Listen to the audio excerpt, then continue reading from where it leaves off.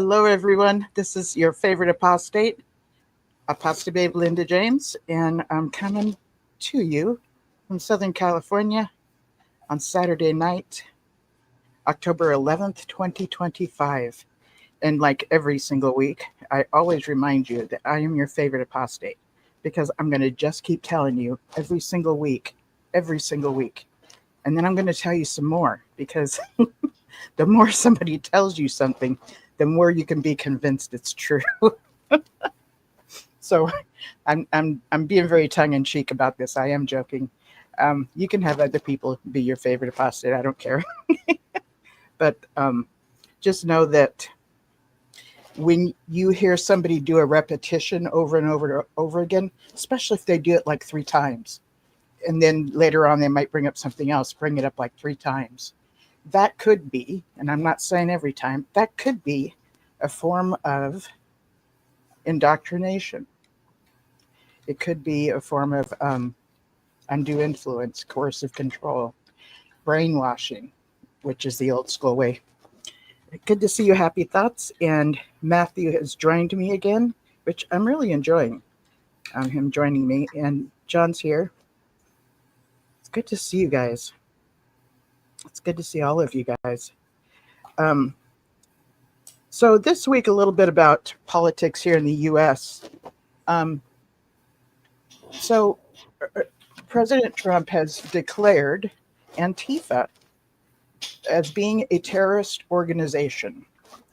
Um, there's some disagreement on whether or not, quote unquote, Antifa is an organization. Everything I've checked out kind of says there's a few groups that'll get together and they consider themselves Antifa, which means anti-fascist. And so, but I've never found it to be some single group that everybody is under. So that's kind of hard to hear.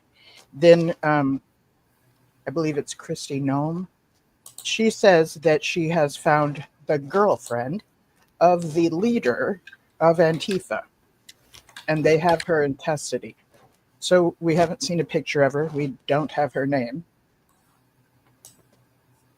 Could this be true? Maybe so. I don't think it is, but that's my viewpoint. And I also want to remind you that the thoughts and opinions shared here, and even in the comments, are simply our opinions. And if any of you listen to Rick Farron, which I was fortunate enough to spend a good amount of years getting to have a show on his platform, if you notice what he does this thing where he says, he puts some idea out there, he gives his opinion, and then he'll ask you to spin it, okay? And what I would like for you to see that as is a creative way to start thinking critically. I wonder what these possibilities could be, because you just heard a story. So start thinking like, could it be this way? Could it just relax and have some opinions and kind of think, okay, think about this thought. You get to this certain point and you think to yourself, no, it wouldn't go. You kind of go, you kind of stop in one direction. You might think to a certain point in this direction, but let yourself be comfortable with the imagination on certain subjects. I'm not suggesting to turn it into a conspiracy theory. I'm suggesting that questioning everything is a good idea. That's what I'm suggesting. So when anybody tells us, I'm God or I speak for God, you want to question that, okay? Because when they say they speak for God, they're taking the position of a prophet, or possibly claiming to be the mediator between God and yourself, if you are a believer in the God of the Bible or any other God, okay? So it's okay to not just receive everything that somebody has said to you. If it rings true to you, it rings true to you. It'll probably sit next to some kind of a thought process you might already have, or it might just click into place with other thoughts that you've already established. Or if it doesn't and it just has no place to land here, just let it fly over your. It doesn't mean it's over your head, but it doesn't have a place to land this time. That's fine.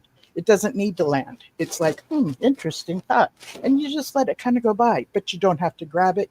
You don't have to agree with it. You don't have to make it your own. Okay.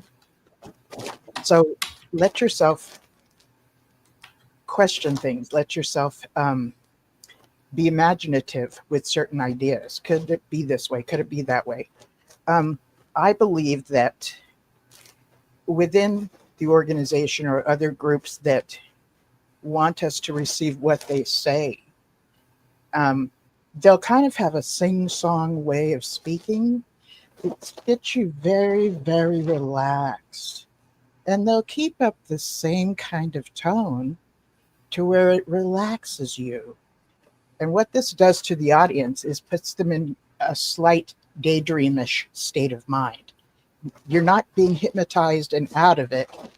Yes, you might fall asleep if you lay down or something, but the point of that is to get you in a daydreamy stage. And that's kind of why they used to call a TV set the boob tube. It means that you're so relaxed. You're as relaxed as a baby that's nursing on their mother. Okay. And one of the things us mothers want to do when we nurse our baby is get them to where they go to sleep so we can put them to sleep. You know, that's usually an end result of hoping at the end of the day when we nurse our babies. So that's why the TV used to be called the boob tube. So what happens when you listen to people that you find yourself kind of in a daydreamy state, the things that are coming at you, the statements that are coming at you that you would usually stop and think and go, wait a minute, that does not work with what he just said 3 sentences ago. It doesn't happen so much if you're in a place of real relaxation. You receive it much easier. So it's another way of indoctrination. Okay. So pay attention to that too. And again, if it rings true to you, great. And if not, that's fine too. I have opinions. I'm not a doctor. I grew up in this organization. I tried to get baptized twice and I got dropped both times. So I was never baptized. And I hear people talk about, and according to the organization, someone is not a Jehovah's Witness unless they are baptized. Let me just say this. Since birth, I've been told I'm a Jehovah's Witness. Since I went door to door with my mother for I don't know how many years, at the door when I knocked on it and people opened it, I said, I'm one of Jehovah's Witnesses. Here's the Watchtower and Awake. Okay. At school, I couldn't do certain things. Why? Because I'm a Jehovah's Witness and it's against my religion. Okay. So then, as I was growing up, my mother hands me a slip of paper and I start counting the time because that's what we used to do. Count the time of hours we would put in a month going door to door or out in service, out in the ministry, right? And that made me an unbaptized publisher. I did not know this language when I was growing up. I just thought, okay, that's what I'm supposed to do. Mom handed me a slip. I fill it out. I turn it in. I did not understand that made me an unbaptized. I never heard that term until after I got out of the org and started looking things up. And I do think that times at what we used to call assemblies, maybe they'll be called symposiums today, days upon days having to sit and listen. I think I kind of just toned out or just kind of, I forget what the word is, like disassociated, with some of the things that I would be told. I'm ADHD, and I found out later in life that I have autism, and plus I'm dyslexic. So you can only imagine when I was a little kid, it was very hard for me to sit still. Once I was trained to sit still, you know, sitting there for 2 hours was a lot on a 4-year-old, a lot on a 6-year-old, so there would be times when I would just kind of tune out. So I do believe I did that through my, growing up years, and that terminology might have been used and I might have missed it, but I didn't really catch on to it until later on when I started studying about the organization to find these things out.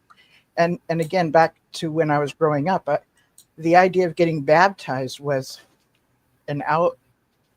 Um, it was like a display of your all of the stance you already have in your heart of being dedicated to Jehovah.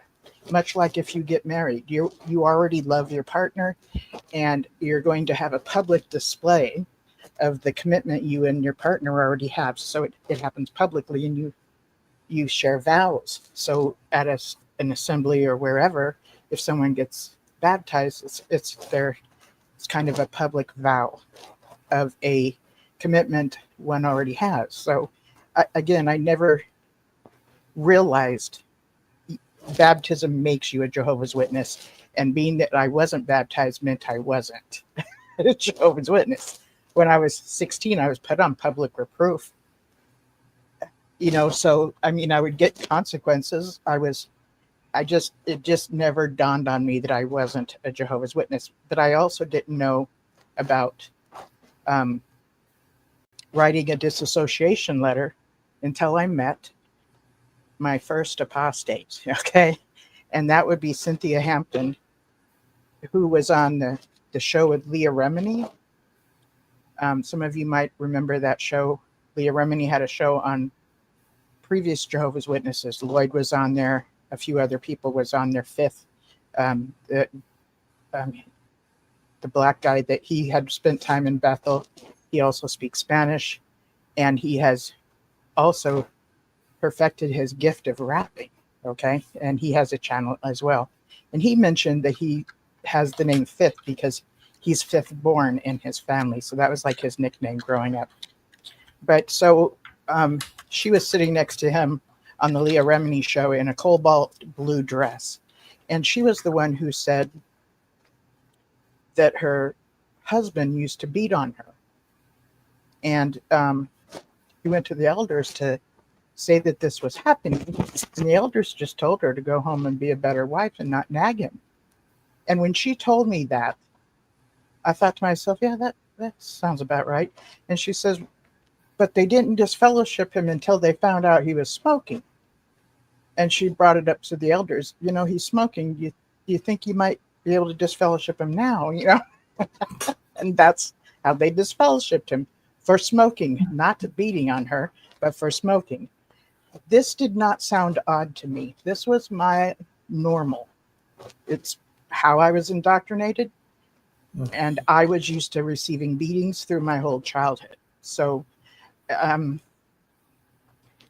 yeah, I didn't like the idea of a husband beating on their wife, but it just was my normal. So it wasn't shocking to me. So she let me know she had disassociated. She wrote a letter and disassociated herself. And I do remember.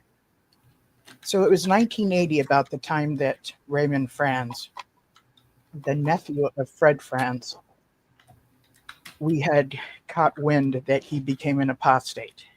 And after that, there was kind of this purge. And it was also after that they changed something. But before this change happened, if somebody wanted to leave the organization, they could write a disassociation letter and say, I no longer want to be one of Jehovah's Witnesses. And those of us that were Jehovah's Witnesses were allowed to talk to them. If they were disfellowshipped, we weren't supposed to talk to them. But if they themselves wrote this letter and chose to leave on their own, which is a human right, okay, Article 18 from the Universal Declaration of Human Rights, which falls under freedom of religion, the organization goes to court all the time demanding their freedom of religion, and they are entitled to it. But part of Article 18 says that you have the human right to change your religion or belief system. So when that happens, we should not receive a consequence of losing our family. is the reason I brought that up. But so during this Raymond Franz time, he was seen having lunch with somebody who had disassociated himself. And Raymond Franz was had a trailer he was living in on that person's property. Plus, that person was his boss, so he was also working for him. Now, they saw a couple of other Jehovah's Witnesses, and they invited them over. You know, Ray Franz was not told to leave yet, or told that he's dismissed yet, or whatever. And the person Ray Franz was with McGregor, was his last name, McGregor. He was disassociated because he disassociated himself, and it was okay for anybody to talk to him. So they're both welcoming this couple or two people. I'm not sure. I don't remember if they were a couple or not. They invited them over to join them to eat. So that confirms that this person that Raymond Franz was sitting with, it was like at a cafe somewhere, that it was an understanding within the organization that McGregor could be talked to.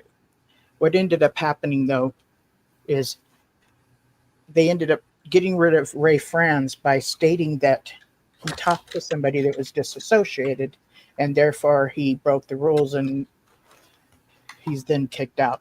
But let me just back up a little bit.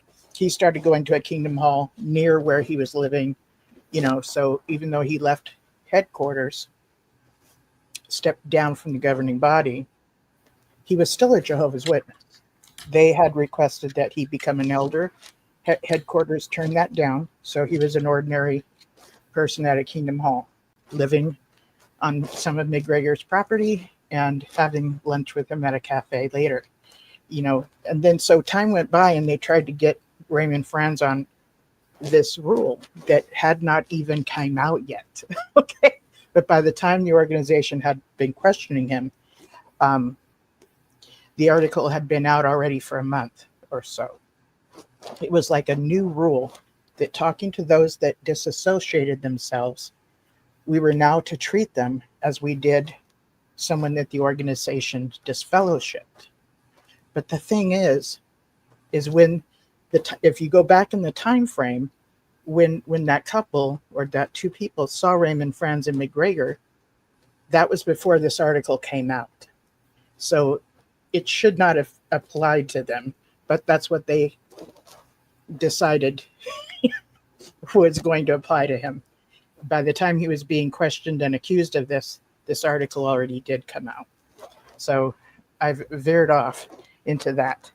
So I understand that the organization considers that I have never been a Jehovah's Witness, but I beg to differ. Okay, if I was indoctrinated my whole childhood and taught that I had no other option but to grow up and remain a Jehovah's Witness, and again, I thought I was a Jehovah's Witness. If I'm telling everybody and their Chinese dog that I'm a Jehovah's Witness, I thought I was. Okay, I just did. I thought the baptism was just one of those things you do next. I didn't understand the legal ease of it. So some people might consider that legitimate or whatever. So yes, I do have my mother and my father who will talk to me,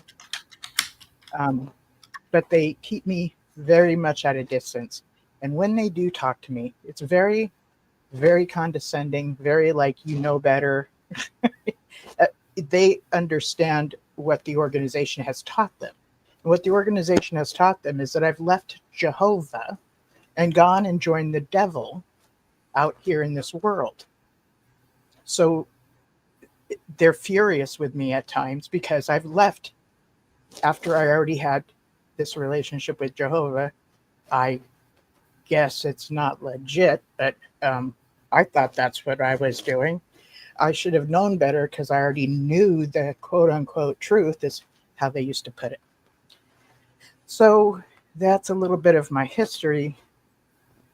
And the reason I'm talking about this is because Dehydrated Nurse gave me a compliment earlier when I was on that other show, JW, that couple that had to end their show earlier today because they had to feed the dogs. The dogs were like telling them to feed them, And so, yeah, I forget what the name of it, JW. I want to call it JW Fact, but it's not. It came on earlier. So, Dehydrated Nurse said, it's amazing how much you know, even though you've never been baptized. And that's why I'm bringing this up. I have thought of myself as an apostate ever since I understood that being an apostate is okay, you know? And getting to meet Cynthia Hampton, and she's like a normal person. Actually, our personalities are very, very different. But she chose to be a friend of mine. She lived in the next city over and was super patient with me when I was kind of replacing um, the different belief systems within the organization. And at that time in the 80s, it was what was a big deal then was called apologetics. So the organization's belief system, like say on Michael the Archangel being Jesus, or Jesus being Michael the Archangel, I was actually transitioning from the Jehovah's Witness belief system into mainstream Christianity belief system, which she was at that time a Christian as well, and still is. So she was a great support to me as well in apologetics going towards mainstream Christianity.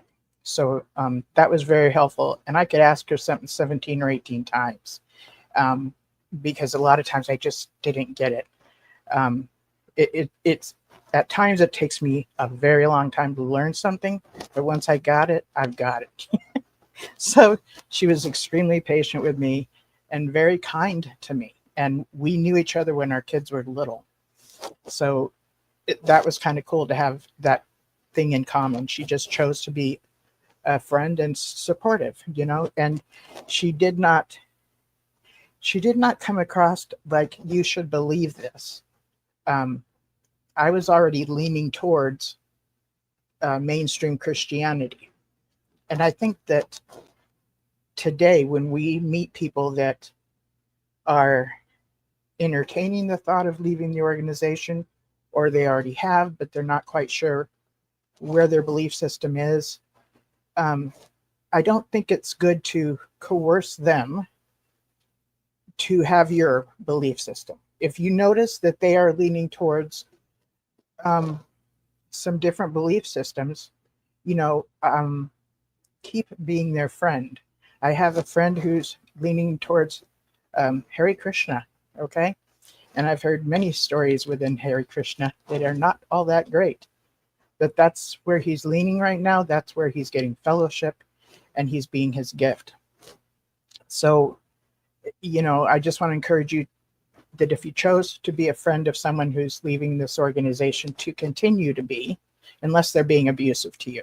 If they're being abusive to you, being really crappy, cussing you out, then you have to actually put yourself first and do what is called going no contact. Going no contact is removing yourself from a toxic situation for your own well-being.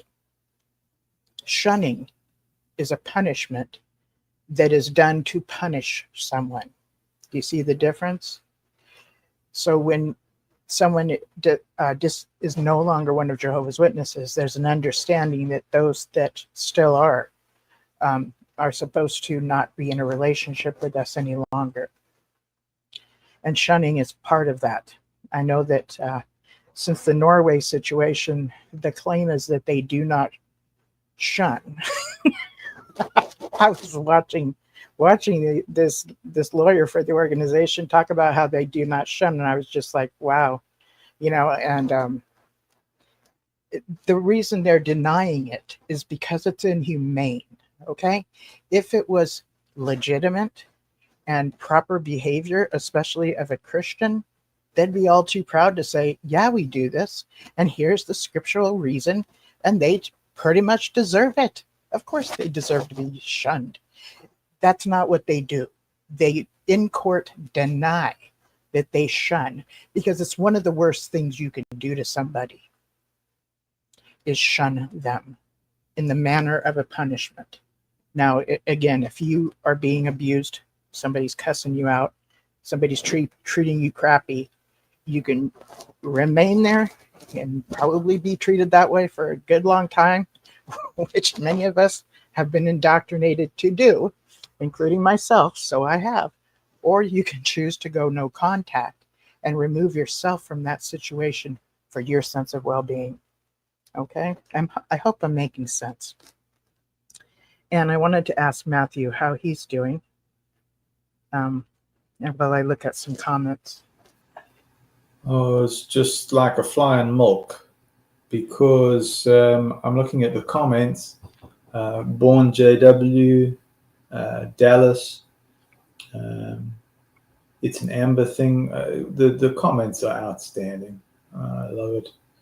And accurate, because again, it's just highlighting, like John says, shunning is emotional abuse. Yeah, it's emotional abuse, spiritual abuse.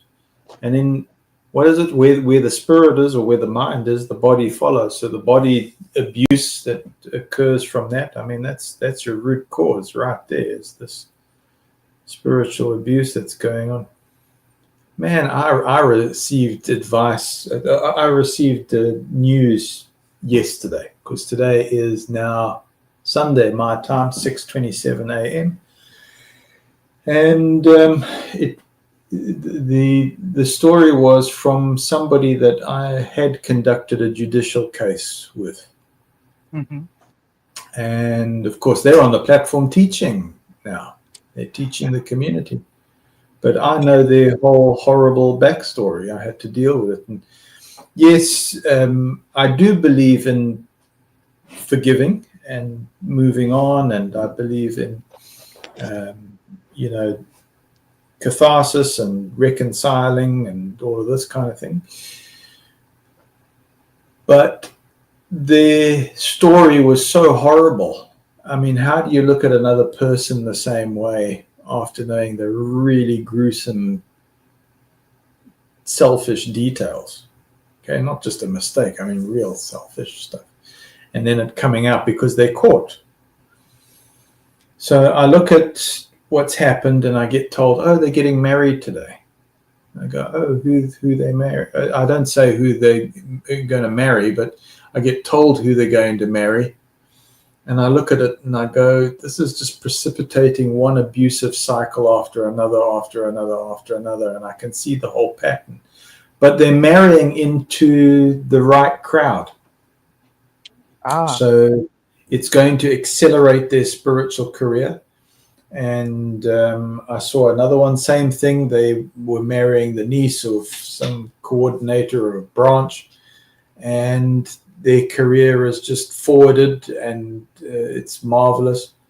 But the amount of hell that they've caused and the amount of damage that's in the wake, I go, no, man. So it's again, it's this system where you're one of us, and as long as you're within that system, that's great. And I look at the film As It Is in Heaven. I don't know who's familiar with that film, but that film was about a music composer. And in that film, it's got a church minister and his wife. And the church minister is very pious and has this front of being this holy individual for the church, but it's damaged the community. And eventually the wife says to him, she says, do you think I don't know who you are? I have known exactly who you are. I've seen all your pornographic material that you hide in the house. I'm quite aware. And she says, I forgave you a long time ago. You think I don't know? Wow. Yeah, she's stuck with this imaginary story. And she says, I worked you out a long time ago, and I forgave you a long time ago over and above yourself. She says, because I believe the church is just there as a business to sell sin to people and keep people trapped in this abusive situation. And I looked at that film and I thought, wow, what a profound movie that is, because that's what I believe a lot of us, maybe I should just speak for myself, but I want to believe that that's what a lot of us have experienced, is this system that as long as you play ball there, you can actually do whatever you want. You can do whatever you want. And they'll find ways to just accelerate your career and keep you in that in crowd. As soon as you buck against that spiritual abuse, now you're a problem. Now you get your reproof, and now you get into these things. Or yeah, you know what, you get the hell and you rebel against the system and you go, okay, I actually did rebel against it just to get some kind of sanity, some sort of personal sanity, because I was going mad. Yes. Yes. And I'm not just. I'm sorry, I interrupted you. Go ahead. You were on a flow. I talk too much. So, I have heard situations where some people were disfellowshipped, and especially in CSA situations, 70% of those is in family members. Okay, so within the culture of Jehovah's Witnesses, it is often said to the victim of some of this that if Jehovah has forgiven them, why can't you? And okay, maybe you do forgive them, but it does not mean that you have to welcome them back. And again, you don't even have to forgive them. But if you do choose to, which sometimes it's kind of good for your psyche to do that, but again, it's not a have to. It's those that do, it kind of takes off a sense of bondage of being still attached to them. So releasing yourself from that might help in your healing. So again, that's a personal choice, but I don't think that you have to take back somebody with open arms that has abused you. It's an Amber thing was made a statement that her previous husband had beat on her, but she's the one that got this fellowship because she left him. Okay? This should not be the case. And in Mormonism, this is a dilemma too that women go through when they marry someone. There's just no excuse for leaving the person you married, especially if it was a temple wedding. And so they get, sent back home with their abusers as well. Okay, so that's part of their culture as well. It's just it's hard for me to fathom it, and it's an Amber thing also mentioned that what is the difference between the term removed or disfellowshipped? I believe that's what she said. And from what I understand, Amber, it's one of those things where they've just changed the name of something that they do. And I believe that was done during the time of the Norway case to make it sound better. Okay? Just better than excommunication or disfellowshipping. They've been removed. It just sounds not as bad, is my opinion of why they've done that. Yeah, that's it. That was Norway essentially that triggered that one. Right. And so there's this new thing where if someone who is or has been removed comes to the Kingdom Hall and walks in and everything, according to the governing body, you're welcome to say hi to them and you're really glad to see them. So you can greet them, which is interesting because the terminology that was given to them was from a biblical scripture that stated not to even greet them, because they're this, that, and the other, and all these different whatever things. So now we can, or Jehovah's Witnesses can greet them.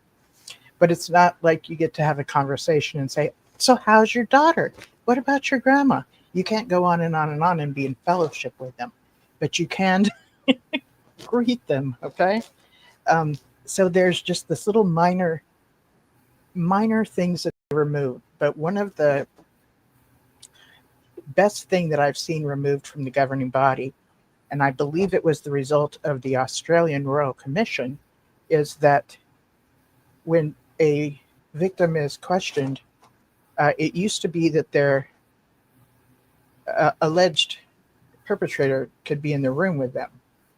And the organization presented it as a victim has the right to confront their accuser, which, okay, it's dangerous for a victim to be in the same room with the alleged perpetrator. That's the most ridiculous thing to do to a victim, unless you're really wanting to screw with their heads. Okay, that was a practice they did on a regular basis and called it a right of the victim. Okay, but they've changed that from 2015 to 2017, which is when the organization went back to answer to the Australian Royal Commission. In between, they changed that doctrine that when an alleged victim is being questioned, the alleged perpetrator does not get to be in the room. That's something that got changed. And the reason I believe that got changed is because God and everybody got to hear about it. And society at large was like, what the hell? What do you like, they got exposed. And that's something that's socially ridiculously unacceptable. Okay, if you go to the police department and you're being questioned, they don't bring I don't think they bring the perpetrator in the room. I don't know, but I don't think they do. These are professionals. But yeah. What are you thinking, Matthew? I think I'm getting mad. I get that way too. And you know what? I'm getting mad because this one does touch a nerve. Okay. It really does. I had a very sweet couple. This is the thing. You have community here that, okay, we've got our damages, and I'm not glorifying and elevating because we've got our various weaknesses, but at least there is an authenticity here, and there is a desire to try and heal each other. I see that. That's my observation. Okay, correct me, but that's what I sense, and I would venture to say that that's what attracts people to a channel like this, or to the various channels, is the healing aspect through authenticity, through truth. And guess what? That's a supreme ethic. It's a supreme ethic, right? Yeah. That's the shepherding that we should have had. Right. So I look at, and I didn't lock on to CSA recently, although I'm quite aware of it. Right? Quite aware of it. And I was telling you this story of, anyway. So there's all sorts of other abuses. So this one of the, I'm sure I've related it, the corporal punishment, right? Mm-hmm. So you got the corporal punishment, and the congregation's already talking about CSA, and they're saying, oh, we've raised this, and now we're the criminal. Right. Yes. Right?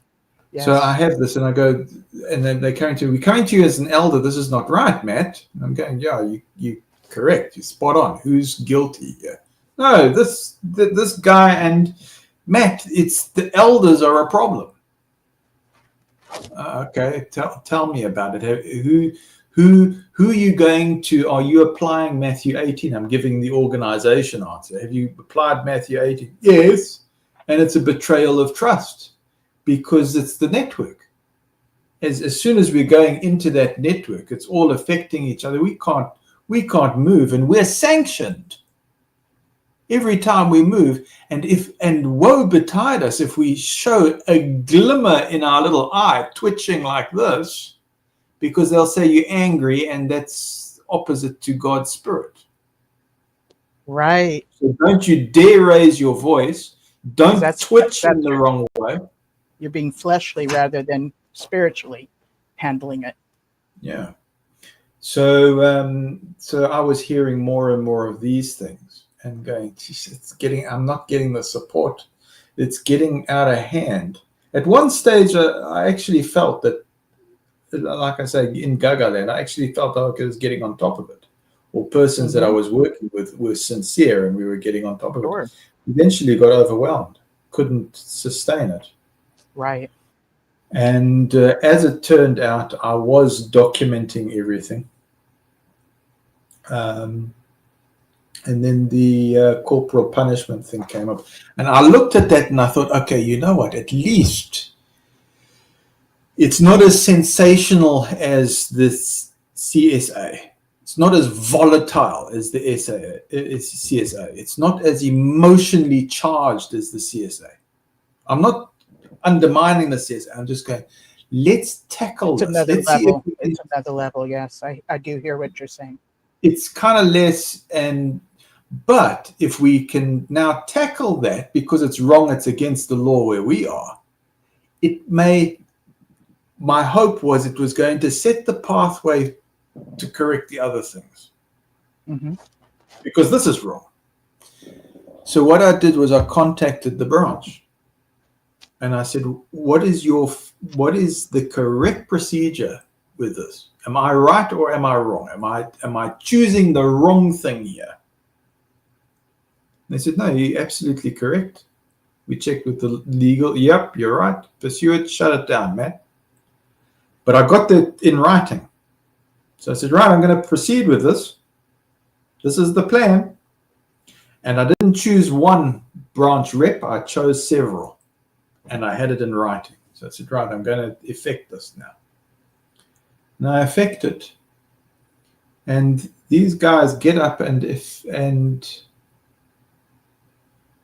do an ambiguous removal publicly. My family was shocked. My mother comes to me and says, Matt, what's happened? I said, Mom, you know what's happened. We've already seen falsification of records. Anything with a liability, this is what they do. And they don't have to go by a SLF. If they get an instruction from a circuit overseer or somebody on branch committee, they can override whatever they want.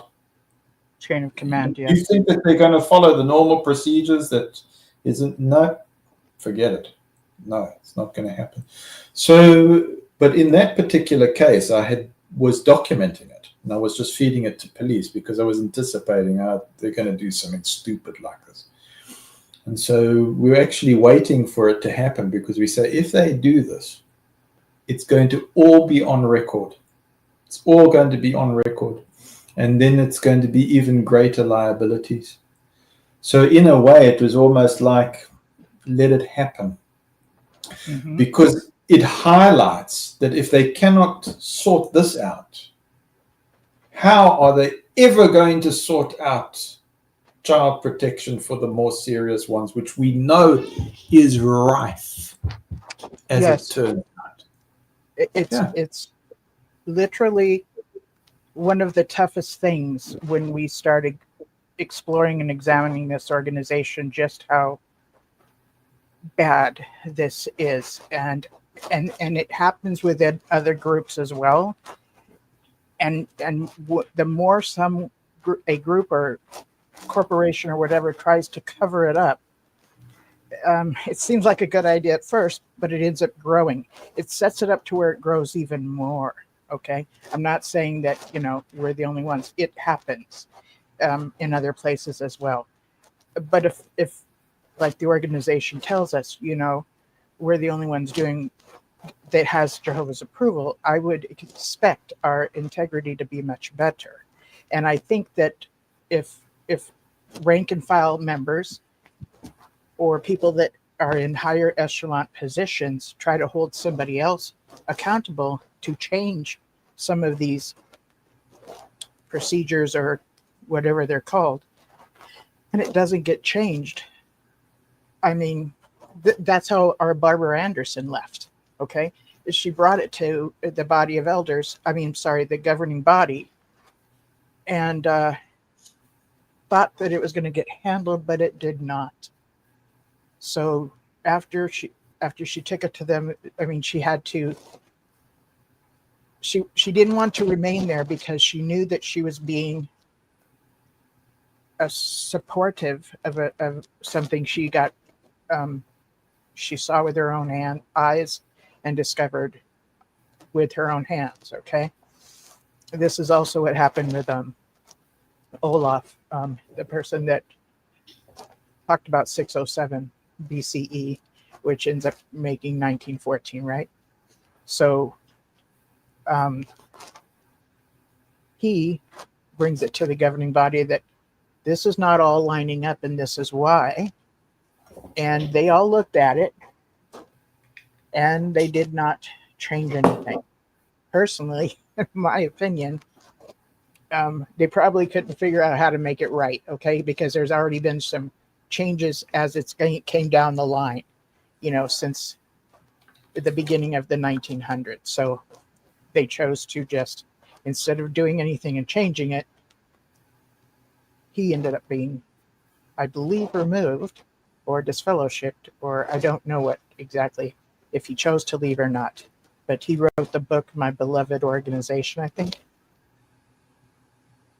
Let me see if I can look it up here. And, still values the organization. Okay. Yeah, it's called, and I'm opening it up right now because I made a little whatever it's called on my thing, My Beloved Religion. And the person I'm speaking of is R.J. F-U-R-U-L-I,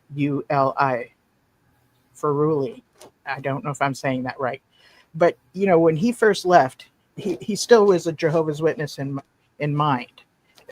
Because when you leave, that would be physically out, mentally in. Which, by the way, today I have my Pimos cup, which I love Pimos. Just wanted to let you all know I love my Pimos. Yes, I do.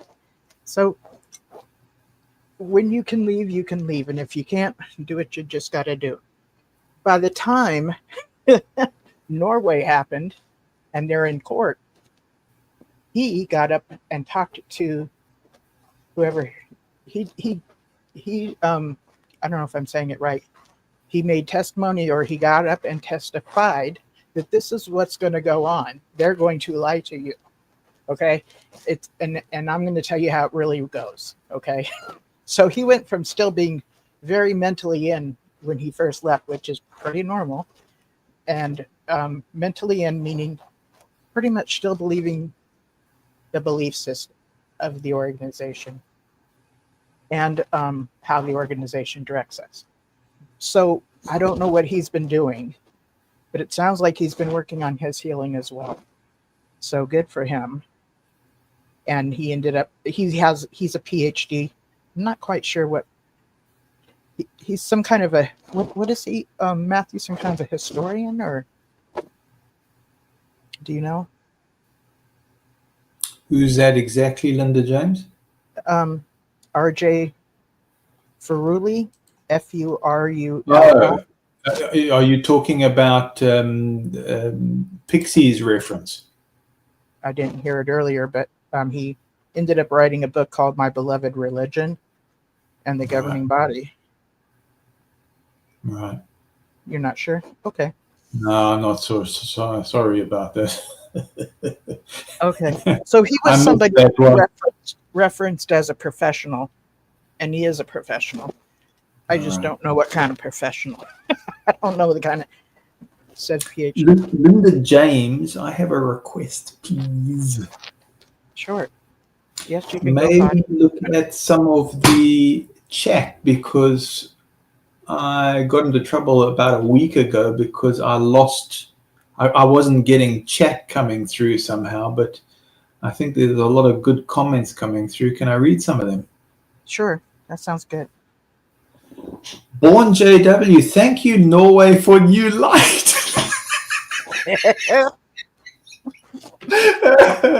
Oh, that was great.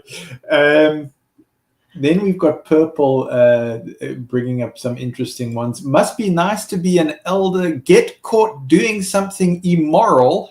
Hello. Mhm. And just say, I've confessed my sins to Jehovah and he's forgiven me without ever having to apologize to your victim. You know what? That's they say many a truth said in jest. That one is brutal truth. I recall that alleged perpetrators have written apology letters, but it's usually to the parent, not necessarily the alleged victim, but the parent of the alleged victim. Have you heard this? I haven't heard that one, but what I do know from experience is like the elders that I thought were legitimate but weren't. And I'm not talking about in the distant past, I'm saying current stuff. Yes. What they were doing is they were weaving in their confession into their talks. So the audience was thinking, oh, they're talking about a hypothetical situation to teach us a warning example. Whereas As they were in talking confessing one to another. So they brought it up in a talk, and that would be confessing one to another. the congregation. I've confessed to the Oh my congregation. goodness. Okay. Fascinating. Okay. Yeah, very Wow. clever. So that was it. So purple rhymes with orange. You are spot on.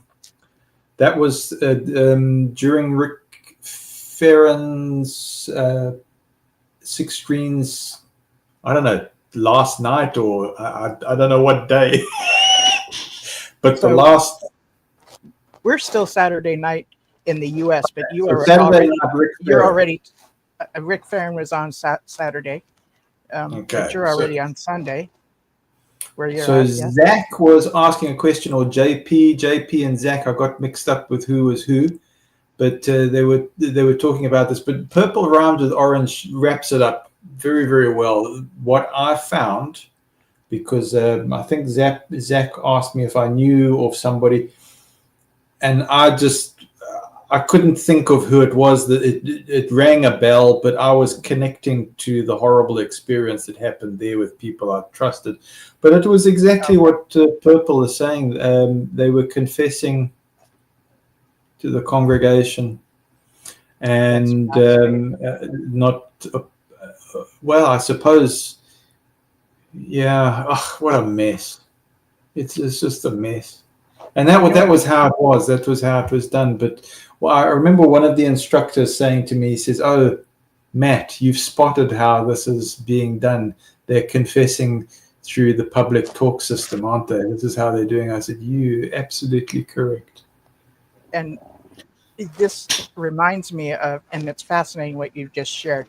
It reminds me of they can deny that they ever told people or instructed people of certain things, because they'll present something as a wise man once said, and then they go into a story as an example of a really, upstanding Jehovah's Witness and the behavior of this upstanding Jehovah's Witness. The way this was done before 1975 was they've sold their homes and did this, that, and the other, and used that money for the remainder of this system of things, spreading the gospel, which implies that would be a good idea for you to do as well, because they've labeled this scenario or story, because they're talking about it like it's a real Jehovah's Witness, as being an upstanding Jehovah's Witness. They'll also say things like a wise person would think this, that, and the other. What pleases Jehovah is this behavior. What displeases Jehovah is that behavior. So it's this manipulation that just comes all around, all around, all around. A lot of deception. But they can literally say that we never said Armageddon was going to happen in Yeah. 1975, but they said a bunch of things that, like a puzzle, if you stick it all together, we were expecting 1975 to be definitely doing something, the beginning of the Great Tribulation or something. And even Fred Franz gave a talk after 1975 and spoke of it as being in the millennium. You know? Oh yeah, absolutely. Yeah, The sure. I've got those tapes. You know these reel-to-reel tapes? Yes. I've got them. Okay. So when they say, "Oh, it doesn't happen," I've got those. I've managed to save them from the fire. The fire? Yeah, because these things. A lot of my library was scheduled for going into the recycling. I see. So I said, "No, I'm going to keep it." have- So it's still I have- even got the. Yeah, no, these were from Writing Desk. Okay. I've got Writing Desk publications with Oh, notes from the coordinator. Matthew, you are a dangerous man to this organization Well, they told me. because you know too much. That's what's going on here. And the more that they look at you as a danger to this organization, the more they are going to try to convince you that you are not mentally equipped. And they're going to gaslight you. I'm a lunatic. That's You call right. yourself a poster babe. I call you apostle babe in my head because you. because I it's the reversal, isn't it? You know, Yeah, Jesus yeah. Christ is the madman. I mean, his own brothers were saying he's mad. And I go, we're living in this world of reversals. And, oh, yeah, I'm the danger. Mhm. I can't. You're the Linda, danger I've because apologized to people I've trained. I say, oh, you're on the circuit now. I've in a way, I've put you there. I think you were asking me, why do I feel guilty? I go, because I feel that I was complicit in my ignorance or partial awareness. How about this? I had a partial awareness. Thrifty Treasure says, it's like that movie, I'm mad as fire or mad as hell, and I'm not going to take it anymore. I take it that's the Yes. network. hello, Jonathan. And Purple Rhymes with Orange says, writing a letter to the parents is likely the mindset that a child is property, not a person in their own right. And within this hierarchy, this patriarchal culture and society, for the most part, women and children, if you had to picture a place in the hierarchy, it is. Matter of fact, there's a meme out there that I haven't seen in a while that, like, perches, they have these different birds on perches. Imagine 3 perches of these birds, and all of these birds are pooping onto the next level down, right? Oh, boy. So these different levels of men within the organization, actually you see their pictures of these birds. Women and children don't even get to don't even show up on the meme. That's how low they are considered. They're below the picture. The women and children are thought of that way and I'm not saying every Jehovah's Witness sees women as this. I'm saying that I'm saying the upper echelon patriarchy, women and children are not equal. So, well, you've triggered something in me. Not a bad trigger, but I'm sitting here feeling a bit sick because I recalled, as you said that, because they've replaced the Bible storybook, the yellow book, isn't it? They've got the new book that they're doing now, which is supposed to be the sanitized version to make everybody happy. But the yellow Bible storybook has got little Samuel, and where's he sent? He's sent to the temple, and he's with Eli, the big older priest. There you go. You're going to Eli. Happy days.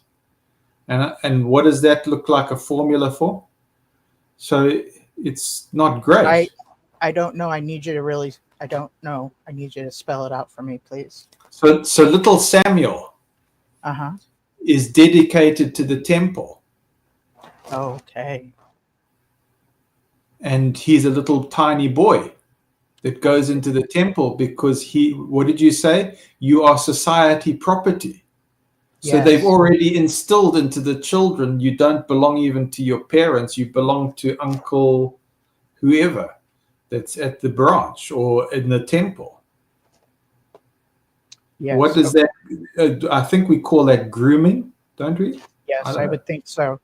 I would So think that so, was- yes. So Thrifty Treasure comes up with another treasure.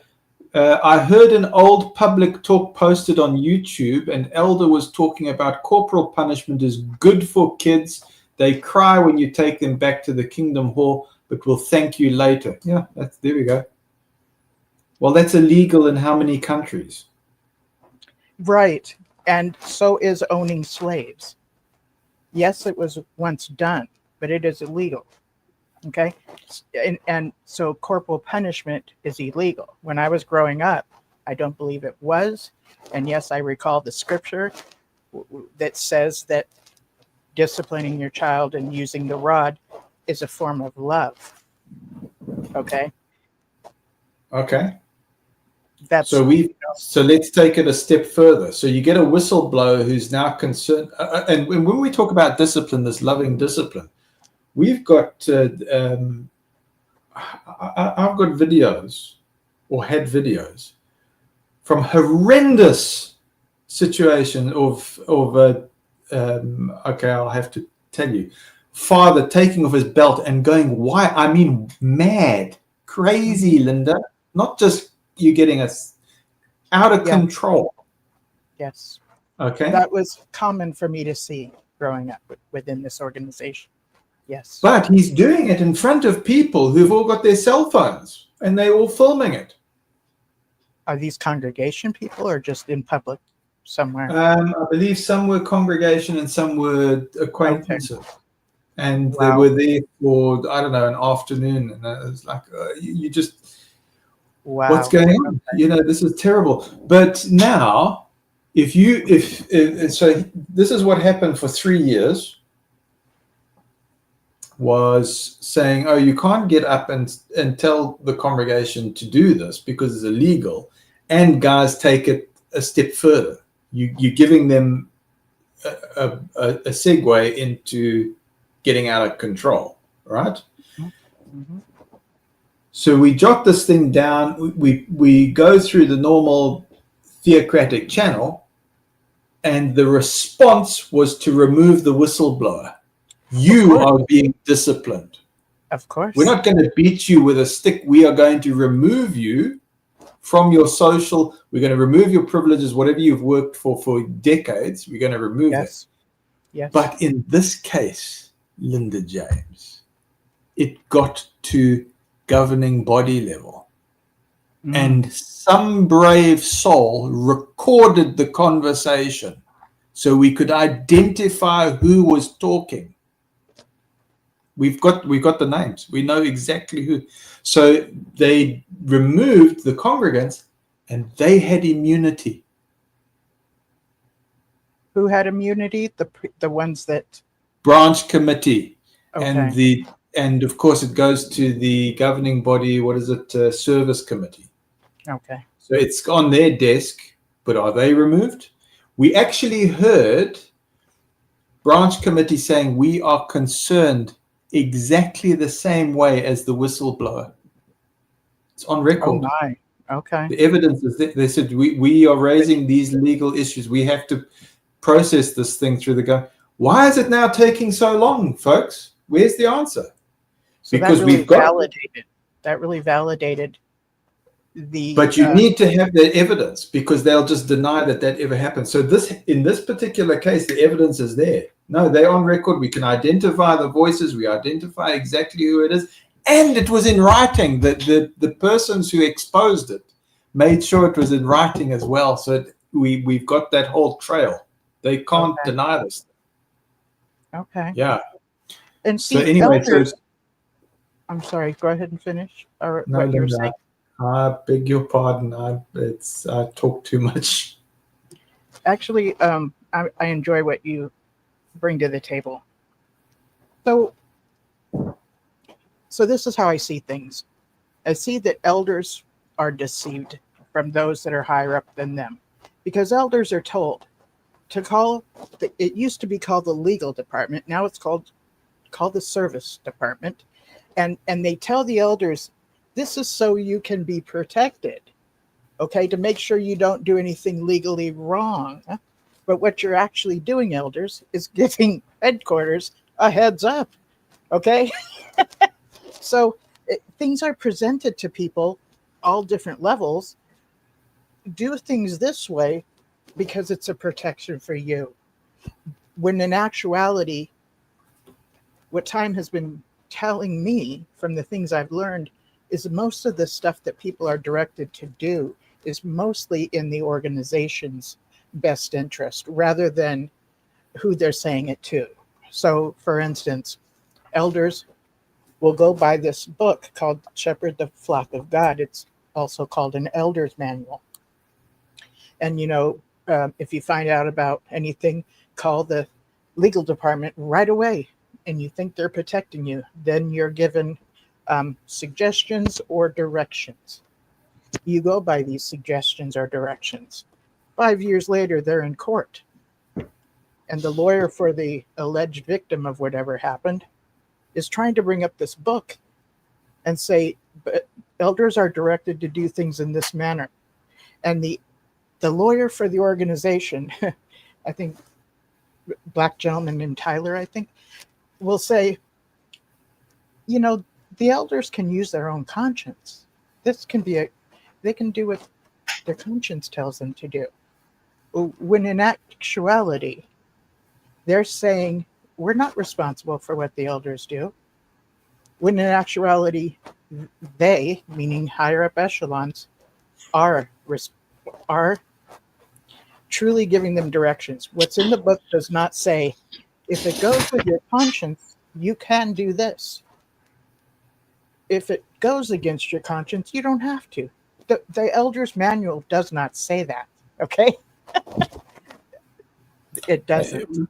It gets even worse because when you've now got top tiers that are bending the rules or breaking them outright, and you go with a branch manual or wherever the instruction is, and you say, come, let's go and take a look at this. They flat out refuse. We're not going to look at it. What? I thought we supposed this is the doctrine. This is what we... I tell you, it's a mind blower. That's a rude awakening. When now the persons who have made that thing are refusing to pick it up and say, no, we're not going to, and we're going to gang up on you to sort you out. That is a rude awakening because you've been working with trust and thinking that that's exactly what it is. And when you realize that they do not respect those same rules, you can't believe it. You'll just sit there in shock. Yes.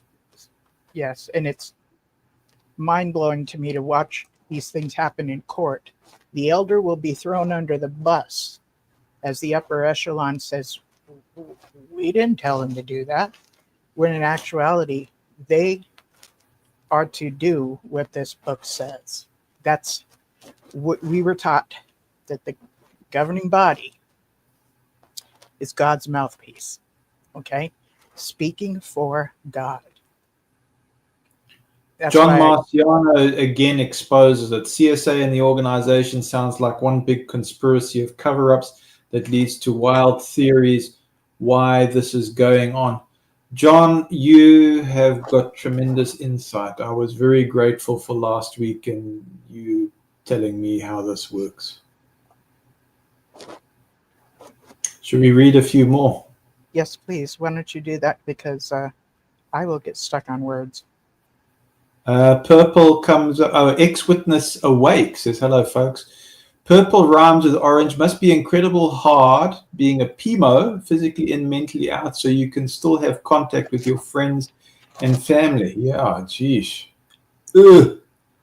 I think Rick was showing a video and some persons were putting emojis of guys getting sick because you listen to this and you go, I can't take it anymore. Born JW, the truth has a way of stubborn just saying, happy thoughts, CA goes much higher and further than any one organization. That's right. That is very, very true. There's something in the background that if you can picture like a spider web, it goes very far. And if you picture the spider web having a whole bunch of different corporations and groups and organizations attached to it, that's what I imagine it kind of looking like. This background hidden. So it's going to take a lot to end up bringing it down. We're like kind of for these people that finally like get to court and reveal some things, but it seems so small compared to all these groups. But again, like I've said before, around 2002 is when Barbara Anderson and William Bowen came out and revealed these things about the organization. And then from there, there's like Candace Conti. She had exposed her perpetrator. From there to today, we have countries that are being asked. Countries are asking the organization to answer to them. So when you hear about these inquiries, some people are disappointed because it's not like something that people are found guilty and get a consequence at the time. It's more of the government kind of sponsors them and makes it to where they don't have to pay taxes and stuff. So these different charities have to answer to this government. So they're making so they're inquiring. So what is your practices on these certain subjects? And they're supposed to answer to them because the government promotes these charities. But after they find out the information, then it's supposed to get sent to wherever direction it's supposed to go. And then we find out later what actually kind of falls into place. Linda James, we've got Dallas. He says many of them sold their houses and moved into an RV, quit their jobs, and then pioneered. Many were in a hurry to get baptized during the frenzy of 1975. That's when my father was baptized, just in time. 1975, yep. And see, that's like what I was saying earlier tonight, is that a governing body member will tell a story about how certain people were doing this. So they were giving examples of good behavior of faithful Jehovah's Witnesses, okay? So they didn't tell you, this is what you should do. No, they gave an example. And if you chose to do it, you must have chose to do it on your own, but Purple comes up with, we've got really good things in the comments here. Biblical marriage was a livestock transaction, same as buying a goat. The church made a record that the woman no longer belonged to her father, but is now the property of her husband. correct. Dallas chimes in, purple, they're more like the Puritan cult of the Taliban. Mm-hmm. Very Which is why a woman will carry the name of their husband when they get married. That's why that tradition has remained. And also when you see somebody get married and their father walks them down the aisle and the question is asked, who gives this woman? And the father, or sometimes the father and mother will say, we do, or I do. It's like part of that tradition still remains. We do, and in a marriage, you'll see the father give the hand of the wife to this future husband. So that's symbolically that they owned the female child, the father did, and now they're giving this female child over to another man who will then own her. They were property. So during the U.S. history, when you hear of suffrage, it was like 100 years of trying to fight to get to where slaves were freed and women could vote. Okay? These suffragettes, women that said that they wanted to vote and would protest and stuff, some of them had their husbands throw them out on the streets. Some of them went to jail. And you know who got the kids? Husband, because he owned them. Okay? That's what was going on. We have some more good comments. Born JW has repeated words are powerful spells or the spelling of the Watchtower. And then it's an Amber thing. Oh, Amber thing. How do I read this? My stepfather beat my 3-year-old brother. Black and blue.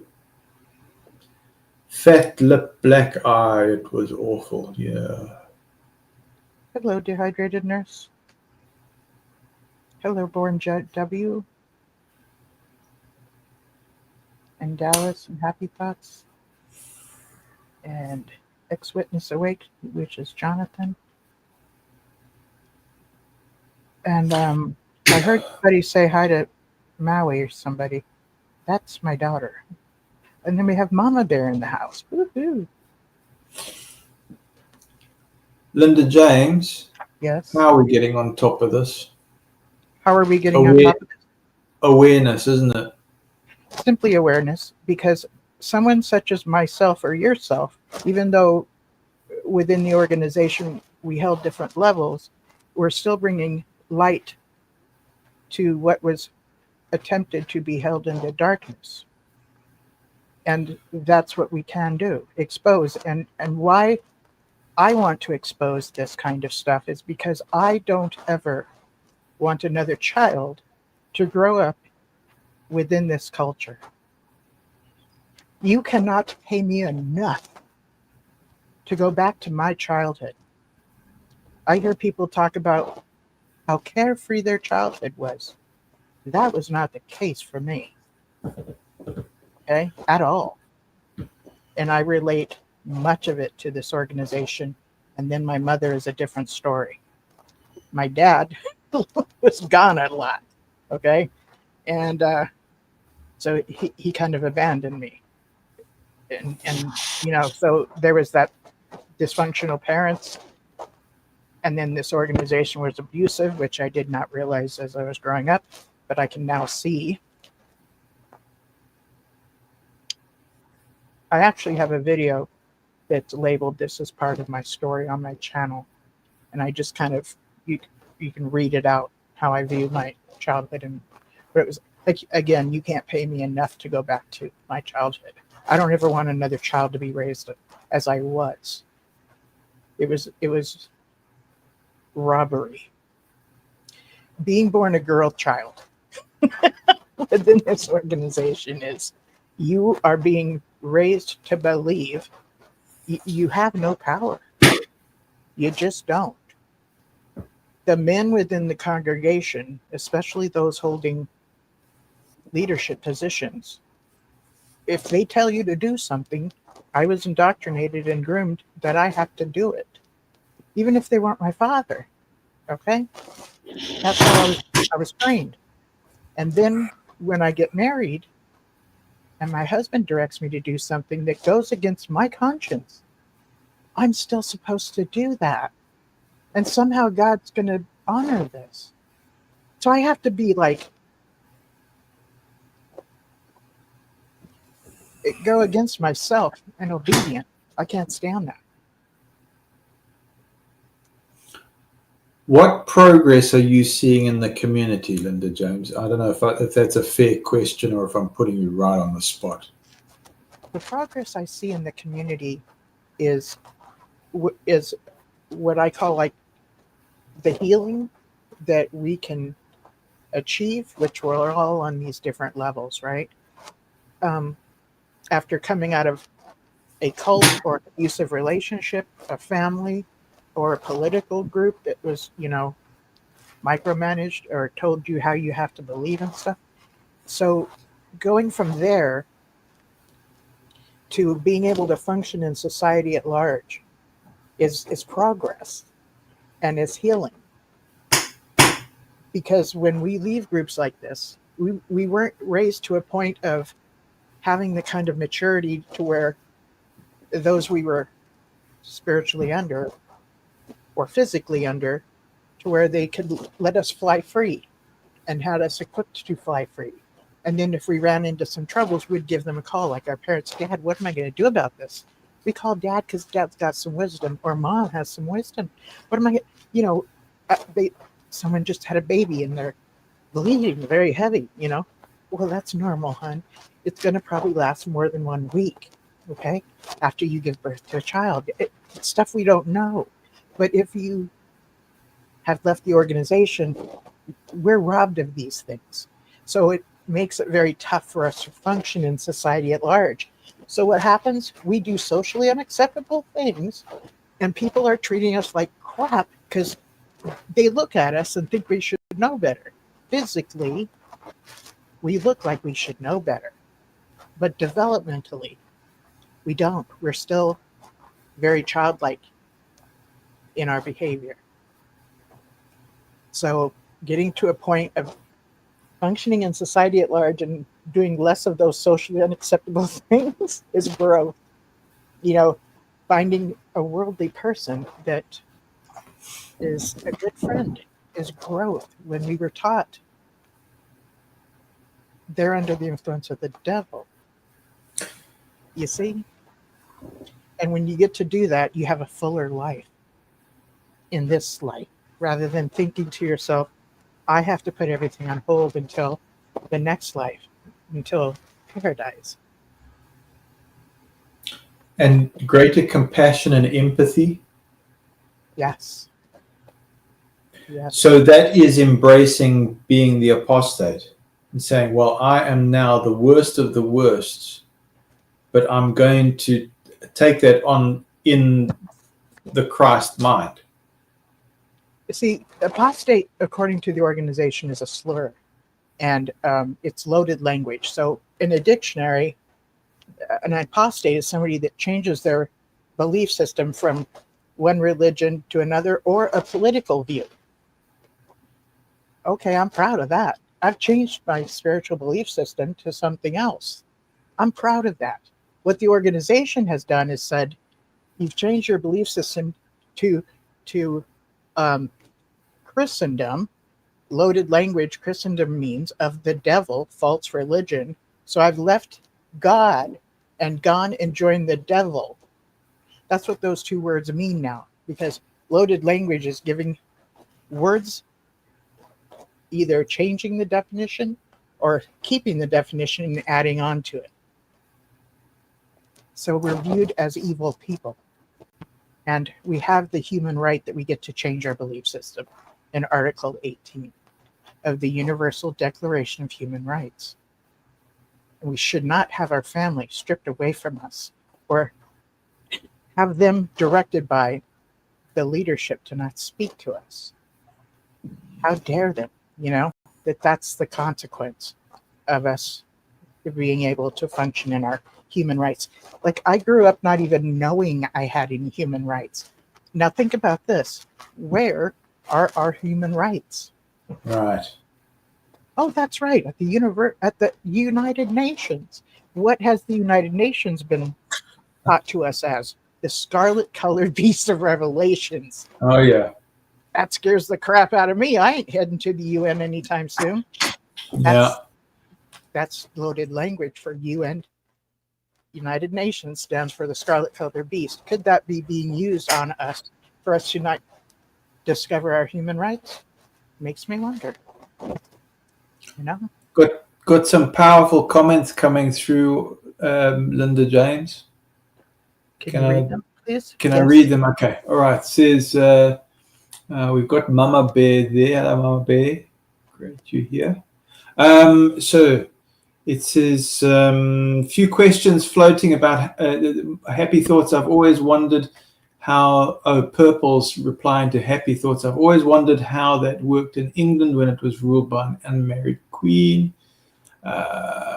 This is the international business masquerading as a religion that was built and profits off the back of weeping. children, and then the feminist movement. I think that's all connected there. Moving forward, I wanted to read, it's an Amber thing, because what's said there is a profound statement. The community is growing. Heart emoji. So that's spirit, heart, love. Being able to speak isn't something we could do freely in the organization without being judged. Yes. Yes. And then Purple chimes in, the internet has given apostates around the world the ability to talk to each other. Watchtower has no way to combat that. Yes. And then Happy Thoughts has got this happy thought. GB have forgotten or ignored that woman made the man whole, not to flatter him. Interesting. Okay. That is a profound thought. These people in the chat that shows up here every week are like really amazing people. Like they are amazing people. It's good stuff. Mm-hmm. Yeah. Dallas, do you all think Bethel will be rioted like the Washington, D.C. Capitol building? I wonder. I've never thought about that. I think they were scared about that in 2017 when there was.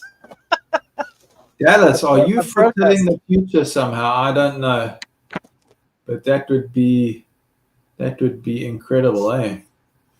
Dehydrated Nurse, JWs are apostates. Oh, JWs are apostates because they left the International Bible Students. Oh, that yes, is indeed. true.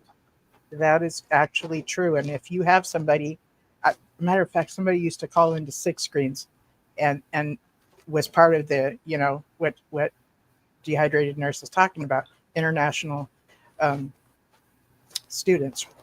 And she's like, no, you all left us. You guys are the apostates, meaning Rutherford and stuff. They're still using Russell's books, the 6th volume. The 7th volume was made by Rutherford, and it was horrible. And that's why he got thrown in prison with his buddies. Yeah. John Marciano, the org joining the UN was bizarre. Or you can say that again. It makes you wonder what else the org is part of. John Marciano, I think you know very well what the org is part of. You don't just say a comment like that from nowhere. Good one. Born JW, freedom is the first feeling I felt when I woke. Yes. Oh. It's so, all these thoughts about, well, if I choose to do this, I can't because of this reason. And it's like, it happens all the way around our brains. Everything just stops us from the indoctrination of the org.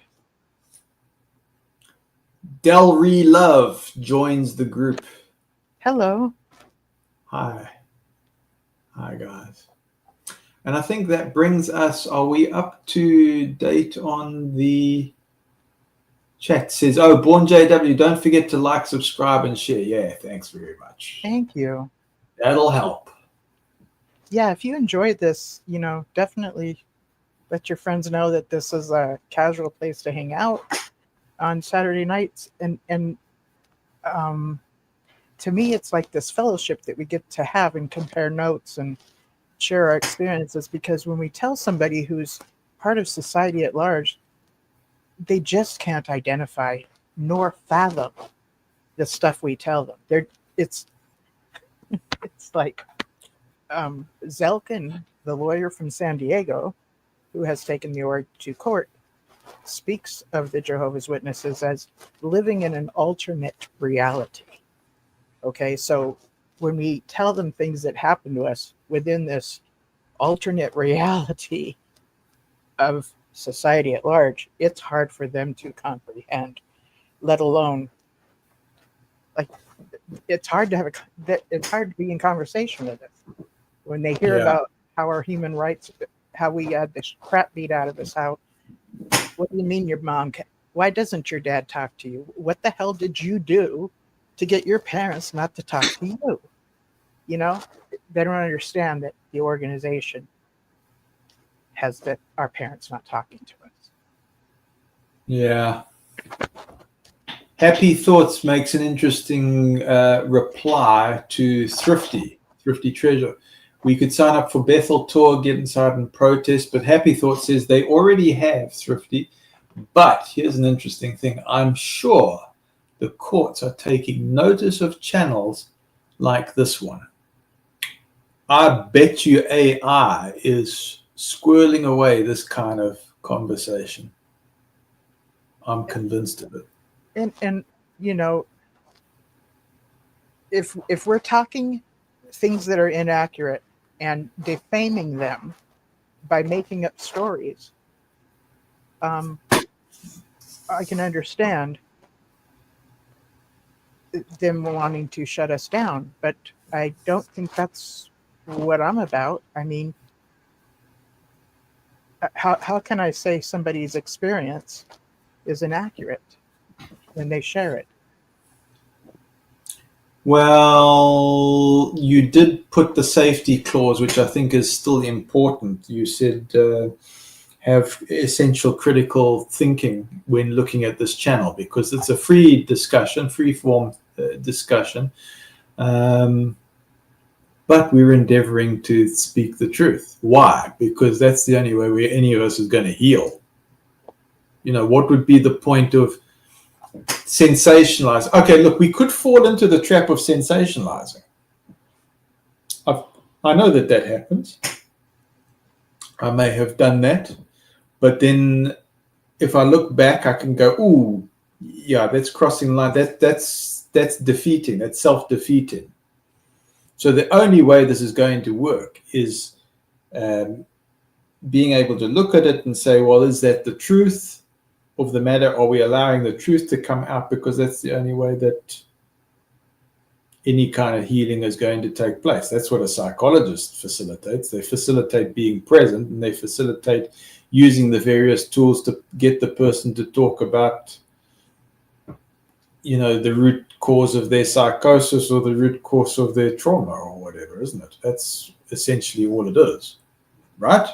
Yes. When I give suggestions, I still don't want this audience to think I'm telling them what to do, but what I'm sharing it from is my wisdom and the way I see things. And again, if it's something you want to apply in your life, that's great. And if it doesn't work for you, that's cool too. You know, just putting out stuff just from my own wisdom.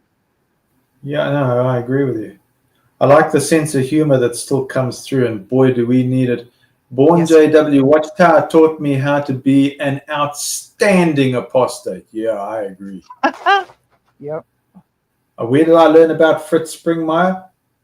Deep organization. Where did I learn about Raymond Front? Deep organization. All the stuff I wasn't supposed to know is where I learned it from the top tier.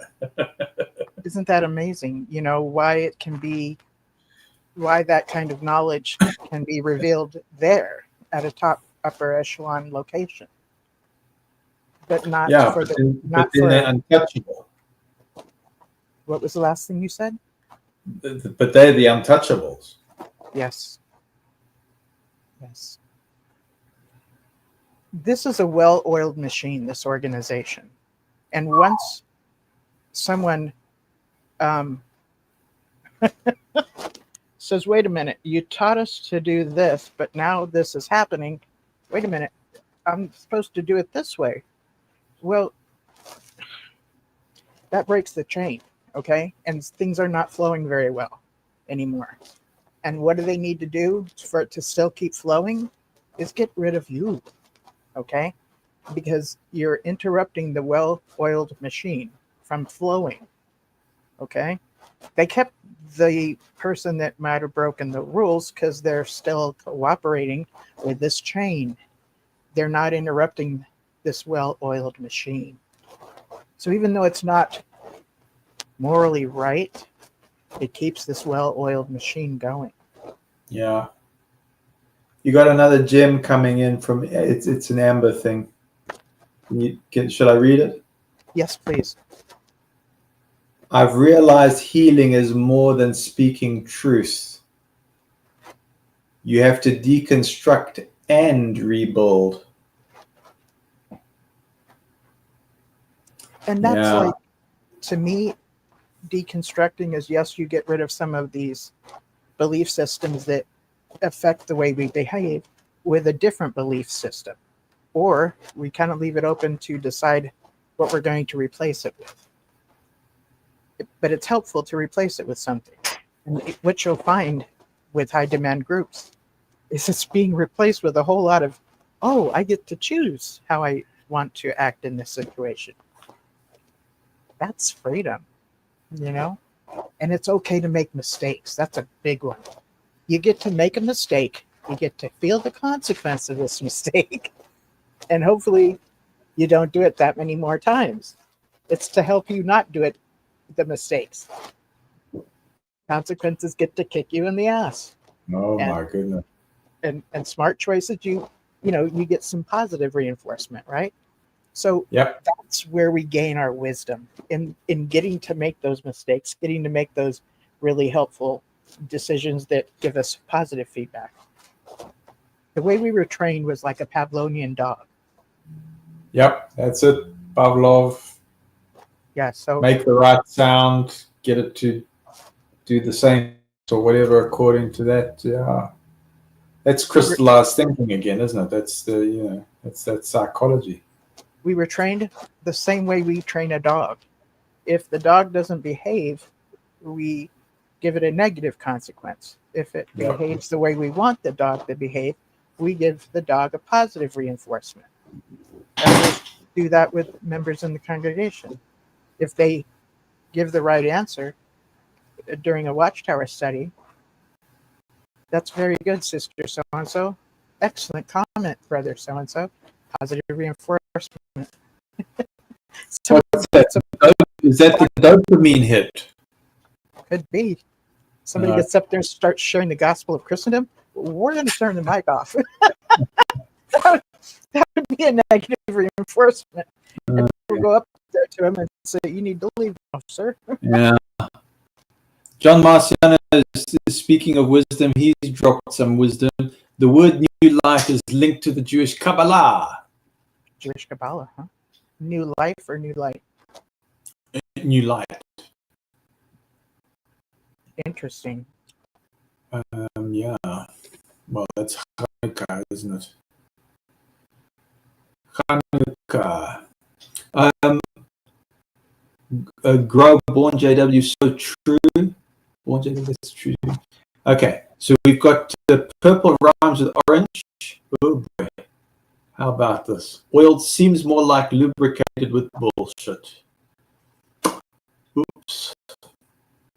New light is also a term used in Freemasonry. So is the light getting brighter? Well, who's Lucifer? That's Venus, isn't it? That's the bright morning star. So there's your new light. And then what was Bethel? Previously it was Luz. And then you've got your four Gospels: Matthew, Mark, Luke, Lucius. Lucy in the sky with diamonds. There's your light again. And new light is also a term used in Freemasonry. So yeah, I agree with that. That sounds right. With the help of true friends. So, oh yeah, okay. Now that's a good, happy thought. Building, this decompiling, dismantling, but then rebuilding, and then with the help of true friends. I think that's a good thought, that one. Then Dell, real love. For me, it's been 13 years of detoxing the crap out of my brain, and I'm still working on myself. Yeah, Me it too. can be a lifelong thing, eh? And that's normal. That's very normal. I'm 40 years out and still working on it. Sure. And I believe it's going to be until the day I cross over that, especially if we were raised in it. in our developmental years because we didn't have anything to go back to. If someone was recruited, they would have their pre-personality before they were recruited to go back to. Yeah. And not, what I mean by personality is the word teaches us to put on the new personality, which is like a one-size-fits-all, and that's just not the case. There are some people that function very well under it, but the whole thing is you can't be who you are. You have to be somebody other than who you are for God to accept you. That's mind fuckery, okay? Yeah. And that's not a good place for your psyche to be in. You know. Born JW says, "Gotta go, peeps. Have a good night." We get a couple of green hearts from good. Born. Thrifty says, "Good night, Born. What's it? Milk and cookies." One little announcement, and they can shut off love. Ex-witness awake. Yeah. So Love bomb you today, but say the wrong word and gone. 20 years out and still healing. Well, that's 20 years of progress. It's an Amber thing. Keep going. Dallas, new life nonsense. Ooh. Happy thoughts. I thought No Windows in Kingdom Hall was to do with safety, apparently. It's to do with Freemasonry, and they are the light in the darkness. Yeah, it's the psychology, eh? Dehydrated nurses quoting the Talmud. Dallas, the Talmud says Jesus is burning in hell with excrement, and they allow marriage and sex with 3-year-olds. Is that why the rabbi in New York tunnels had soiled? Del Real Love, is my microphone playing up? Apostle Babe, am I coming through loud and clear, or am I breaking up? I'm not hearing it cutting up. I did read that, but I'm not hearing it cutting out. I would be telling you. And ex-witness awake would like to promote the channel that he has, Tale Tellers Universe channel. He is gifted, tremendously gifted in storytelling. So he asked if he can promote it. So yes, you can promote it, and I'll promote it too.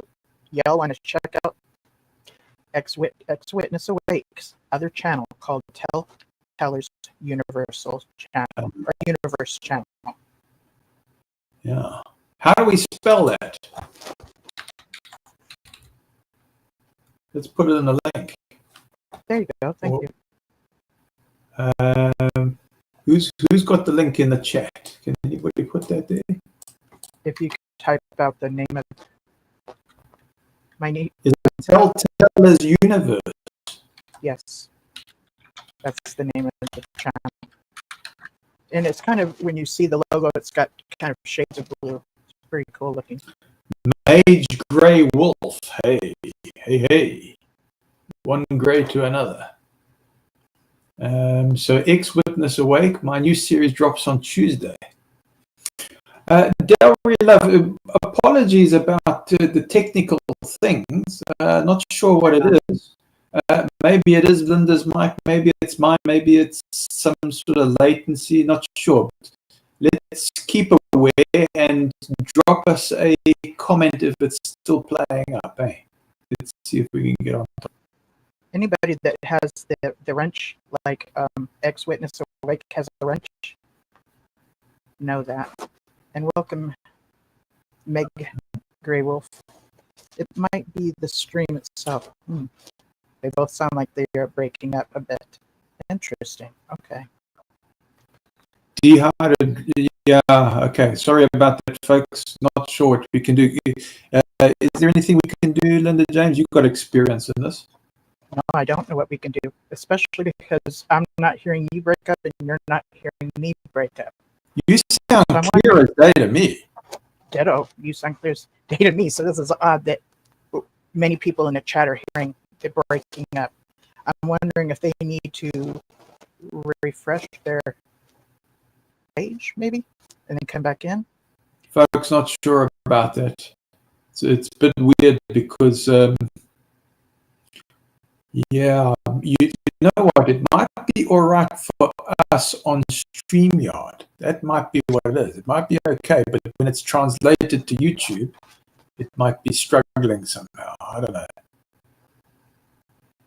Anyway, let's press on, shall we? Sure. Perhaps the mic is getting tired. So, Linda James, what do you think is the valuable takeaway for today's stream? What can the audience really benefit from? We've had a few good things here. Happy Thoughts talking about the friends. We've had going back a few comments here. The decompiling, it's an Amber thing. Decompiling, speaking the truth, deconstructing, rebuilding, but doing it with friends. That one was a standout one for me. What else? Following your highest joy. Follow your bliss. Yeah, it's okay to do that. You know, with anything, too much of a good thing can be a bad thing, but it's, you know, you can follow. Where can you go wrong with following your highest joy? Because the only way that can happen is if you're aligned with supreme natural law. That's the only way it's legitimately going to happen. Because anything else is detrimental, right? Or am I dreamland? Well, somebody else's bliss might not be my bliss. And if I'm forced to take on somebody else's bliss, it's really uncomfortable.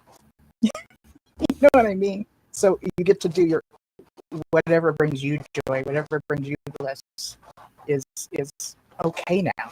It does not mean that we're putting, if you're a Christian, that we're putting God last, or that we're, you know, that God still doesn't come first in our lives. I think God wants us to do self-care. And if we are busy, and never get to do any self-care, we're just going to be depleted and worn out. And it's not healthy for us. Linda James, we got too many who are saying we're breaking up on YouTube. Grow is saying you're breaking up. Can you guys, have you guys refreshed your pages? We can't refresh, can we? We at the mercy of those that are with the little spanners. Looks like I'm one. Yep. Congratulations. I don't know how that happened. What does that mean I can do? That means that you can post a link. That means if somebody's in here that is attacking other people, you can boot them off. Push on, kind of maybe put them on timeout or something. Okay. But I can't change any settings or anything like that, eh? No, I don't think so. Yeah, okay. You tried to refresh and it didn't make any difference. Don't know what to do about this. Linda James, I'm going to come off because maybe it's me.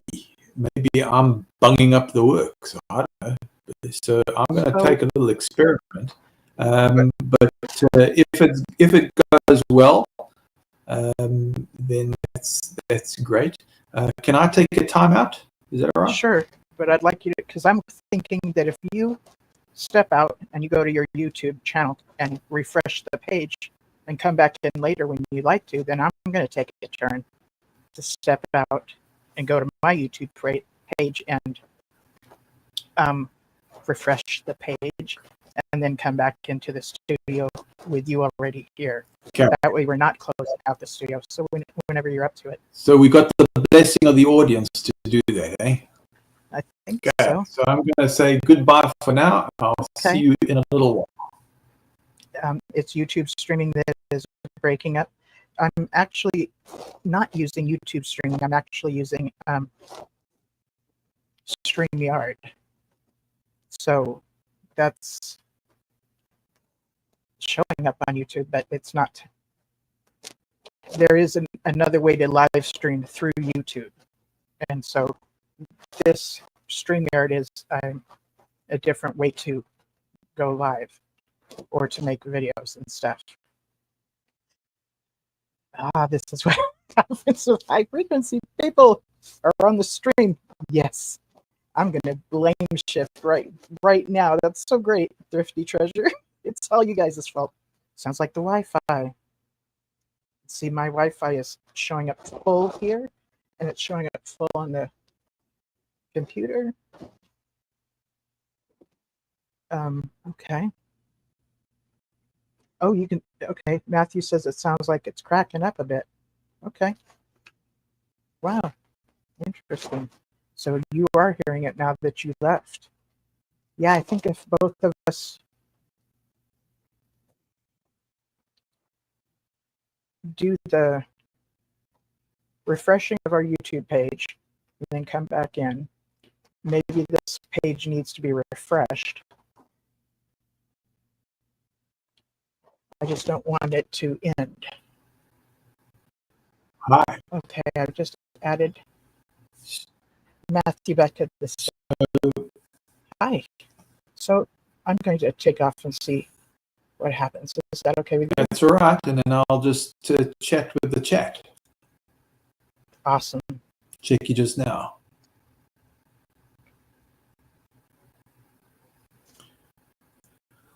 Okay, so thanks to the audience for spotting all that.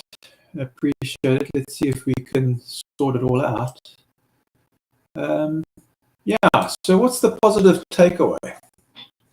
What are you deriving that brings some comfort, that's encouraging? Happy Thought says these chats are encouraging, are building, comforting, and humorous. Well, it's only like that because of you, or all of us combined. So that's our blessing, isn't it? Our blessing is being able to come together like this. So what's that worth? Well, it's worth a lot.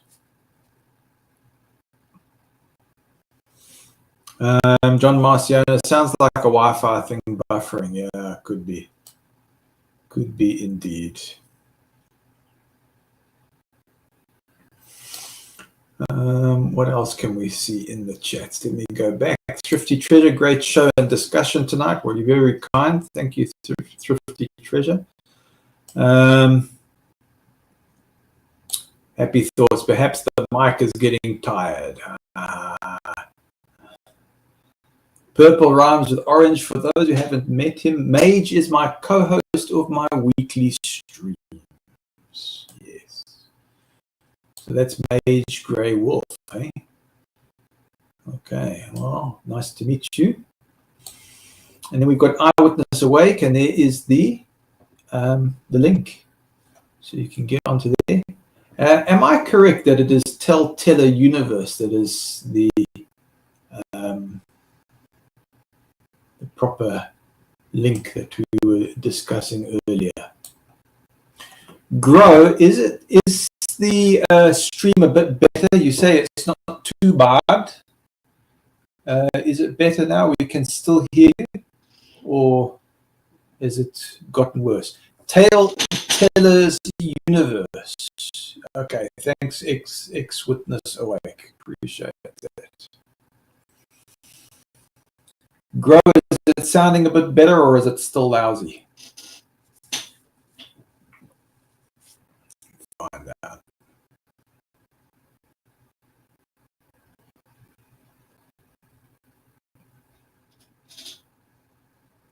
Okay. Sounds choppy, cracking. Well, all I can do is apologize, folks. Don't know. It's the best we can do. Matthew, we love having as part of our families on different channels. Yeah, Dallas, you're right.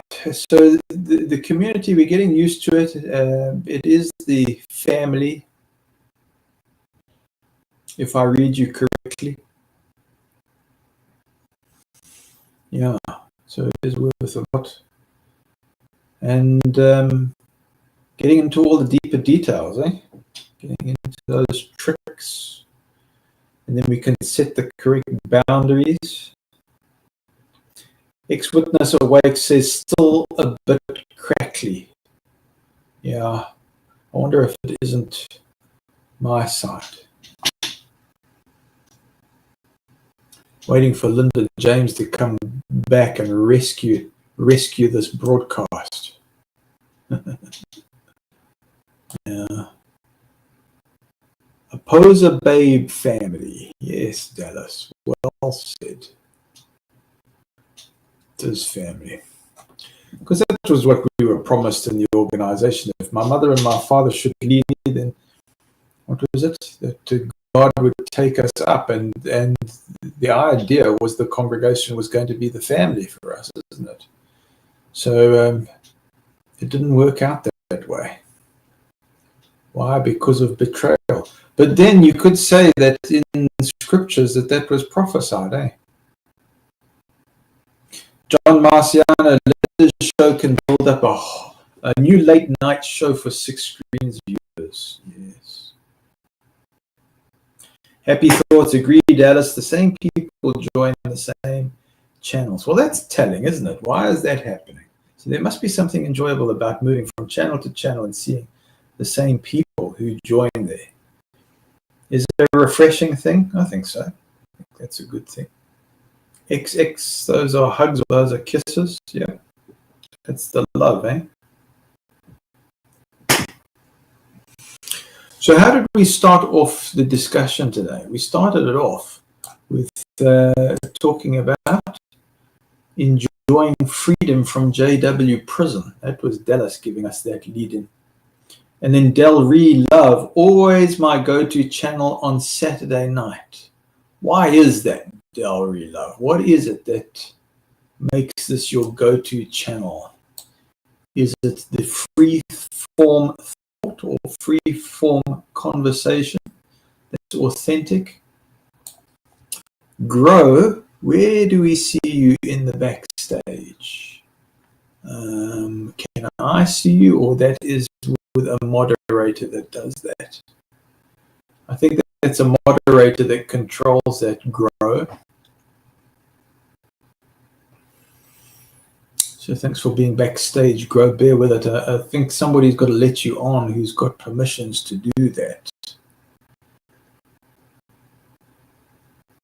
Apostle Babe is back on. Hello, Linda James. You're back with us. But we can't hear you because you have got your mic off. Yes, I did. Now, you know I've got a fondness for Grow. Grow is backstage. Now I'm concerned for her because I'd like her to come on if it's possible. Grow says it's still choppy. I don't see her here. Linda James, who moderates? You moderate, eh? Yeah. Let's see here.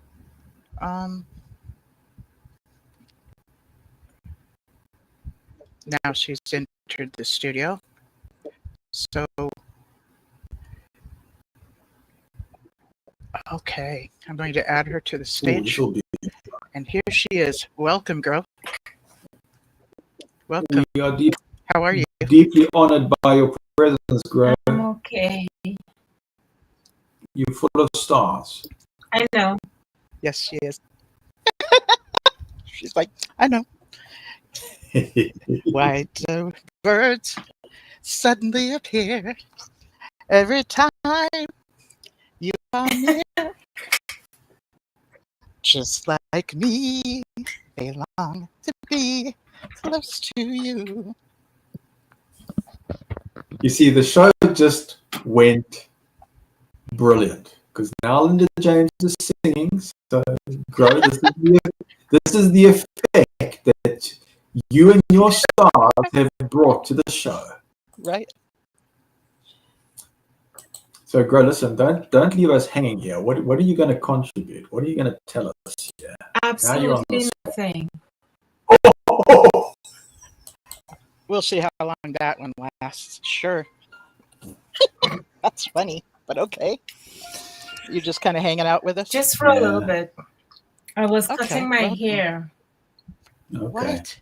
Really? Yeah. Is this something you usually do? every Saturday night. Oh, I see. Okay. Huh. I, I'm sitting here thinking, ladies, um, I do not promote this activity, but since she does it every Saturday night, sounds like she knows what she's doing. Yep. I'm just saying, as a hairdresser. But I cut No, my there own you hair, go. so, what do I know? Hello. And I also changed my headphones. I don't know if it sounds any different to you guys in the chat. Are you still hearing it staticky?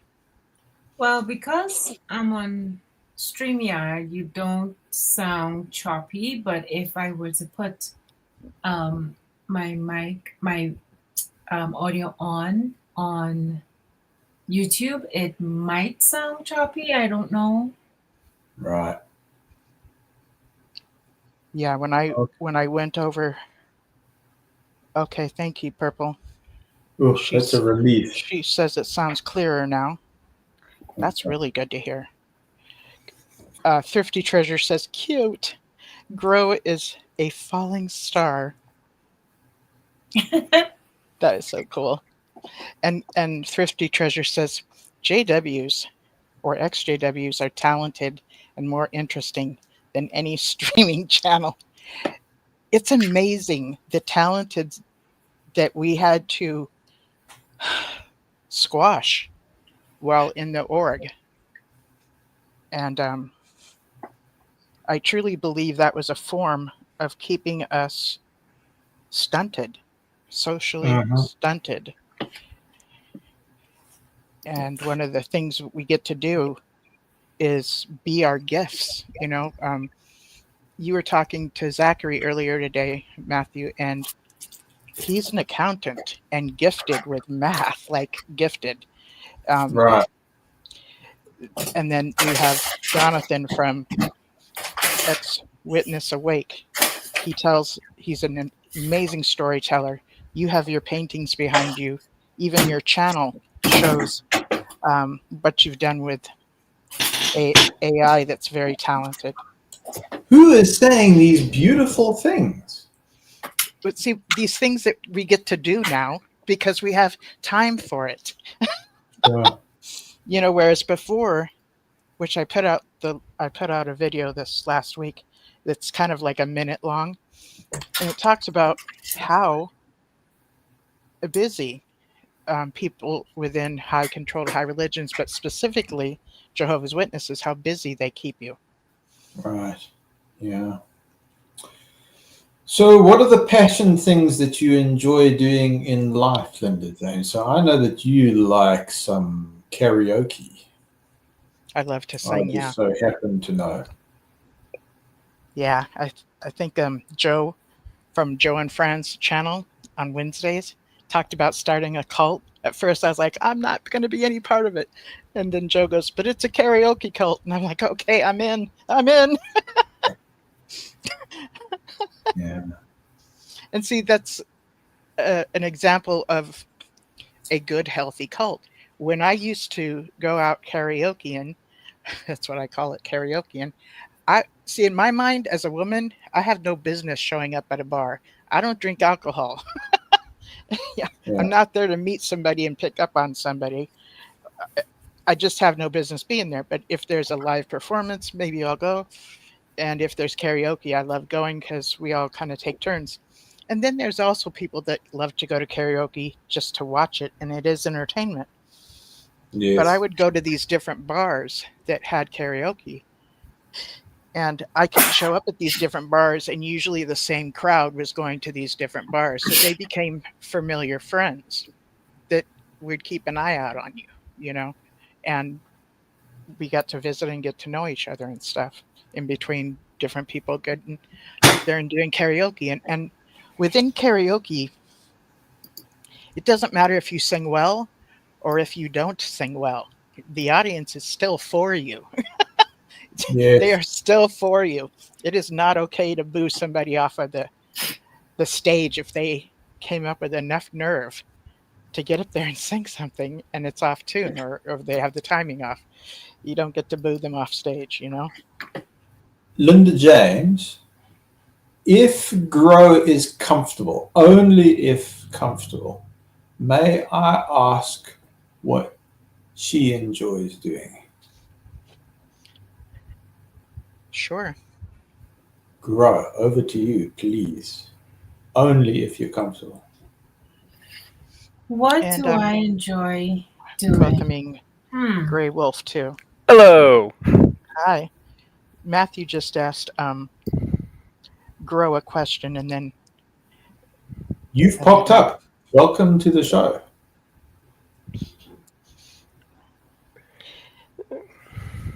I interrupted you guys, but Grow, can you go ahead?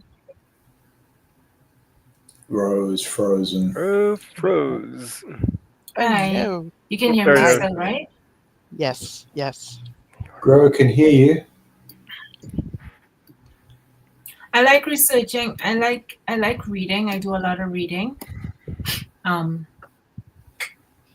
like history. I like fact checking on stuff that people tell me, just to make sure that I'm not being deceived again. And when I do my reading, I use both the audio version and the written version, because I have ADHD, and my concentration is only that much, and so in order for my concentration to be focused, I need to have the audio version and the written version in order to concentrate. If it is something that, if it is a particular history that I'm researching that I really like, then I don't need the extra stimulus. I can focus because it's something that I'm interested in. But if it's a type of history that I'm not too keen on, but I have to know about it, then of course I need the external stimulus in order to focus. But I do a lot of reading. I read mostly non-fictional, and then of course I like my fantasy books as well. That's what I do first and foremost. The next thing that I like best, what me and my husband will be doing tomorrow if the weather is good, and on Monday, because Monday in Canada it's Thanksgiving for us. Wonderful. So we are going to go. We like trailblazing. We like to do a lot of walking in the woods and so on. So we're thinking of doing that tomorrow afternoon and Monday as well. So that's the next thing right after reading that I like to do. And my third most favorite thing that I like to do is sleep. Well, it sounds like a healthy set of things that you do, Grow. Thank you very much for sharing. Appreciate hearing from Canada. So, purple rhymes with rain. Oh, yeah. Purple rhymes, you know what you rhyme with. Said earlier, Purple rain. Thrifty said, asked said that what. Sorry, Gray, Thrifty that Gray asked Wolf is what here. happens in Canada on Thanksgiving. What happens in Canada on Thanksgiving? Well, we do the whole turkey thing as our brothers and sisters south of the border. We do similar things to Americans, but because of being in Jehovah's Witnesses religion for so many years, I don't really know what other people do on Thanksgiving. I know my husband and I, we have our dinner, you know, but and sometimes we go to my mom's. She lives in another city, and sometimes we go visit. We're gonna go visit on Monday. But I think we do have fireworks, I'm not sure. We have fireworks all the time. When there is a holiday, there is fireworks. So I think we do have fireworks on Thanksgiving. Yeah. Ex-witness awake says, I'm in Ontario. Doing our Thanksgiving on Sunday. Monday is Star Holiday. And just this week, I believe Korea just wrapped up their Thanksgiving this week. Who did? Korea. Okay. So what does Thanksgiving mean in Canada? Or Gosh, what is it based? it's not the Off of? same. From what I was told, it's not the same as Thanksgiving in the US. Do you know what? That's a really good question. I've never really. That's something for me to research. There you go. Look at that. Here in the Family- US, we have this very whitewashed version of that we showed up and made friends with the Native Americans, and everybody lived happily ever after. Nowadays is an excuse. We have the family get together, or we eat too much and then fall asleep into a coma. There's something in the turkey, right? That Oh boy! No, yeah, it's actually not really the turkey. There's actually not enough, and it doesn't really make the jump. There's more to it than that. okay. Okay. So, Mage Grey Wolf, where are you situated? Where am I situated? Where? And geography-wise, I'm in Florida. In Florida. Okay. So Tampa, Florida. So Close. yeah. A little Okay. south of that. I suddenly realized I shouldn't ask too many questions like that. But yeah, very It's nice. okay. I've already let the cat out of the bag as where I am. Yeah. I know Grey Wolf from Purple Rhymes with Orange channel. They do, kind of a get to hang out on, I believe it's Wednesdays earlier in the day. Right? Am I saying that right? Yep, on Wednesdays, 3 p.m. Eastern, 2 Central, I think. And of course, I've got my own channel, Mage's Media Musings, which I'll maybe doing something later in the afternoon Sunday. I'm only one subscriber away from getting my 100. Are you? That's exciting. And it's my birthday today. You have come to the right place, because many of us are okay with birthdays now, which we weren't when we were in that organization. Oh, I did not know that they Yes. had a issue with birthdays. Happy birthday. Thank you. I won't ask you how old you are. 46. I'm not shy about it. Okay. 46 Good is a good age. Yes, it is. Purple says people just fall asleep because after overeating. Yep, body wants to shut down. That is so true. If it depends if you're a carnivore, isn't it? If you're a carnivore, you're in ketosis. You don't fall asleep with that, do you? Now it gives you more energy. I've been thinking about that going into ketosis, because as much as I don't mind being full-figured, I'd like to drop some of this weight, and it works pretty well. And the energy is very helpful. So Thrifty Treasures chipped in happy birthday, Gray. Yeah, that's part of Wolf's name as well. So can you tell us a little bit about yourself, Grey Wolf? Let's see, what would you like to know? I'm an atheist. Let's see, what else do you want to know? What got you to start hanging out with Purple? Oh, that is a good question. I actually started off on Diana's channel, well, the Lavender Lady. Oh my Uh, gosh, I remember her. And Okay. I actually followed old Bionic Dance, Kate Far, or over there. I saw her on the live stream, and I just had figured I'd pop in, listen, and eventually I got myself equipment that I could actually go live with. Thanks to Purple, she actually recommended the headset I'm using.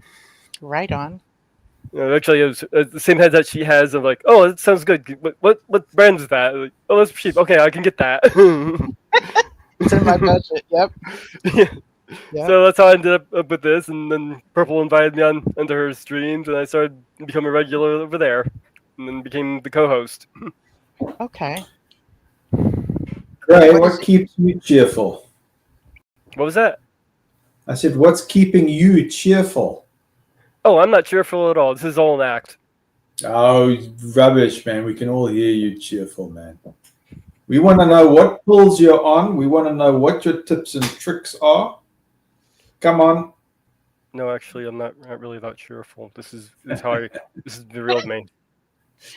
Do you have any association with Jehovah's Witnesses, or have you ever been a Jehovah's Witness? I've never been a Jehovah's Witness, but I get them occasionally at my door. Okay. Okay. Okay. So you got to go over there, and what is your channels? What do you usually talk about on your channel? Okay, well, the channel I'm trying to promote is Mage's Media Musings. It's basically a pop culture channel, kind of a catch-all. I cover comic books, manga, movies, TV shows. Don't really do too much on video games, but I'm not I don't really exclude.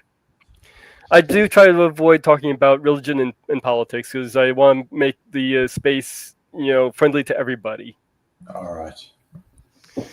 And I do have a second channel which I haven't really done too much on called Gardens Happen. Gardens Happen? Yeah. Oh wow, Gardens Happen. It's a gardening channel. I started actually the first one I started. I haven't really done too much with it since I had some illness about a year back, and it took me a long time to recover. I had pneumonia and then bronchitis twice after that. Oh Cool. my. So Okay. I'm just trying to rebuild. So I'm kind of in the process of rebuilding and redoing my garden. Okay. Right I really on. You really should what? I should probably document that. I have never. I love looking at gardens, and I think John has a garden that on Facebook he'll kind of film what's been going on in his garden sometimes. I've never ever had the desire to create a garden. Like, I don't have a green thumb. If you give me a plant to put in my house, I will forget to do whatever I'm supposed to do with it. It will die. It will die, and I'm not proud of this, but it is my reality. Let's see. I believe the spider plant might be the best choice for you. That one usually don't even require often, and you can survive in darkness. Oh, is that right? Okay. Okay. Or maybe an What a air good plant that question. doesn't even need to be watered. I've had those. I have had those. Those are so cool. Those are so cool. It looks kind of like a fern, and it's got a nice bright greenness to it. Yeah, those are very cool. Dallas is getting all poetic. Dallas is what? He's getting all poetic on us. Have you ever Have walked you through ever a garden? walked through a garden where nothing was growing or stood by a river where nothing was flowing? If you've ever seen a rose unkissed by the dew, then you've seen a picture of me without you. Is that lyrics from a song? Dallas's song. I'm not sure. Dallas knows more than people realize. Ooh, I'm always Hmm. impressed that his spelling is usually spot on as opposed to mine.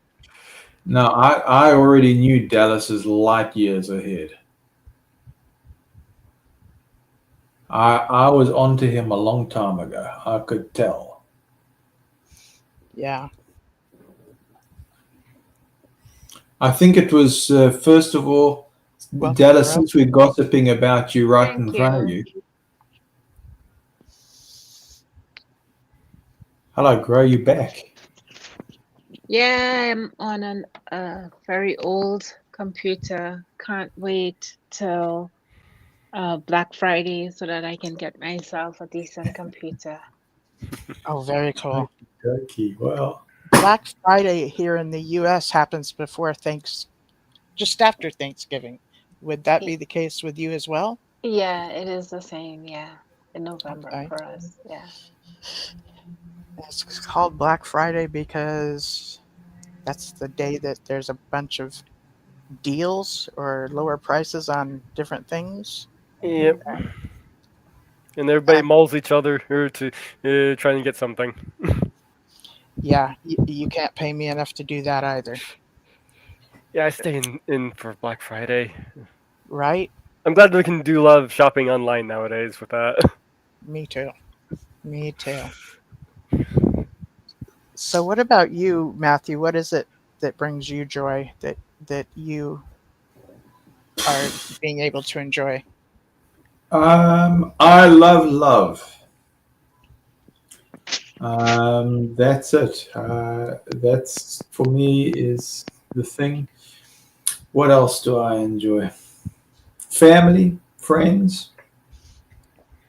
I enjoy creativity, being able to do that. Feeling like I'm contributing to an important purpose. Yeah, I want my life to mean something. Yeah, that's the drive, Linda James. But I mean, that was me in the religion, and that's me booted out. What's changed? It's still me. I still feel the same. I don't go that there was any in my mind. I don't go there was any deliberate rebelliousness. I was always seeking to preserve. I still do. I'm not somebody that goes and burns down the house. Maybe I should have done that. I don't know, but I feel that being a preservationist is important because there's persons in different stages of their journey or different stages of spiritual development, and still the same rule applies of if you want to say natural law, I'll refer to that a lot. That's Socrates' natural law, the supreme natural law: do no harm to others, don't trespass, don't steal, seek other person's interests. Yeah, I think those are the important things. Yeah. So when I see that there's that kind of contribution going, I get a buzz from that. I get a thrill from that. And I think that's a mutual win-win. So I really value what you do, Linda James. I think you have been at it for a long time, and the time adds up to something very, very important because you've shown consistency, and I think that you have offered a helpline to people for a very important need. So I see this network and in the way that it branches out, and I think it's very, very important. So today it's been kind of chill. We didn't go into Hassan right. or some of these deeper things, and we're not really talking some of the deepest horror stories that we've had in the organization. I think it's been more chill today. And I've asked you and said, tell me, Linda James, what do you want to accomplish in your channel? And you say free flow conversations. And so Yeah. we've got a good one today. I think it has been very chill, and we need that. So I think having gratitude and appreciation, that's something that I enjoy. Oh, I've been talking Thank a you. lot. Thank you. I enjoyed that too. Gray Wolf, you were getting ready to say something, hun? Oh, yes. I try and live by the two commandments found in the book of Wild Stallions. Be excellent to each other and party on. Party on. Let's see the Bible beat that. Speaking of Party On, the Excuse me. second version of Spinal Tap came out. Oh, Okay, so if any of you don't recall what Spinal Tap is, it came out about 20 years ago, and it was a satire movie about kind of like heavy metal musicians. So they were playing these different characters. These people were playing different characters, um, and what kept on happening is the drummer kept combustionally exploding, for a while there, people that were into heavy metal kept losing their drummer. So in the movie, what is it called when you just combust into flames? Spontaneous combustion. That. Thank you. In the original one, the drummer would just be going at it, and all of a sudden, poof, and you'd see these flames, and they lost their drummer. It was just, so it's very satire. It didn't look like a burnt body or anything, but we've been missing some hilarious chats. You know that, because Dallas got all waxy poetic Dallas with his. Have you walked through a garden where nothing was growing, or stood by a river where nothing was flowing? If you've ever seen a rose unkissed by the dew, then you've seen a picture of me without you. But then he continues further on. Can you picture heaven with no angels singing, or a quiet Sunday morning with no church bells ringing? If you've ever watched the heart of a child breaks in two, then you've seen a picture of me without you. And dehydrated nurse, right now the only things I have any joy in is my two great granddaughters, cooking, baking for them. Hate doing it for just myself, and researching the Bible. Well, that sounds pretty good, dehydrated nurse. I feel slightly envious. That's pretty good. Are you writing this yourself, Dallas, or are you coming up with these words from another location? Or It's a George Jones song. I just a Okay. big George Jones fan. Okay, that makes sense. Howdy, Dallas. And you can I think you can do that on karaoke. It's one of the easiest ones to memorize.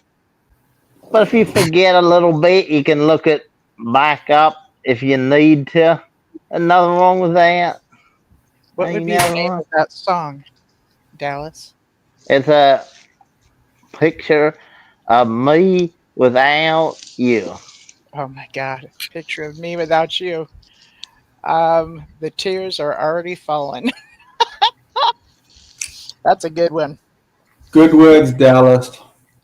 Love it. And that Galveston, oh Galveston, oh that Glenn Campbell, oh Mm, yeah.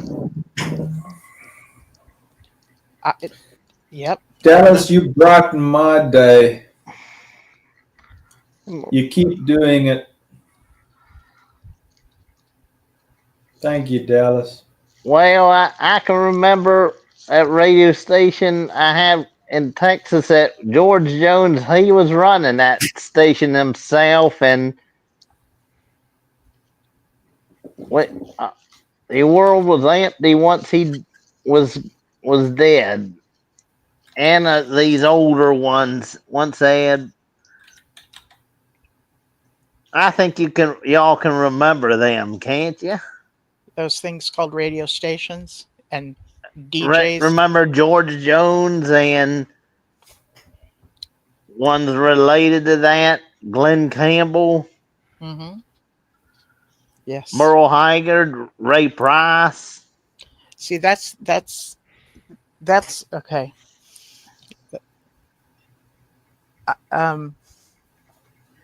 Yeah, that's old school good stuff. When I'm going through big changes in my life, I listen to country. this kind of music you're talking about that brings you fond memories.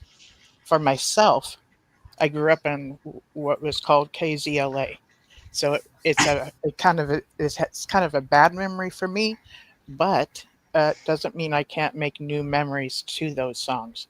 So I kind of like doing Patsy Cline, Walking After Midnight. I and then one that came before, but she lived longer. Kitty Wales.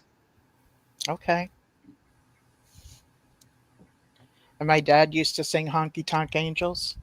Yeah, Kitty Wales. Is that who sang it? It is. What a coincidence. Linda James, Yes. if Dallas is comfortable, can I ask him a few questions? Oh, yeah. Help yourself. Dallas, only if you're comfortable. Where are you in the world? United States.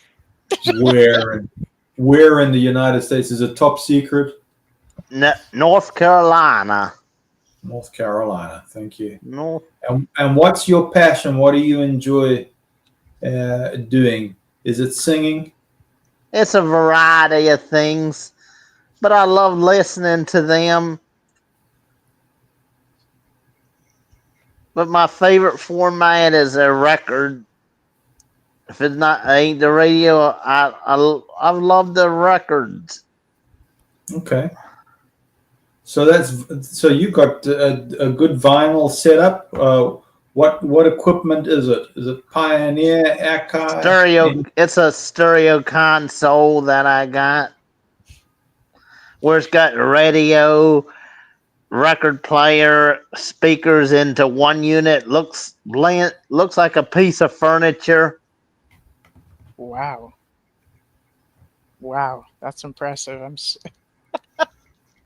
you got quite the setup. It looks like a piece of furniture. Some of them remember stereo consoles. Right. Gotcha. Good. And did you get to travel much in life? I've been to multiple places within U.S. I've even made it in Canada and down to the Yucatan in Mexico on a Wow. cruise. I made it down. Sounds very interesting. I'd like to go and visit Mexico. And I've had goals to go to certain resorts, possibly in India. I wouldn't turn it down. Yeah. Because I've met some friendly Indian folks Oh, yeah. and love Indian food. Now, when you say Indian folk, is that American Indian, or are we talking about Asian Indian. Oh, yeah. Oh, yeah.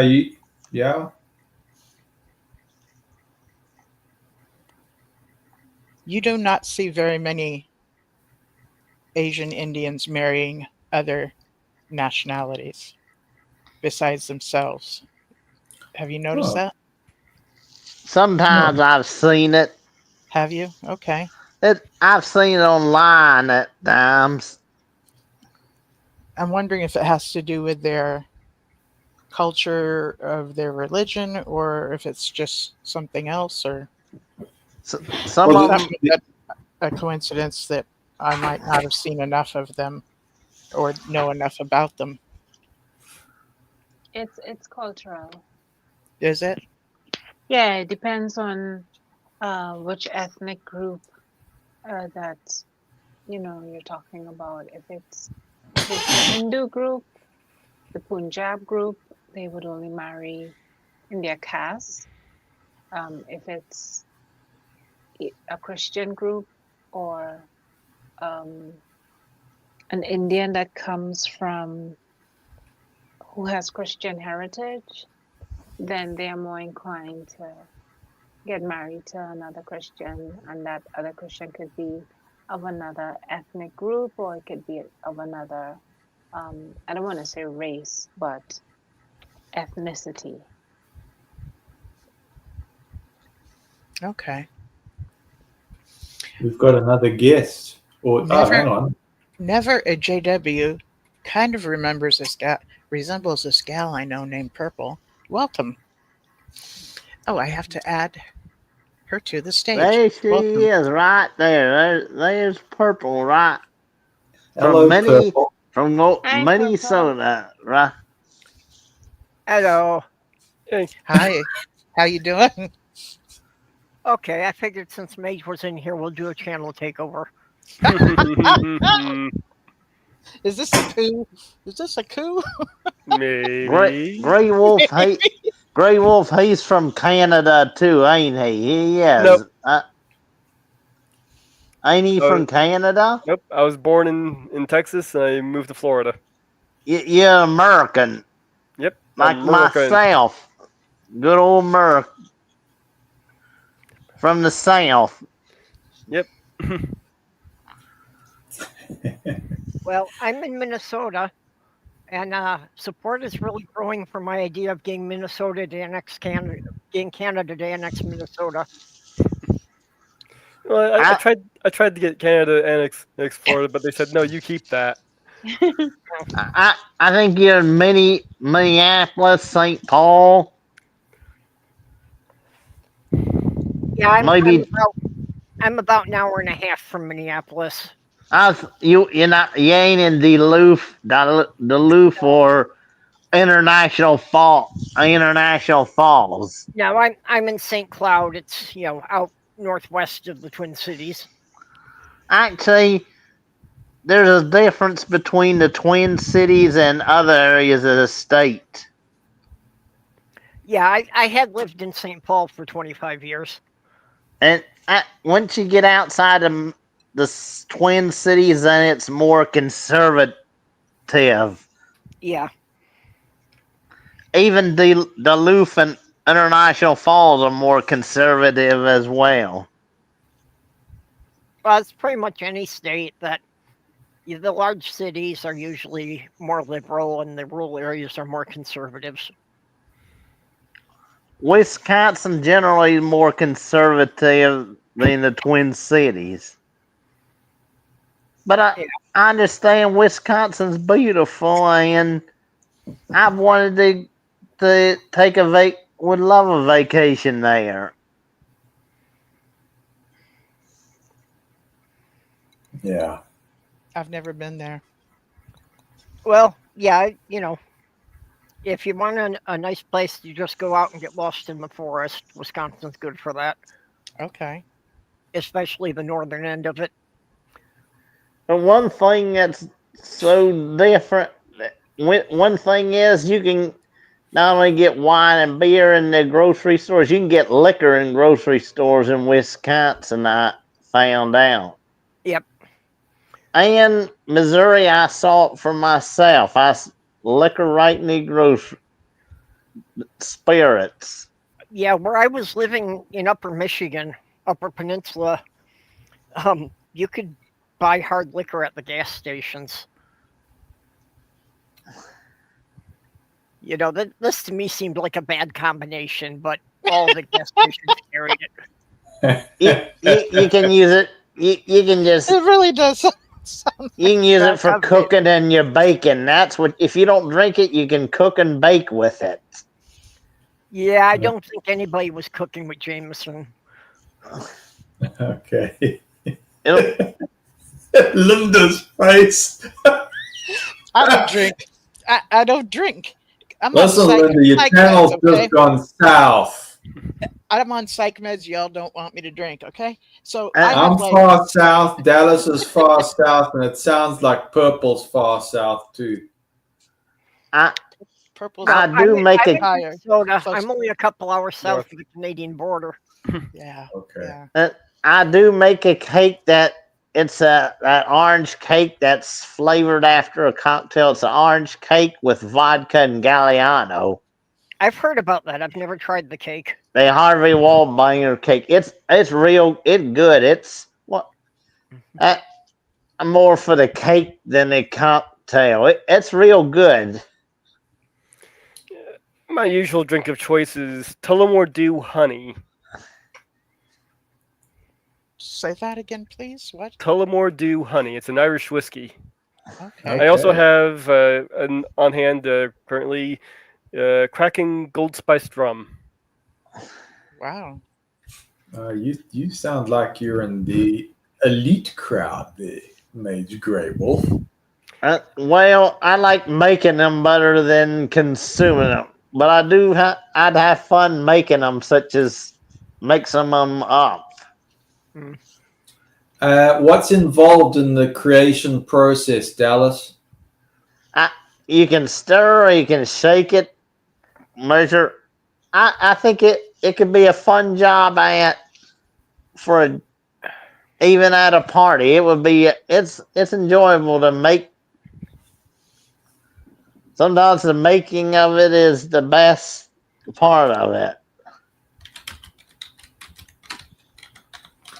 Listen, we've got Happy Thoughts chirping here, saying, I could have danced all night. Instead, I seem to have been on chats, which has interfered with sleeping. Ha ha ha.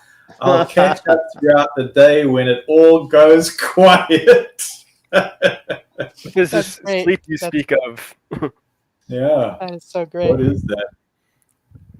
And Thrifty Treasure is bringing up Uncle Tony.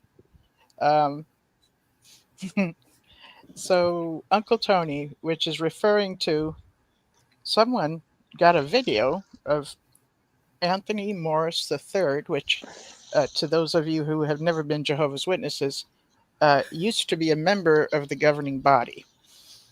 And the governing body is the highest level of the Jehovah's Witness religion.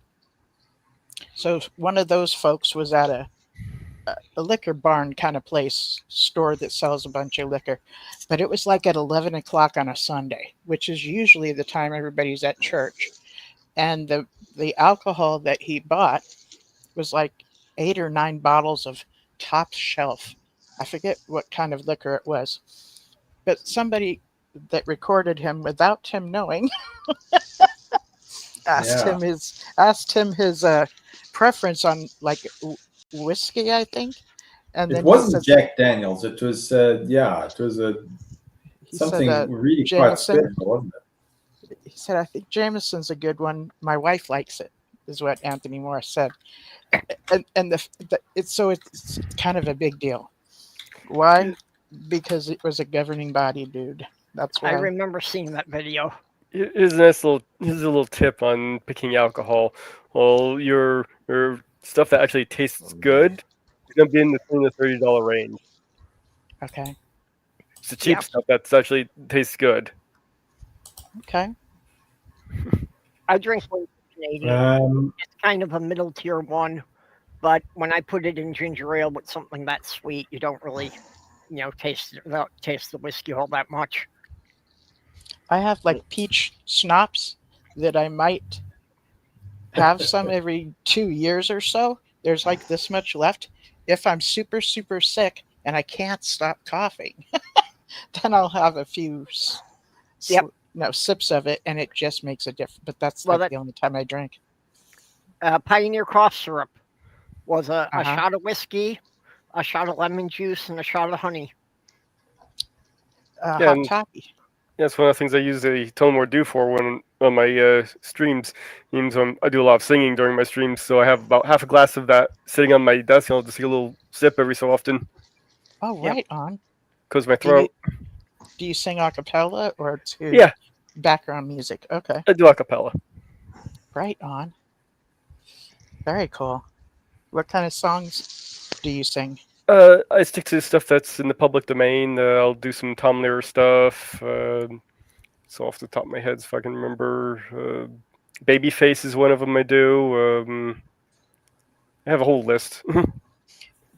Are you familiar with that song? I forget who sings it. It's like a country song. Do you sing any country? I'm not really big on country.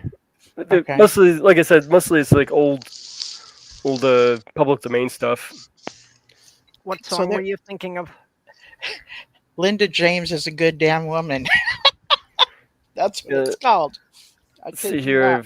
There's a song that's the lyrics. Linda James was a good damn woman. I'm like, really? Thank you. Really? Let's see, here's some of the stuff I got on the list here. Somebody made a song Babyface. about you. No, Beautiful, but I'll take it. let's see, I got Babyface, Beautiful Dreamer, Blue Skies, Had to Be You, Mm. I'm Henry VIII, Drunken Sailor, Me and My Shadow. I'm just kind of skipping around. Merry-Go Round Broke Down is one of them on my list. Also do some Tom Lear stuff. Poisoning the Pigeons in the Park. Yeah. Tom Lear did a wonderful thing. He actually said that I've made enough money, so I'm releasing my entire collection into the public domain. Yeah, effectively, wow. he effectively gave permission to be able to use his stuff. Yeah. That's amazing. Yeah, that's an awesome move. I've been trying to look up what Tony Morris was found with. I'm not sure if it's accurate, but does this sound correct?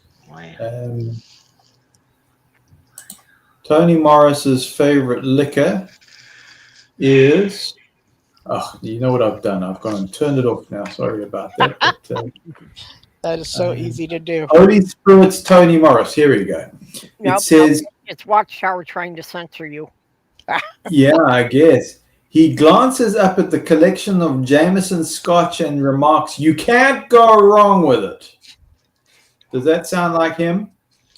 He said that to the person inquiring. Oh, I thought it Linda was James whiskey. knows Yeah. the story that well. Yeah, the person that filmed him asked him his advice on what brand. So it was Scotch, not whiskey. Okay. Yeah, He said, wow. Jameson's good, and he said his wife likes it. Can't go wrong with it. Yeah. What was the liquor that he was buying? It was on top. It was like a high price liquor. And that's another thing that was made a big deal about. Like What? he maybe got 8 bottles of them.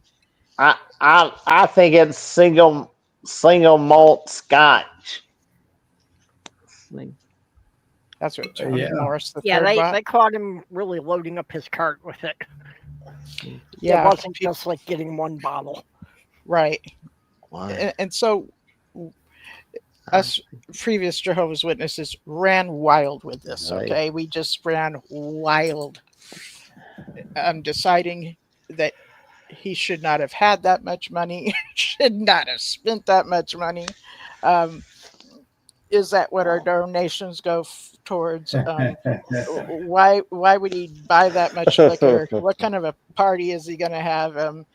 I bet that'll be gone in a week. Just then it was named Bottle. Then we named it Bottlegate. Whoever Oh, came up boy. with that, I don't know. But it So, was so just, Linda James, was it Johnny Walker Black? I don't know. I don't remember. Never gotten around to try a Johnny Walker. I heard I heard it was pretty good though. So that's Bottlegate. Who named it Bottlegate, Linda James? Probably. What is his name? You know, isn't it? He has a name that starts with two of the same letters. Why can't I think of it? Okay. Lloyd Evans. Yes, I think Lloyd Oh, Evans okay. may have labeled it that, but we never know. You It call just, uh, things become legends. Kind of like the Smurf that became a legend within the Jehovah's Witness community as being something demonic and jumped up and walked down the aisle of a Kingdom Hall and ran out. Why? Because it was demon possessed. So within the ex-Jehovah's Witness or previous Jehovah's Witness community, we have our own lore. It could be anything. Thrifty Treasure says, "I was Champagne, you were Jameson." I think that's what it was. Jameson, every bad thing we did was so much fun. Avril Lavigne. So could that be a hint that it was Jameson? I think so. Could be. Ooh, Jameson Selena's the lawnmower.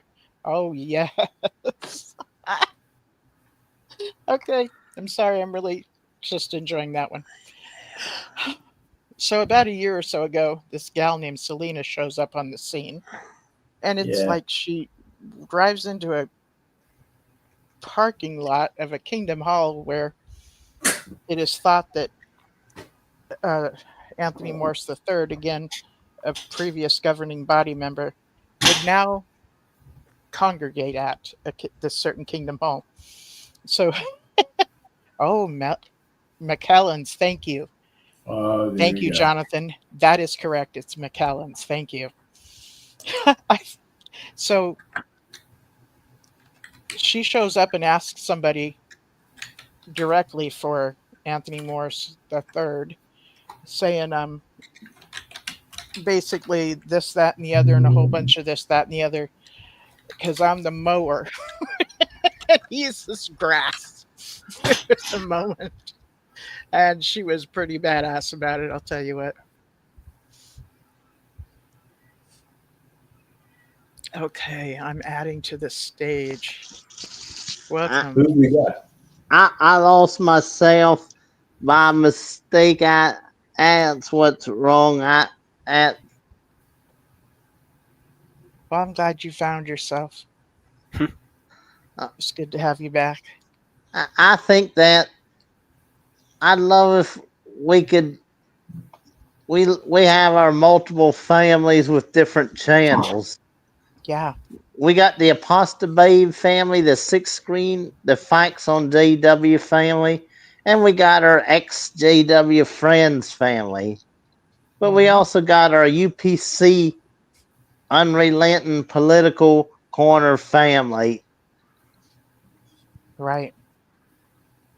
So many families in that. And the thing is if you find yourself in life without family, it's kind of a good thing to adopt family, just out of love, right?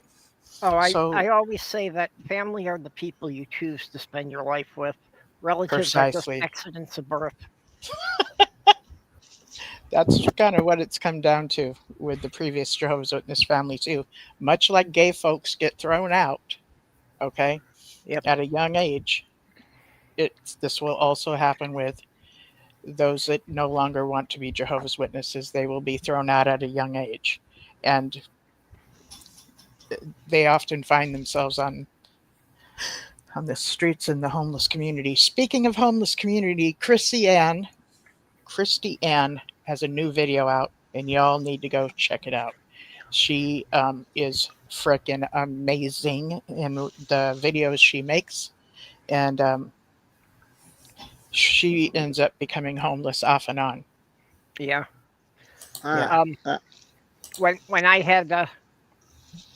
When I was raising kids in the early aughts, that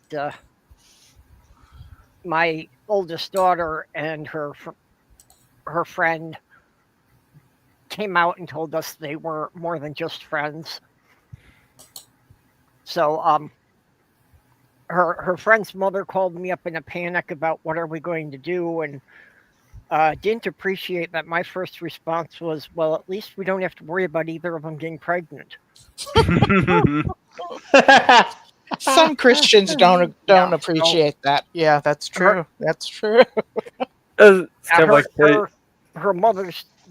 friend's mother threw her out, so we wound up taking her in until the two of them had finished high school. Yeah, it's kind of like the story with my family. I was saying there, okay, given the number of people I have in my family, statistically, one of them should be gay. And so I was running that through my head, like, okay, so what's going on? And one of my cousins says, I'd like to have kids, but my girlfriend, okay, there you go. Yeah, I ran across a study that the chance of a child, of a boy being gay, depended on the birth order, that the more children that the mother had before the boy was born, the higher chance he would be gay. So I was the youngest of 9. Interesting. With all the diversity in my family, I think the only thing I'm missing is somebody who's trans.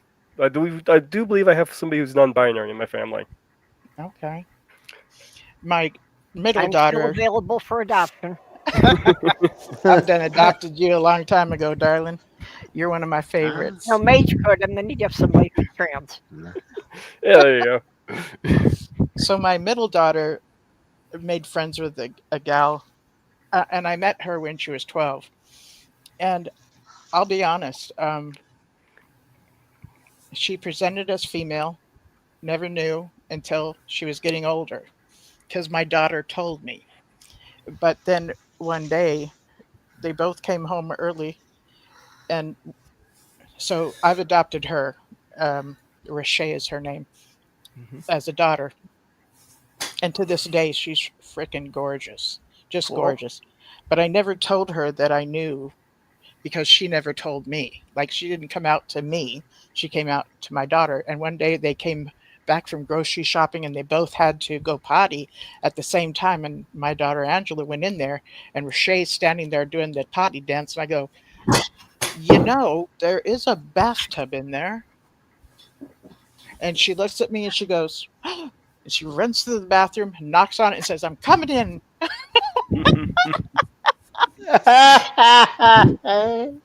So she was able to relieve herself in a bathtub. So, yes. And because they were like BFFs, it really wasn't a big deal.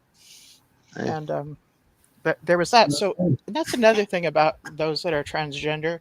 Some people think that they have to have gone to a full ending to be considered transgender, and that's really not the case. It's this neighbor kid that my daughter became friends with. I know nothing about her downstairs plumbing. Nothing. I know nothing. She presents as a woman. She presented that as a girl. Yep. Some people just do the social transitioning that, without getting any type of medical treatment, they just, dress in the style of their preferred gender and, adopt those mannerisms. Right. It's not always about some sort of sexual consummation. Well, you can correct me if I'm wrong on this, but from my understanding, trans is just the sense of self doesn't quite match what you got on the outside. Instruction. Yeah, that just the brain wiring doesn't really match the physical appearance that's presenting to other people. Which is what gives a person going through that such anxiety. Yep.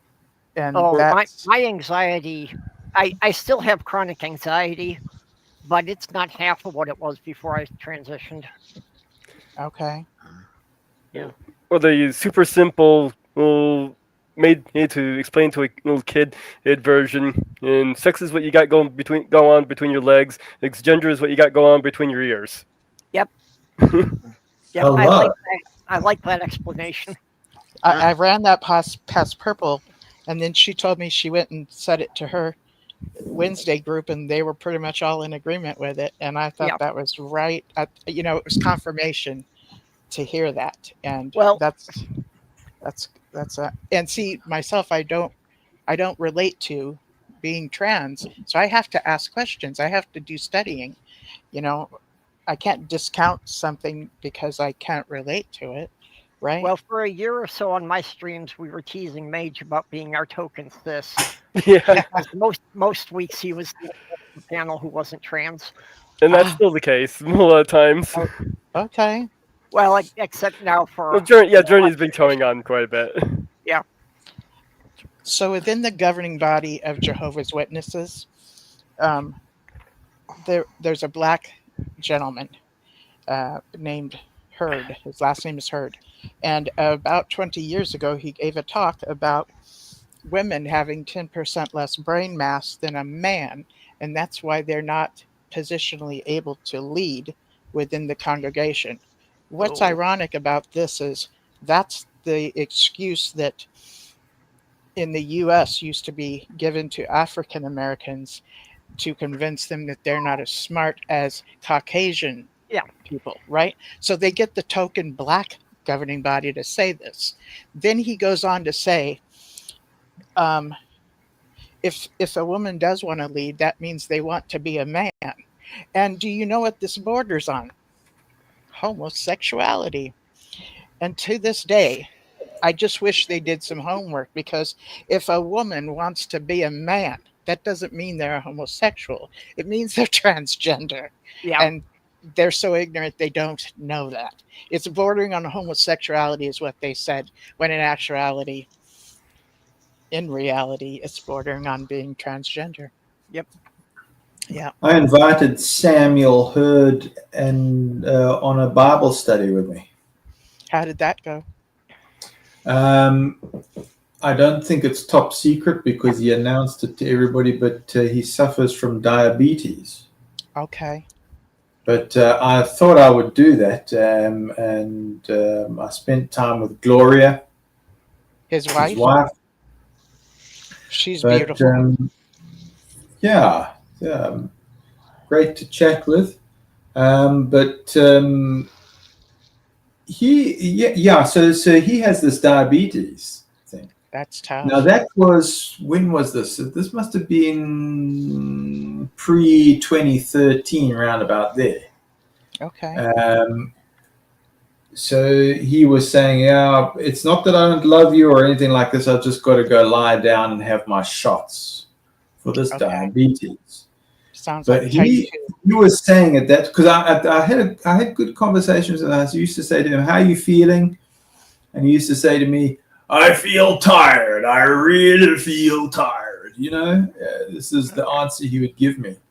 Ex-witness is going off to bed. Okay. Good night. Ex-witness, you lasted this long. And Lynn, since you live where you do, the West Coast, that's where some TV show, the Beverly Hillbillies, if you remember, I love that. And that's one area where it's the end of Route 66. Yep. Yeah.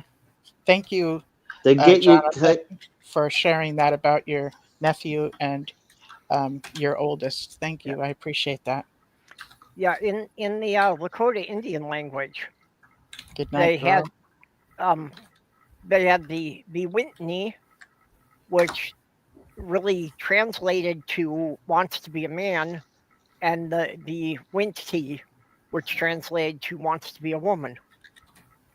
So they were aware of the transgender, and there were men who would dress as women and take on all the traditional women roles, and sometimes even marry another man. And everyone in the tribe treated that person as a woman. Yes. Some of the tribes, I don't know about all of them, but some of them would treat them as shamans and speak of them as two-spirited.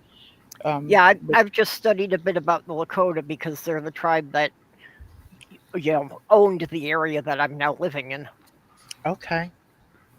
Very nice. Yeah. Very nice. And it's neat to hear from you, Matthew, to hear that you got to spend some time with him. That was an interesting experience with him, just trying to invite him and having candid discussions with him. What I appreciated at that time, in my mindset, was there was somebody on the governing body who's not functioning physically, can't function physically. He's spending time in his room and he's away and all of this story. And I looked at that and I thought, well, that's balanced. If you've got somebody on the governing body, then, this opens up ways for persons with health problems to feel that, don't necessarily worry too much about the physical condition as long as your spirituality is all right. This was the mindset I'm in, not realizing, no, hang on, he fits a different category I have no idea about, actually. Yeah, right. You were saying about, a black man being on the governing body, and wasn't it until 1970 that the Jehovah's didn't allow blacks to be members of the congregation? I think that might have been Mormons. You're in, As Mormons. yeah, you're in Okay, I'm Mormon. sorry, yeah, I'm I being know 10 confused. speeds and going door to But- door and elders. But you know what, Nevera, JW, or Purple, you can go turn the clock back, and actually, it's not far off. Okay, they were Because- just a little earlier in getting there. Yeah, because there was the idea among Jehovah's Witnesses that the black race would become white in paradise. Ah, Correct me if I'm wrong, but that was a belief. Yes. Yes, that was way old school. so what? They were going to be like somehow redeemed, and their skin would get pale. This was the Yeah. idea. Yeah. Which in actuality, people become pale, coming from darkness to become pale. You know what I'm saying? I believe that whole story about like ancient history. Yeah, That people were black and that over time have faded to, yeah. Well, that lighter. the I human believe that. ancestors originally came out of Africa, and as they moved further north, then they started to become more pale. But I don't understand evolution or buy into that yet because I haven't really checked it all out yet. But to me, that part just makes sense, and I don't know how to back it up. As to do Well, with the exposure to the facts. sun. Yeah, yeah. Mostly the darker skin was, kind of like natural sunscreen. It was a protection from the intense sun near the equator. Okay, So then, yes. after many generations of living north, where they weren't exposed to as much direct sunlight, that wasn't needed. Yeah, that's the theory. Ooh. Grow says, yes, it was. And then Thrifty Treasure says, and in paradise, women change gender and become intersex. I heard about that one. Speaking yeah, of we- intersex, that's like what we used to call a hermaphrodite, someone born with both female and male organs. And that does Yeah. happen. But Watchtower theology taught that before Eve was born, created from the rib of Adam, Adam was like having both of those within him. Basically, and I don't remember how it was placed, I can't quote it.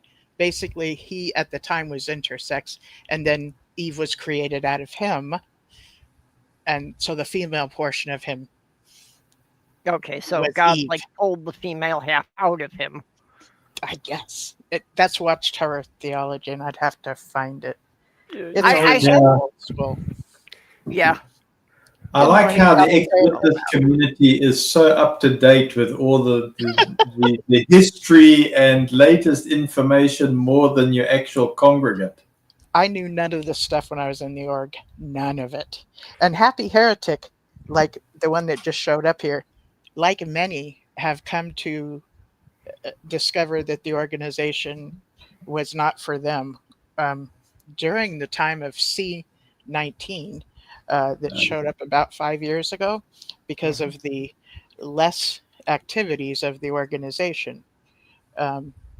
People also lost their jobs or people just had more time and more time to isolate.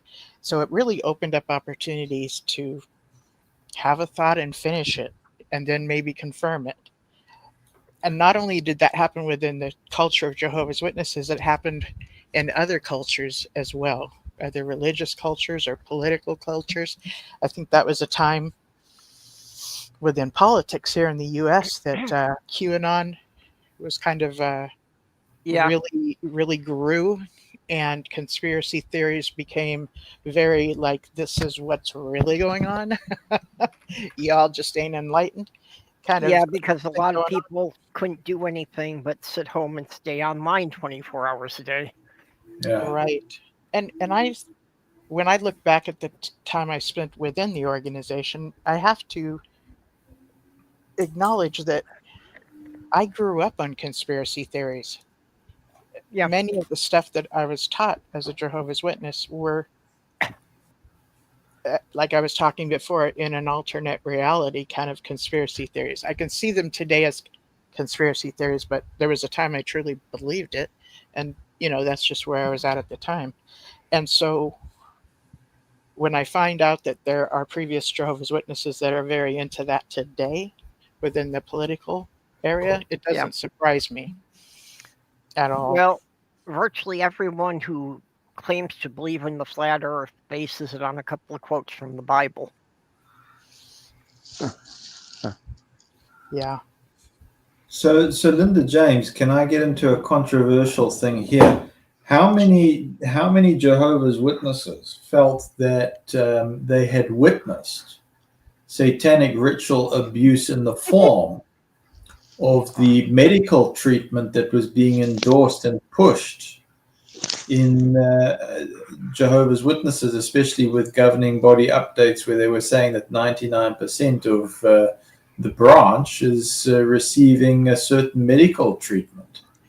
I mean, there was this whole thing of cell lines, which the Catholic Church was dealing with, which was kind of ignored by Jehovah's Witnesses.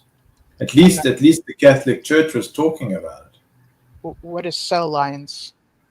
I'm not. So if you get something like the HEK cell, which was derived from, it was said at one stage, aborted fetal tissue. Okay. Yes. Now it's become ambiguous after the fact, but at the time there was that information about it coming from aborted fetal tissue, or it was human tissue from the lung or kidney cells, or Well, so, back in the 1960s, some vaccines were made from some aborted fetal tissue. And basically, to continue producing the vaccines, they have cloned that tissue over and over and over for what's now like 100 generations of it. right. So what was the problem that the Catholic Church had with that? Why was that an ethical problem for Catholics? Because it came from an aborted fetus.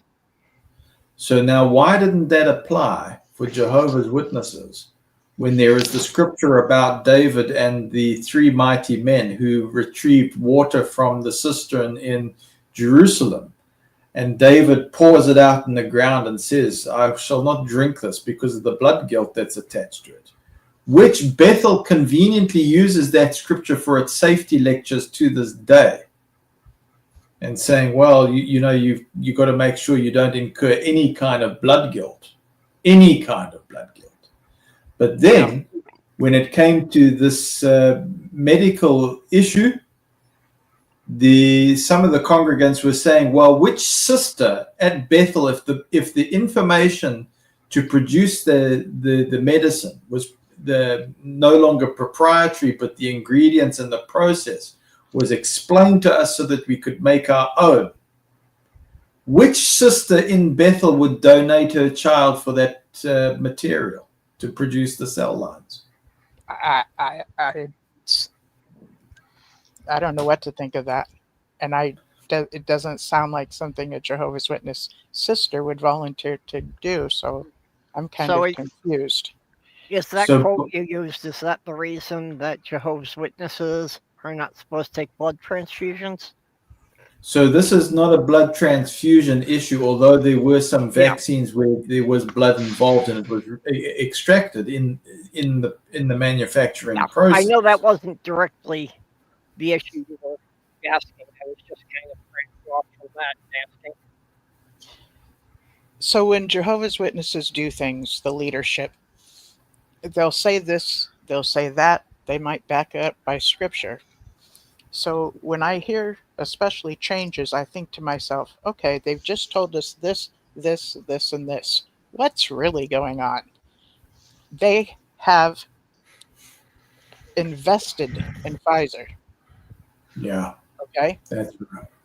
They've invested in Pfizer. Did they tell the Jehovah's Witnesses this? No. No. So it is my theory that it benefits the organization for their following to Yeah. receive this. That's right. Yeah, for them to increase demand for the vaccine, then. Yeah. It- So it that was a Five- conflict with the own doctrine, which was very strict about abortion. Right. So, okay, to begin with, Jehovah's Witnesses haven't always been non-blood transfusion receivers. They haven't always been that way. And there was a time that Rutherford was like, taking vaccines is a really bad idea. It's pus and all this stuff, and just don't do it. The beginning of vaccines were actually made from specks of scabs. Let's say somebody had the measles or chickenpox. Mhm. The scabs from that was used to make a vaccine. So that would have some blood in it, wouldn't it? So Well, that's always the been very in the first back of- vaccine. Go ahead. Sorry, the very first vaccine was the smallpox vaccine, Okay. Okay. and that was created by actually taking the syringe and extracting some of the pus from the smallpox blisters, Okay. and it was the pus from the blisters that was then used for making the vaccine. Yeah. Okay. So it's the theory is if you make a vaccine. Is dehydrated nurse here? Yeah, well, and technically they were correct in that, because the pus was mostly white blood cells fighting Thank the you. virus. So the theory is if they can give a body a very small amount, it would help them build up a resistance to when it comes around and becomes contagious to us, that we've kind of built up a bit of a resistance Yeah, to it it. So teaches your when we do system to catch- recognize the virus before you become infected. Right. So you got to think about what Jehovah's Witnesses had drummed into them. One, don't touch blood. It doesn't matter if it's a small amount. And they were given the illustration of the idea, because you've got to try and trace this in history, whether this actually did happen or not. But it was the first century Christians, or the first, the Christians from the first century, second century, third century, who were badly persecuted, that all they had to do was offer up a small pinch of incense for Caesar worship, and they would survive execution. But if they refused, they would become nightly illumination. Do you ever remember those in talks? I don't know, So, but it sounds like what Watchtower would teach. Yes. yeah, so that was taught, and you go, well, where's the source of that information? But it's a scary thought. So they were saying, well, there's no compromise. There's no compromise whatsoever. Whether it's a small amount, large amount, you don't compromise. And that whole vaccination thing was off limits up until about 1952. Yes. Then it became a conscience matter. But why did that happen? Because you couldn't travel to certain countries, or the top tier leadership couldn't travel to certain countries without getting a particular vaccination. That's right. Vaccinations are needed to prepare someone to go to different countries. You're right. Well, we're in Florida. We don't have to worry about that anymore. Good. Oh, yeah. They're no longer requiring any making any vaccine mandates. Yeah. Oh, DeSantis has. Yeah. Yeah, Okay. somebody that DeSantis appointed to be the Florida health director, whatever his title is. Oh, and looking this up, is in 1796, Edward Jenner tried to inoculate the 8-year-old James Phipps with using extraction from a cowpox sore or from a milkmaid. Later on, and he tried this again with smallpox, when he found that James felt unwell but recovered. Yeah. Yeah, because the cowpox and the smallpox viruses are related. Okay. They're different variants of the same virus that can affect different species of mammals. Okay. going back to the non-blood transfusion receivers, Jehovah's Witnesses, before the time that this became a belief within the organization, they also had an article talking about a certain doctor that helped a patient. I believe it was a female patient, kind of a freak accident thing or whatever. And the doctor literally gave the patient a blood transfusion from himself to her. Do you recall that one, Matthew? I can't really recall that. I think my brain's a little tired, but That's okay. I've got a vague recollection. Actually, also that's She-Hulk's origin. It's what? That's actually She-Hulk's origin, that Bruce Banner gave her a blood transfusion. Yeah. And that's how she wound up turning into a Hulk. Except for the live action series. Yeah. Marvel Comics. It's just a joke. Yeah. I'm sitting There here we breaking go. my brain. The They used to channel credibility ratings. Yeah, Right the comic here book. on YouTube. I'm sorry, I just throw random things I out. love it. Yeah, the comic book explanations are a whole lot better than the TV series explanation. I never appreciate saw that. the TV series, so I don't know how that one I wouldn't recommend it. Yeah, I know it was not well received by fans. That's why I never bothered. Too funny. So I think the reason why the medicines thing is, I know it's a controversial subject, but in terms of the religion, it became a double bind. It was a catch-22 situation because now you had leadership encouraging it with a strong psychological weighted slant on the one direction, promoting it. But prior to that crisis, anything to do with abortion, anything to do with blood, no, that was off limits. So now suddenly you've got this reversal. So you go, well, at what point is it wrong? What point is there a prohibition on a blood transfusion? It's like saying you are not allowed to eat the hamburger, but you are permitted to have the lettuce, the tomato sauce, the onions, the bun, the salt and the pepper, and you're allowed to source it from hamburgers, but you're not allowed a hamburger.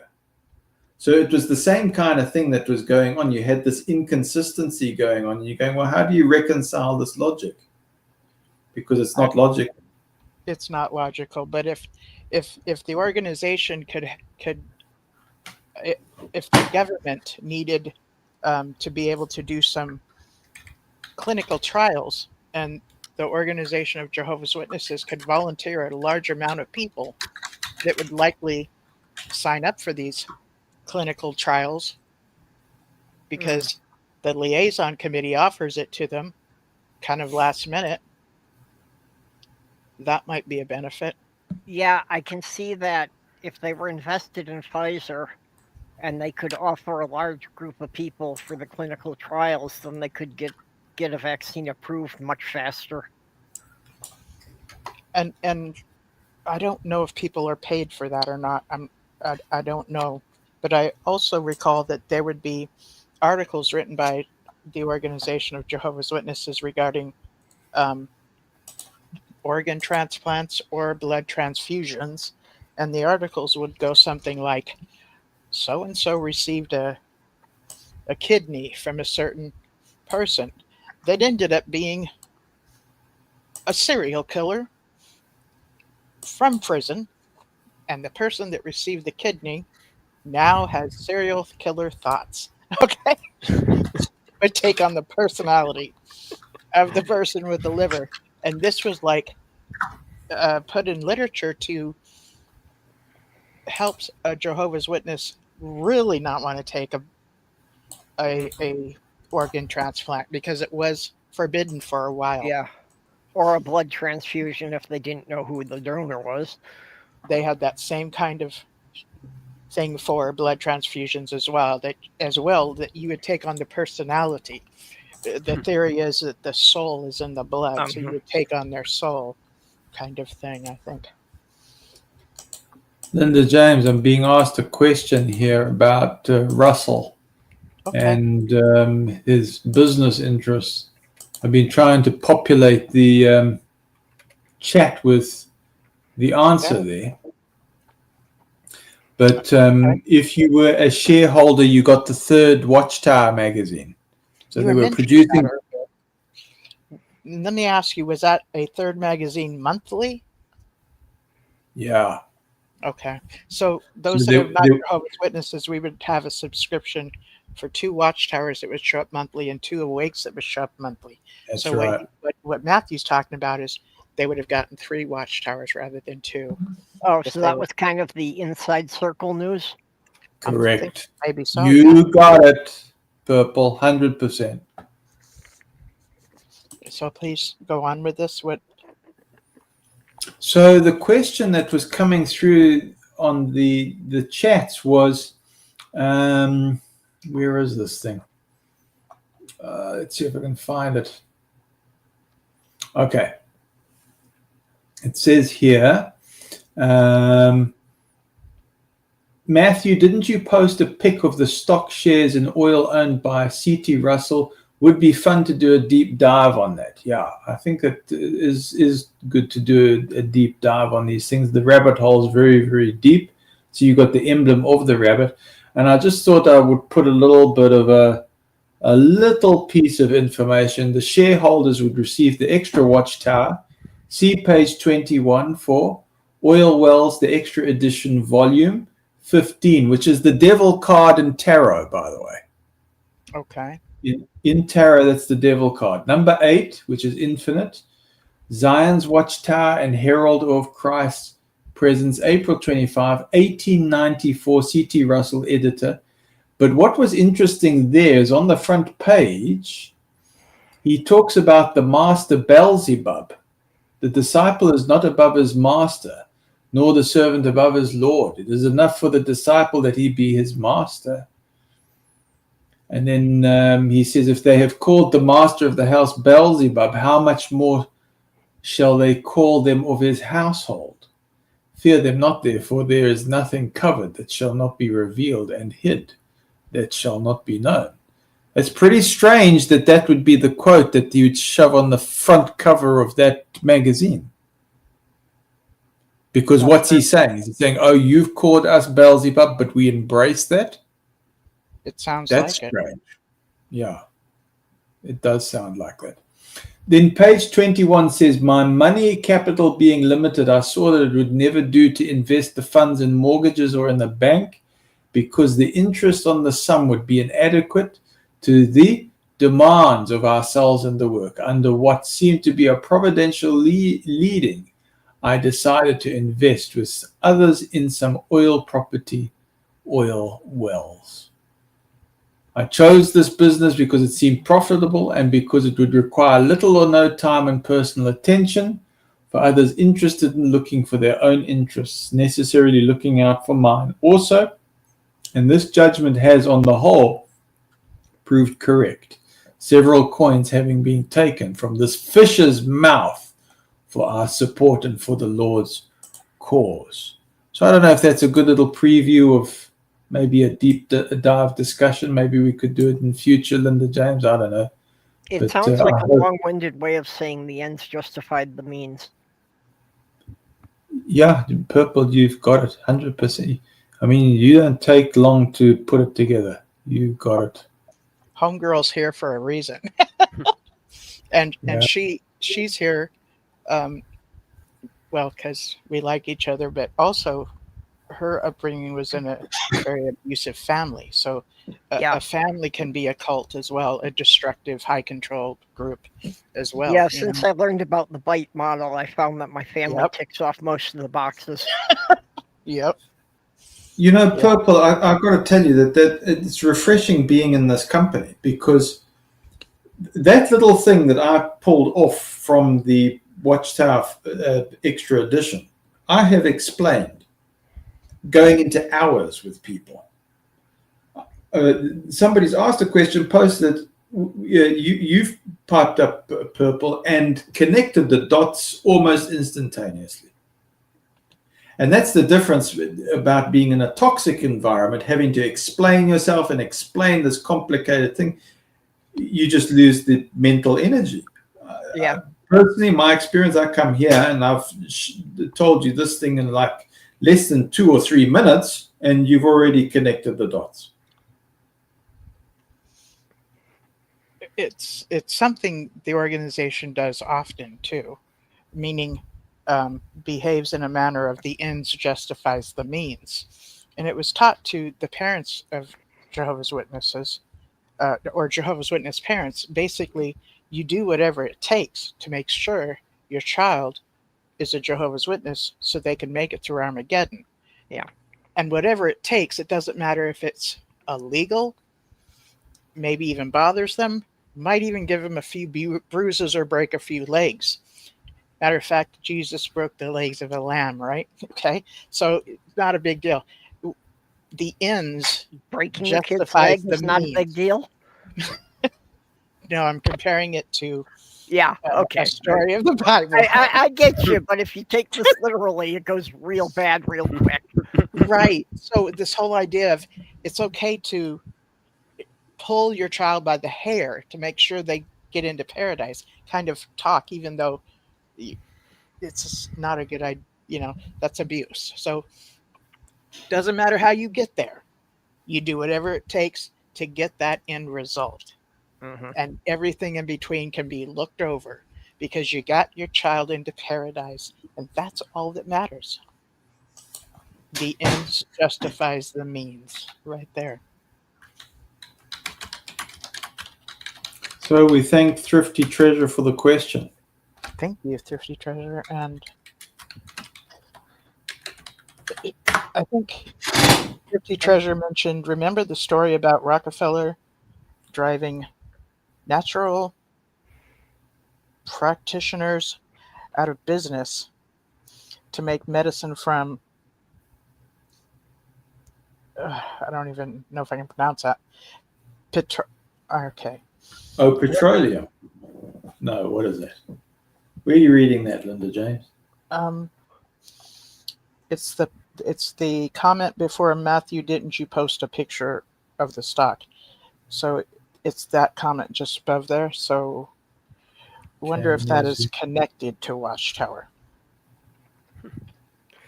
Yeah, that whole making sure your kids get into heaven no matter what can go really bad fast when you take it to an extreme. Okay. And now, I can go there too. in the JW's image of paradise, though, what even was the role of the wife and the children in this paradise? What were they going to do? Women were created to be a helper of the man. Whatever the man says he is about, we women were created to support the man in his purpose. We are the helper. Right. So then what about the children? Our bodies were made to receive the man, to hold the man's sperm and create and have their child grow in our womb. We give birth to their child. We raise their child. You see where I'm going with this? Mm-hmm. We're here for the man, not our own ambitions. We're here to complement and support the man. So we raise their children too. Okay. Yeah. That's what we'll be doing, just like, and I'm telling you this because that's how I was indoctrinated to believe was my purpose. And to top it all off, because Eve ate the apple or whatever, my periods are going to be really bad. And when I give birth, it's going to have a hell of a time doing it because she ate the apple. Yeah, that's why women were supposed to suffer in childbirth. Yes. Not only that, we're going to crave our man and probably not receive their love. Okay?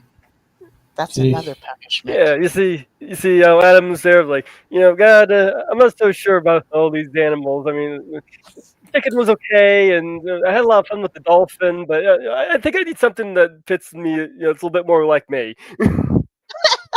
Yeah, I'm kind of wondering what Adam said when God presented the porcupine. Good question. No, just no. Right. So to me, within paradise, and I was trained that that's what a godly wife does. I would assume in paradise, a woman would be doing all of that.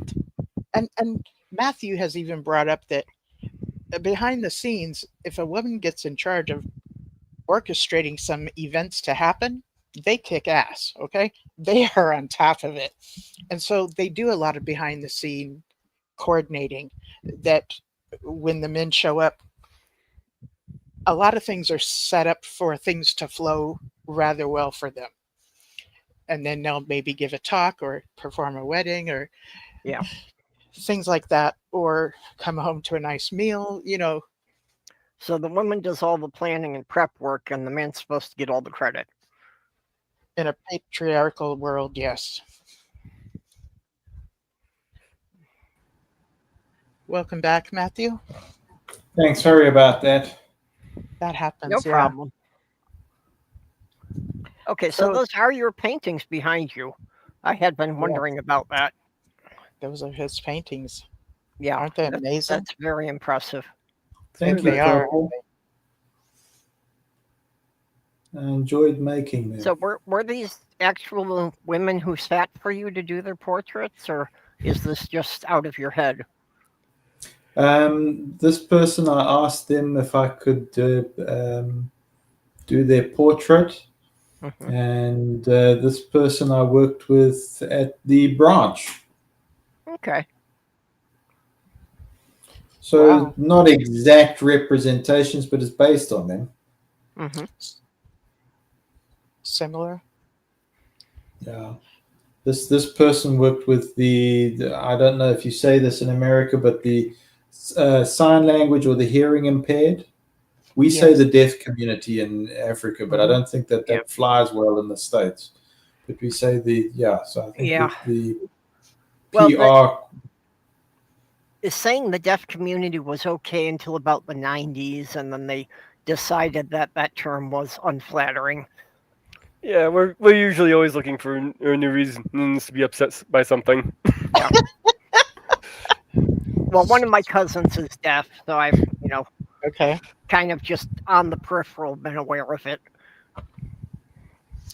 I also wanted to mention, to just change the subject a little bit, next weekend on the 18th of October here in the U.S., there's going to be a day of protest called Next week. No King's Day. I believe that's on the Oh, 18th. Okay. Saturday. I was at the last one Yep. in my area. Yeah, first protest I ever went through. Right For, on. for the size of the city, there was an impressive turnout for the last one. Yeah. So, I mean, it was bordering on like 10% of the population of the city. Yeah, and that's I mean, impressive. largely Republican here, and there's I think almost over 1,000 people showed up. Yeah, in this area. Here it started at the public library, and the line of protesters went on for more than half a mile. Wow. Wow. Yeah. So things in the U.S. have changed a bit since our last No Kings protest. And the idea behind No Kings is the idea that it's looked upon as President Trump is attempting to be a king rather than hold the position of a president. So it's a pushback on that. No King's Day. The people that are protesting are saying we don't appreciate him acting like a king. He's overstepping his authority and abusing his power and authority. So since then, I'm wanting to still encourage people who do want to be part of this protest to realize that since then, Antifa is considered a terrorist group, and anybody that considers themselves to be against fascism gets to be labeled a terrorist group, which of course is not the case. But just know that this could be something that protesters could be labeled as. Now, if that's the case, and Trump and I forget who else it was, pulled in all these different people that are in higher authorities of the service and Pete told them, Hegseth. thank you, and told them all this things, but it all amounted to, we want you to go into the cities of the U.S. and basically use cities as training grounds. Okay, Trump in his last Yep. time of being a president after 2016 was like, why can't the why can't we just shoot protesters? So in his mind, it is not a person's human right to protest. I'm putting two and two together and Yeah. saying that because of what ICE has been doing, okay, shooting people that are documenting what they're doing with not necessarily real bullets, but plastic ones, and I think there has been real bullets, plus sending in the National Guard to use different cities in the U.S. to be a training ground. I'm wanting you guys to think ahead on what can be done. I'm not saying show up with your arms, because most Democrats don't. That's usually not their style. Not to say that they don't have guns, but it's not a style, that style. So you might want to have the phone number of a lawyer written on your arm, maybe in marker. Well, Other not people- necessarily a lawyer, but somebody that you can count on to, you know, Yes. take care of those things for you if you get arrested. Yes. And one your of the phone things ICE has will be been taken doing, away. I'm sure you've heard of pepper spray. Yes. And Yes. there have been some incidents that ICE has been using pepper bullets, which basically they can fire from a long way off, and it's like you getting pepper sprayed. So they're designed to temporarily incapacitate someone. Okay. Yeah, there's a video out there of a priest getting hit in the head with one of those pepper balls. That's right, a priest. Yes. And they called in the local police department to come help them, ICE, and then they cry about how they don't get support from police officers, but they had their gas masks on and started, I don't know how if they threw it out or shot out these, what is it? Yeah, you're the talking about? canisters of tear gas. Tear gas, but the police officers did not have their gas masks. Yeah, So they the police gassed. officers Yeah, got they to be gassed. gassed. Okay. Yeah, they So gassed the police. if they don't give a fuck about the cops, they don't give a fuck about you. Yeah. So do things that will equip you to be able to call upon who you might need and bring, the usual kind of things you do need. And to remember that this is your human right. And police officers are usually there to support you being able to protest. One important tip is don't bring your cell phone with you, because they may then go and investigate everyone in your contacts list. Okay. So the best thing to do is if you can buy, one of these like little prepaid cell phones, one that you won't be concerned with just ditching afterward. That's a really good suggestion. If you think that they won't be able to get into your phone if you don't open it up for them, trust me, after they handcuff you, they take your fingerprint and they open your phone, or they stick it to your face and they open your phone. Yeah. And they'll go in it and do whatever they want. Well, or they can confiscate your phone, and they have people That's who what I was can get expecting. past all the passwords. Mm-hmm. So think ahead. That if you have any kind of I work with like jewelry and resin and stuff, and I have like kind of a mask thing.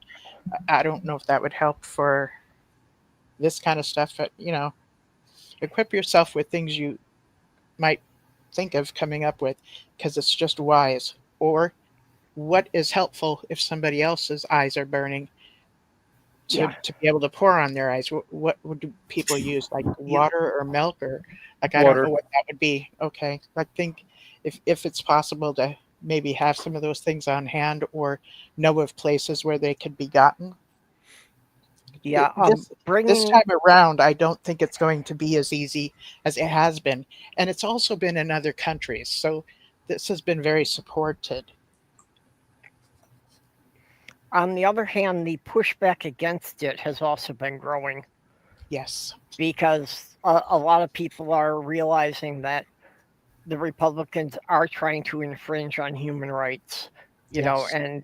and are one of the things with the deportations has alarmed a lot of people Yes. because people are being deported without their cases ever being heard. Correct. Yeah, And they're able earlier today, I was watching a video of somebody re-recording of somebody's live stream. They started talking about their politics, about how they were staunch Republican, but they can't even stand to they cannot back Trump. Yeah. That's a no go. Mm. and I myself don't have a problem with the ordinary conservative. It's this extremist, like 35% of Yeah. far right. It's a different breed and it's a more aggressive breed. Some of them are what are called Christian nationalists, Yes. and they have this. They are on a mission of God, for God. Okay, so in their belief system, their Christian belief system is to. There's a bit of white supremacy in there. I'm not saying everybody within Christian nationalism has that, but it's underlined with that. Yeah. And Yeah. they want to.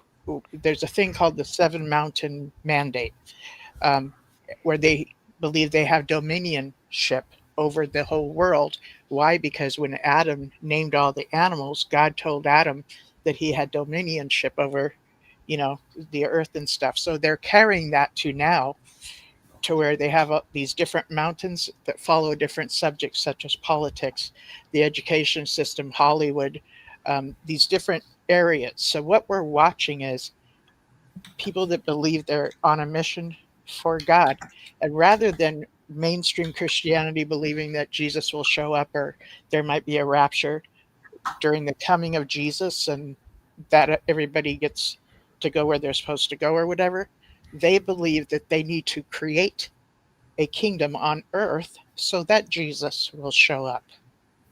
Yeah. So seeing these things of these areas of being very Christianized is part of that. Okay. And just for everybody out there who may be a Christian, you don't want Christian nationalism because there's a good chance that the type of Christianity that gets forced down your throat isn't going to be the one that you follow. Yeah. And that's going to be a problem that they're going to have if they establish the U.S. as a theocracy, which they're trying to do. Yes. Then it's going to be an argument over which denomination of Christians are going to be in control. Right. So the separation of church and state here in the U.S. is very important. So, yeah, I'm just wanting to give a little bit of when you understand what somebody's mindset is, it helps you. Honestly, that is really probably the biggest reason that the idea of keeping the government and the church separate was started by the founding fathers. Yes, because pretty much each of the 13 colonies was pretty much each one formed by a different church. So to keep them from fighting among themselves, they said, we're just going to keep the religion out of politics. Okay. So there's also the theory that within Christian nationalism is that what we just said right now, what you just said was a lie, and that America started as a Christian nation, and that we've taken prayer out of school, that we've taken the 10 Commandments, and they're trying to put it back. They think they're making it godly again. People from January 6th, 2021, many of them had that Christian nationalist mindset, and the things they did were, some of them were very passionate and believed they were on a mission that God had put them on. So the fervor that you saw and the way of conquering what was thought of as going against God was very real. Today, those that are Democrats are being spoken of by Trump as being basically of the devil. And Well, the not more, basically. He said that out loud. yes, the more we are spoken of in this way, the more somebody who believes they're on God's side will have no problem getting rid of us. And Okay? people don't have to worry about prayer in schools. As long as there are algebra tests, there will always be prayer in schools. I don't understand the connection. Can you help me out? Kids always praying before their test. Okay. Thank you. Okay, thank you. You know, they may not do it out loud, but there will always be kids praying in school. Okay. And let me just make something really clear. I'm not talking about the ordinary conservative person that, just the neighbor guy down the street who goes to church every Sunday and doesn't care to have the government in his back pocket, and maybe brings his family and grandkids. I'm not talking about the ordinary mainstream Christian. I'm talking about the extremists that are on a mission that they believe from God. And they believe that they're doing, it's a spiritual warfare thing. And yeah. I have no problem with anyone practicing religion any way they want. It's only if they're trying to push it on people who don't want it that there's a problem. And I believe it's going to get to that place. So well, that's we'll what talking about that more too. That's what the far right conservatives are aiming for. That they want to Correct. establish a national religion, which turns, that's happened in Hungary. I didn't grow up in a theocracy. To be able to be free in society at large, to get to be in another theocracy. Okay. Yeah, and so this is people what don't realize what it's going to be like. You don't want this. This is what the Project 2025 plan was all about, which was written by the Heritage Foundation. Correct. So, if you don't practice religion the way the Heritage Foundation wants you to, they're going to force you into it. Yes, and this is something that, even though it's showing up a lot over the last 10 years, it started in the early 1900s with Opus Dei from Spain, a combination of things, a combination of different things that create Christian nationalism and white Christian nationalism. So when you hear about not damaging the culture, it's talking about keeping white folks with white folks, Hispanic folks with, this no intermingling. That's not what America really is. Okay. But they're talking about as it should be. And that's part of that whole Christian nationalism thing too. So, again, if any of it rings true to you, great. And if not, that's okay too. It's simply my opinion. And I just wanted to give you guys a heads up, because next Saturday, if you want to be a part of it, just keep some of those things in mind, because the heat is being turned up. And I just want you to know that, because I know it's smart to take breaks from the news every so often, but in 2021 or 2020, I did take a break, and then I turned the news on and it was January 6th. I'm like, holy, what the hell is going on? So those of you that don't understand what January 6th is that was a time that was planned to all hang out, to head down there. It was going to be wild, which of course I didn't get any idea about. And then Trump spoke to his followers, people that admired him a lot, and spoke of doing things because we needed to fight like hell, and it was a manipulation to get it to where his vice president would not count. Yeah, well, these votes. January 6th was the day the vice president was supposed to certify the results of the national election.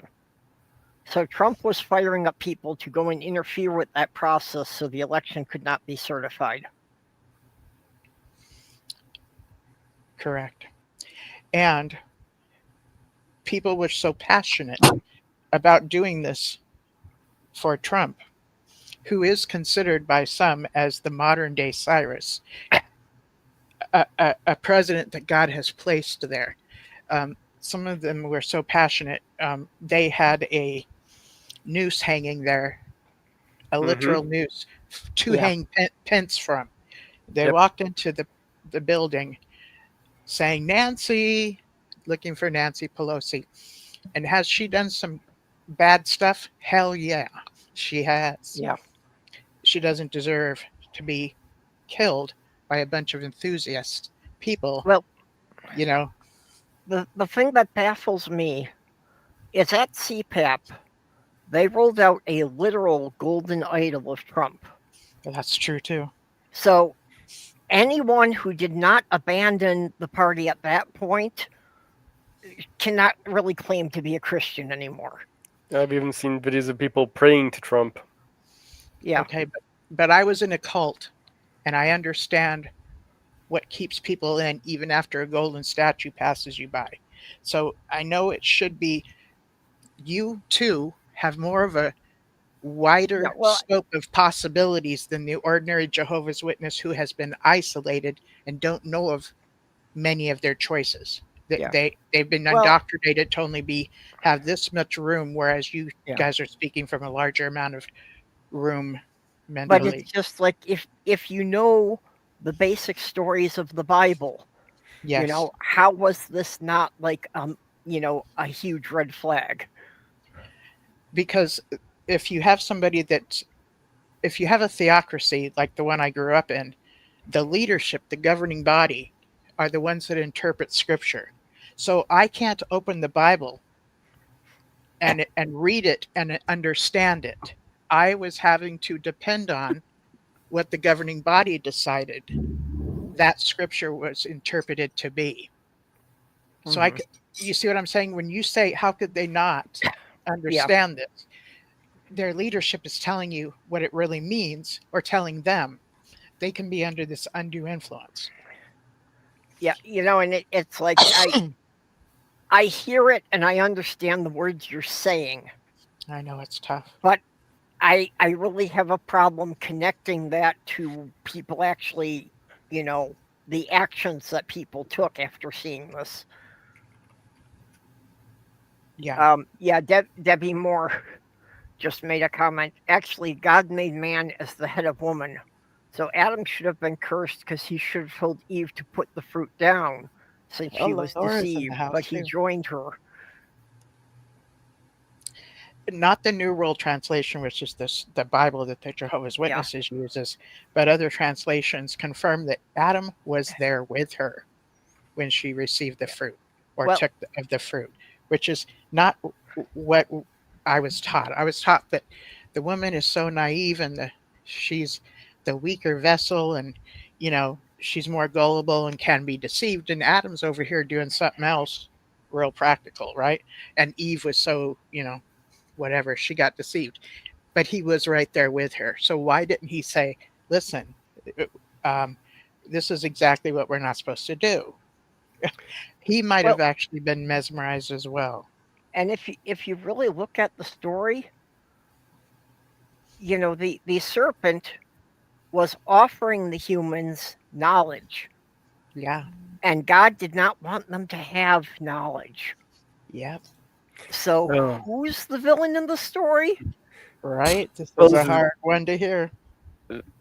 Next moment, and there was a tremendous commotion. The banners and posters with which the square was decorated, they were all wrong, and quite half of them had the wrong face on them. It was sabotage. Well, I think Adam had to be there with Eve when she took the bite, because I think if the woman had acquired the wisdom, she would not have given the apple to the man. Oh, okay. Yes, that's a possibility. That's hilarious. But, the design of the Garden of Eden is so flawed. It's like, if God didn't want them to eat from this tree, shouldn't he have made the fruit smell so repugnant that they didn't want to get near it? And maybe for good measure surrounded the tree with a moat of lava? Something. It's about obedience, right? Yeah. And I know that it's a metaphor, but if you right, You know, if you start breaking it down literally, it's like, this doesn't really make sense. Mm-hmm. And I'm sorry, I've spent too many years just trying to unravel the Bible stories I was taught. So can I ask your guests, Linda James, about an alternative view about the Edenic account? Because sure. So it's not to push one particular belief or anything like that, but I'm just going to go silent for a minute, but I'm listening. But among Jehovah's Witnesses, and you must tell me, Matt, no, this is triggering or whatever, but if it's disturbing. But I'm going to present to you an alternative view of the Edenic account. Because among Jehovah's Witnesses, it's just that's how sin comes into the world. This is the big problem. Now we need a savior, and so that's the narrative that's given. But now, if you go into something like theosophy, okay, it's a very different idea. Okay, so you have got the monad. I don't know if you've ever heard of that. The monad that's related with concepts like dyads. So in theosophical teachings, you've got some very specific meanings there. So it's partly inherited from, say, Neoplatism, and partly adapted into Blavatsky's synthesis, this amalgamation of religions, this kind of eclectic idea. So in theosophy, the monad isn't just a simple point, but it's the spark, this indivisible divine spark that's inside every human being. Yeah, many of the stories in the Old Testament were actually copied from previous traditions.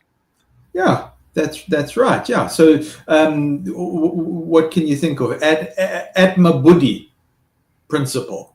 Atma plus its vehicle. So Atma is the spirit, and the vehicle is Buddhi.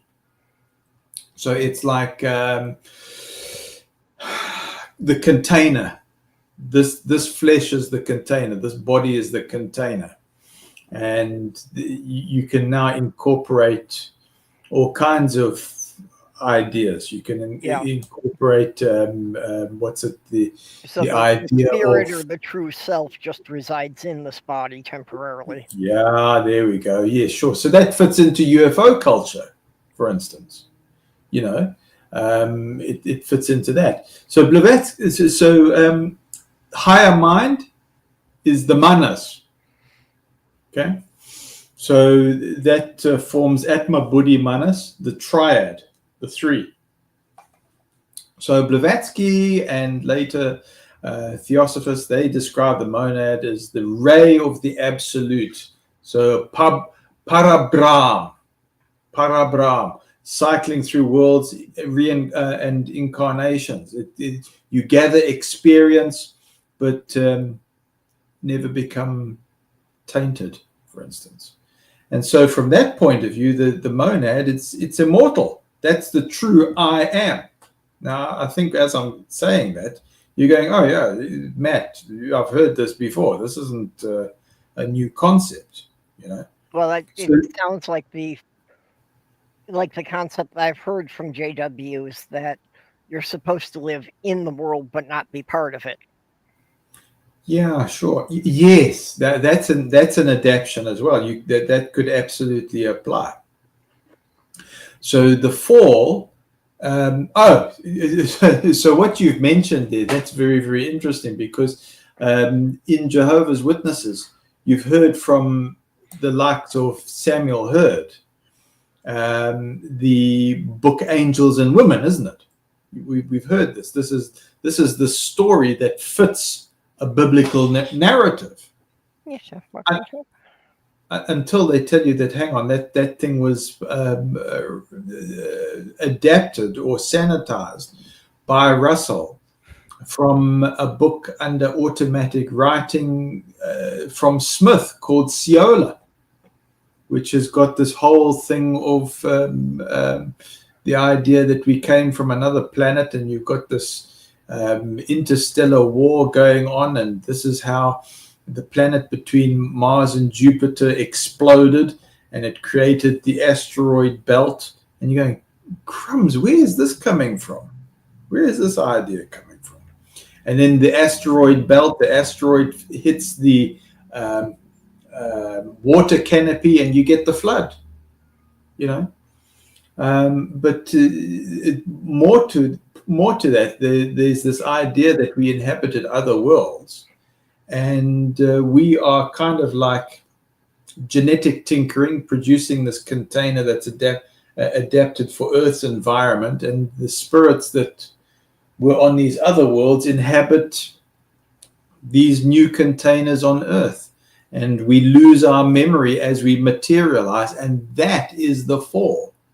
That's the expulsion from Eden, if you want to call it that. So that's another idea that comes through Jehovah's Witness literature in the form of angels and women. That's a very, very interesting, that's got a very interesting history with Russell sanitizing Seola for his community.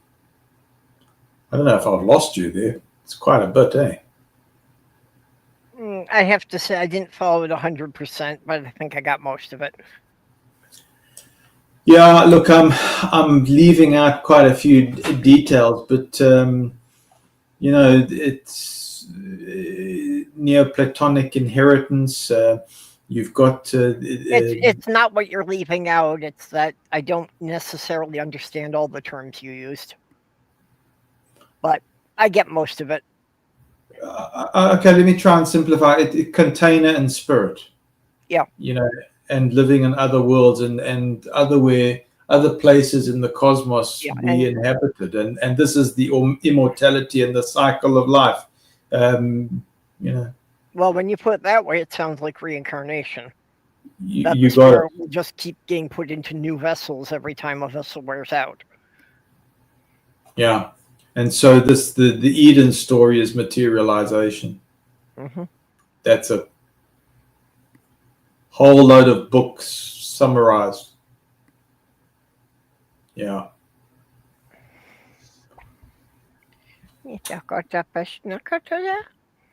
Interesting that Russell locked onto that, though, hey? Yes. Because that was the time that you had Olcott and Blavatsky. Well, the idea of, you know, the spirit being something separate, that after the body dies, the spirit will be freed, that's really the basis of many different religions around the world. Yeah. Yeah. Jehovah's Witnesses are taught something called soul sleeping, and they don't believe that upon death the soul continues to live on. Unless you're of the anointed. Thank you for the correction. Unless you are in the anointed, which means that you have this heavenly calling. Absent from body, present with the Lord. Yes. Get a ticket to heaven right away. Yeah, that's right, Linda James. So in the UFO culture, if you go interview with an extraterrestrial, that's about rescuing the true inhabitants. Mm-hmm. That's what it is. That's a parallel to the 144,000 idea. It is. Wow. I mean, if you go into this and you're going, oh, well, that's New Age movement. In fact, that's why you've got to be very careful with where you report these things, because even relating that's a belief system can be very triggering for some. Yeah. Look into that and say, oh, geez, we're not going to touch this. No, it's fascinating, though. Yeah. Oh, what's fascinating is it entered into Jehovah's Witness culture through that book, which Samuel Hurd spoke about. In fact, I'm sure, Linda James, we did talk about this some time back, didn't we? Well, the Bible actually says very little about hell, most of the Christian perception about hell is actually taken from Dante's Inferno. Sure. The Divine Comedy. Yeah. So it was not part of the Bible, but it's something that the church picked up on and started to teach. And most Christians are not even aware that that's not all in the Bible. Sure. Well, then you go into the stories of Gilgamesh and you go into the Akkadian records. Yeah. And you look at this and you see the great same. flood of Gilgamesh was very much what was copied for Noah. Isn't it amazing what atheists know? Isn't it amazing what XJWs know? Right? What put me off of Christianity is that my born-again brother bought me my own personal Bible when I was 14. So I decided I was going to read it cover to cover. That'll do it. And I only got as far as Leviticus before I was thinking they can't expect me to take this seriously. Do you see what Thrifty Treasure's written in the comments there? Yeah. Well, I had grown up reading science fiction. So it's like by the time I got to Leviticus, I was already coming up with, there's too many contradictions in the narrative here. The story is not coherent. Sure. Debbie Moore, I do see you. You've been responding to Purple. Purple says, before they ate from the tree of knowledge, they didn't know the difference between good and bad behavior. And then Debbie Moore says, true, Purple. I was going to add that, but ran out of space. Yep. Thrifty says, that's an interesting thought, Debbie. Let that sink in. And Thrifty Treasure then finishes off. Russell's sister was said to study New Thought religion and hold meetings at Brooklyn Bethel early on. And I think we should also just point out that this isn't a belief that we're pushing necessarily. It's just an interesting thing that was around at that particular time that Russell was doing stuff.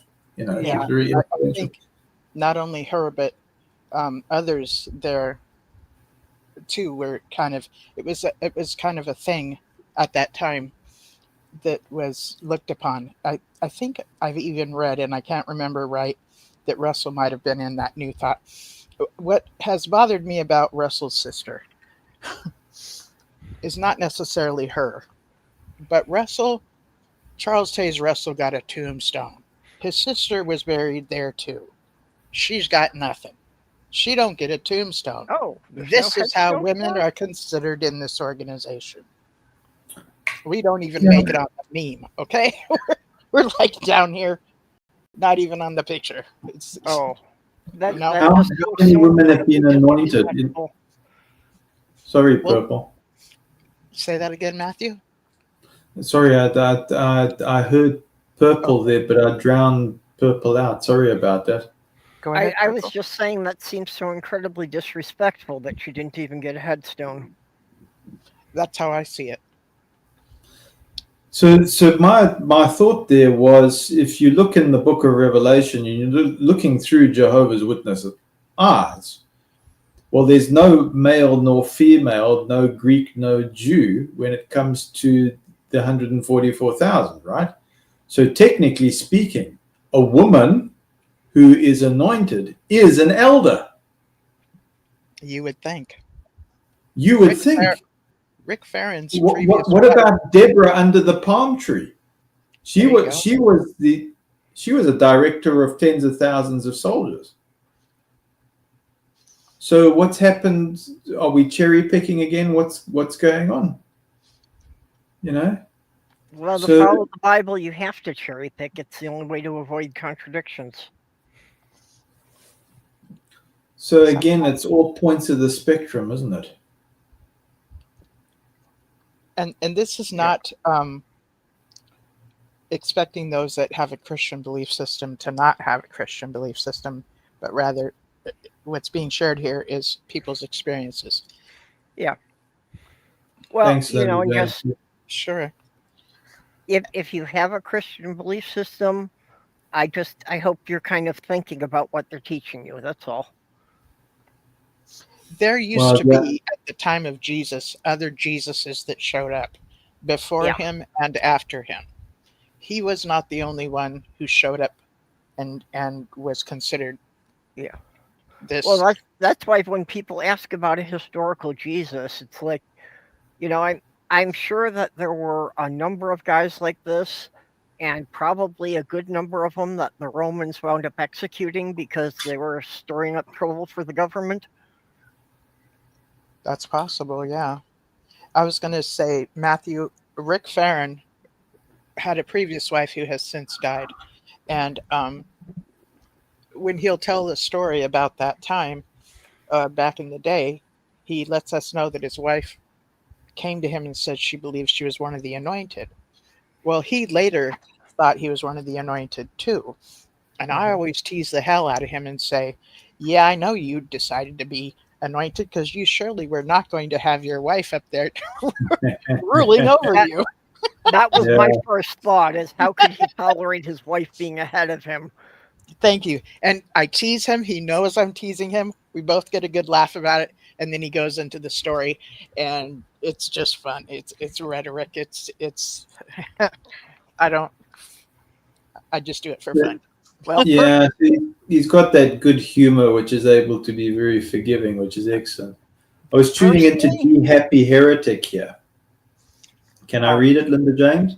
Yeah, Yep. yeah. It says CJB Complete Jewish Bible, Genesis 1:26. Let us make humankind in the likeness of ourselves, male and female. 27. God created humankind in his own image, not from Male, dust female. and not from a rib, but like God. I believe as spirit, but in with a human body. That's D Happy Heretic. That's an interesting post. Yeah, she And taps. here's the one about the rib. What is DNA?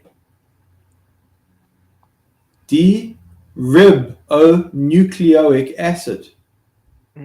D-ribonucleic acid. Isn't that interesting that now Is made from the rib, and Rib. DNA has got rib in it? That's right. Even the picture of it looks like there's. well, I won't claim to know what happens after you die, but I think if the spirit is able to continue without the body, then to me reincarnation is what makes the most sense. Well, purple. When you look up at the macro, if you look up at the heavens, or you look up at these nebula and things like this, you can see wombs up there shooting out stars, right? You can see things that look akin to seas of brain cells. So what's that all about?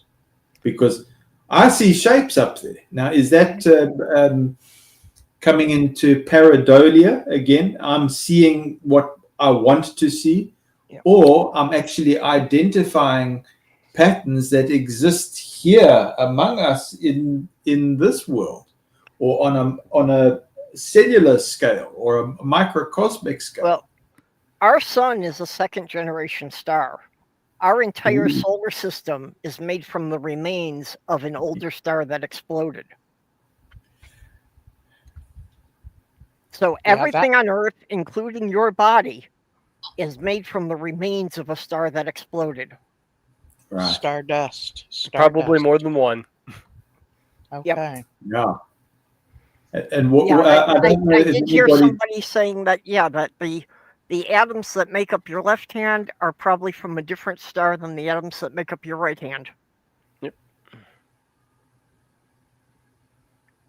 So I believe it's the place that in my brain at all, but interesting. You have, if you ever notice, I'm sorry, go ahead, Grey Wolf. The table of elements, I believe to get anything higher than in iron, you have to have the supernova and make that. Yep. Yeah, it requires that kind of heat to make any of the heavier elements that we find on Earth. Wow. Linda James, you see what's happening on your channel, eh? It's so I love this kind of stuff, even though it's like we're letting the imagination flow, you know. Yeah, but now I now have we're to step going. away for a minute here. Okay. If you ever notice, those that have been previous Jehovah's Witnesses or those that have looked at Jehovah's Witness literature, you will not see female angels. Okay. They're all men. They're all men, and they all look very, very similar to Kenny Rogers, who was a handsome man. And I think the world really benefited from Kenny Rogers and his music and his heart. But it's fascinating that when they portray angels, they're all men. You know, I think the song "The Gambler" inspired an entire generation. right? Have you ever noticed Lionel Richie and him sound so amazingly similar? And they both sing that song, Lady. Lady, you're my knight in shining armor, and I love you. They both have a similar voice, and when I got to see them do a duet, I about lost my mind. It was so amazing. Yes. It was amazing. So here's the thing that I think we were denied, because when we look at JW history, we get, I don't know about you, maybe I should speak for myself, but I got the idea that we were Bible students, that we got together, looked at the Bible scriptures like the Bereans, and prayed over it, and we were guided by Holy Spirit and came to a conclusion. That was the idea. I mean, I remember teaching people and saying, oh, this is how things work, and we submit these questions in a nice orderly fashion in a letter to the branch, and it gets answered. It's never worked that way. Questions from readers. Yeah. Yeah, contrived from a certain select few, you know, and it's steered in one particular way. The real interesting questions you never see. Yes. I mean, I agree. who thinks up this stuff? It's usually some legalistic thing that's come in, you know. Yeah, if this, I just think that the responsibility that are put on an ordinary Jehovah's Witness to feel so responsible for never stumbling anybody else and feeling responsible for Jehovah God's emotions, meaning as if we could make Jehovah sad by our behavior, and at the same time be responsible for Jehovah God's reputation, are both just unfair burdens to put on us. It's nuts. God is a bigger God, and God can keep God's reputation in a good place. And I am responsible for my reputation, and I'm not responsible to keep Matthew's reputation in a good place. You know what I'm saying? And if Matthew and I are not responsible for each other's reputation, which is not to say that if somebody talks negatively about each other, we wouldn't stand up and say that sounds out of character of them. But it's not our responsibility to keep God's reputation in good standings. That's an unfair burden. It's just ridiculous for us to, as mere humans, to have to be responsible for that. Go ahead. Linda James, I'm keeping an eye on the chat, because I think it was a week ago, I couldn't see what was happening in the chat, but we've got Debbie Moore here. And Debbie Moore is saying the Bible is a violent book. God starts it off by threatening them with death. Cain murdered Abel. Abraham was told to sacrifice Isaac. When Israelites flee Egypt, all of Pharaoh's army die in the sea. And I don't know Debbie Moore's angle, but it sounds like the video that Fran and Joe were showing. And again, not to promote one thing after another, but it's another view that is worthy of. This date was 10/11, and Matthew is talking about the Wednesday before October the 11th of 2025. I'm sorry, I just needed to timestamp that so that Yeah. people who So that was an interesting view that others were able to explore, which we were denied. We were denied the exploration. But it's nice to have a comment like Debbie Moore coming up and saying, well, hang on a second, take a look at this. How do you reconcile this? What God are we talking about? Which is this Jehovah here? Who is this, And what's the personality about? And can we question this?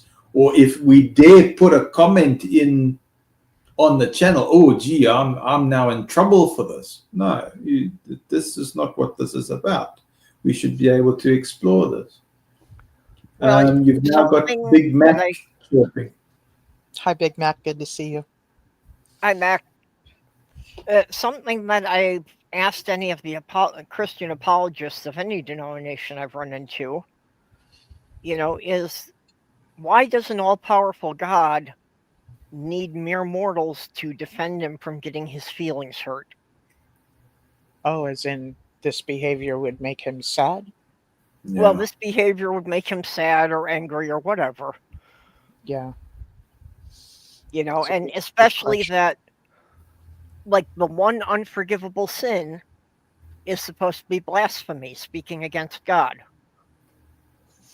That, no matter what you do, you could kill other people and you could still be forgiven. But if you speak against God, that cannot be forgiven. Yeah. So it seems to be a very juvenile spiritual idea, isn't it?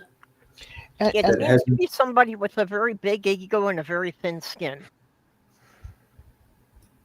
Yeah, or an idea that hasn't been allowed to develop or explore things with all the angles.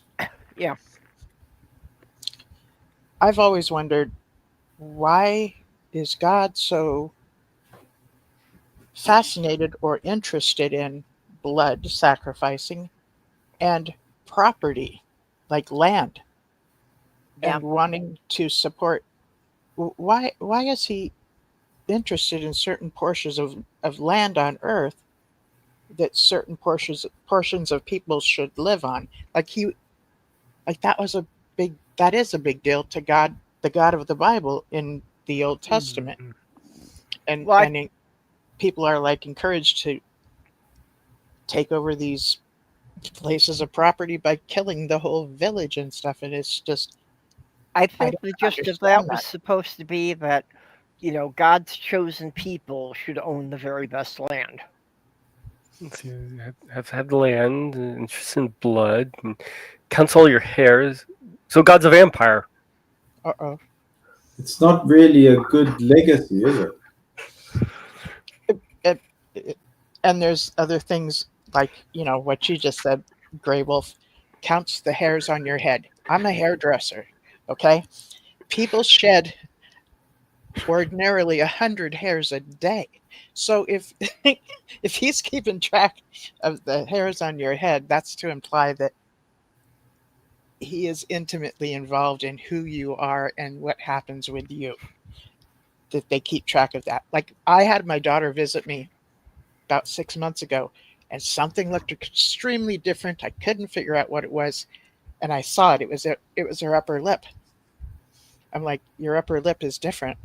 And she explained to me that she had gotten a shot of something that lifted her lip to give her an upper lip.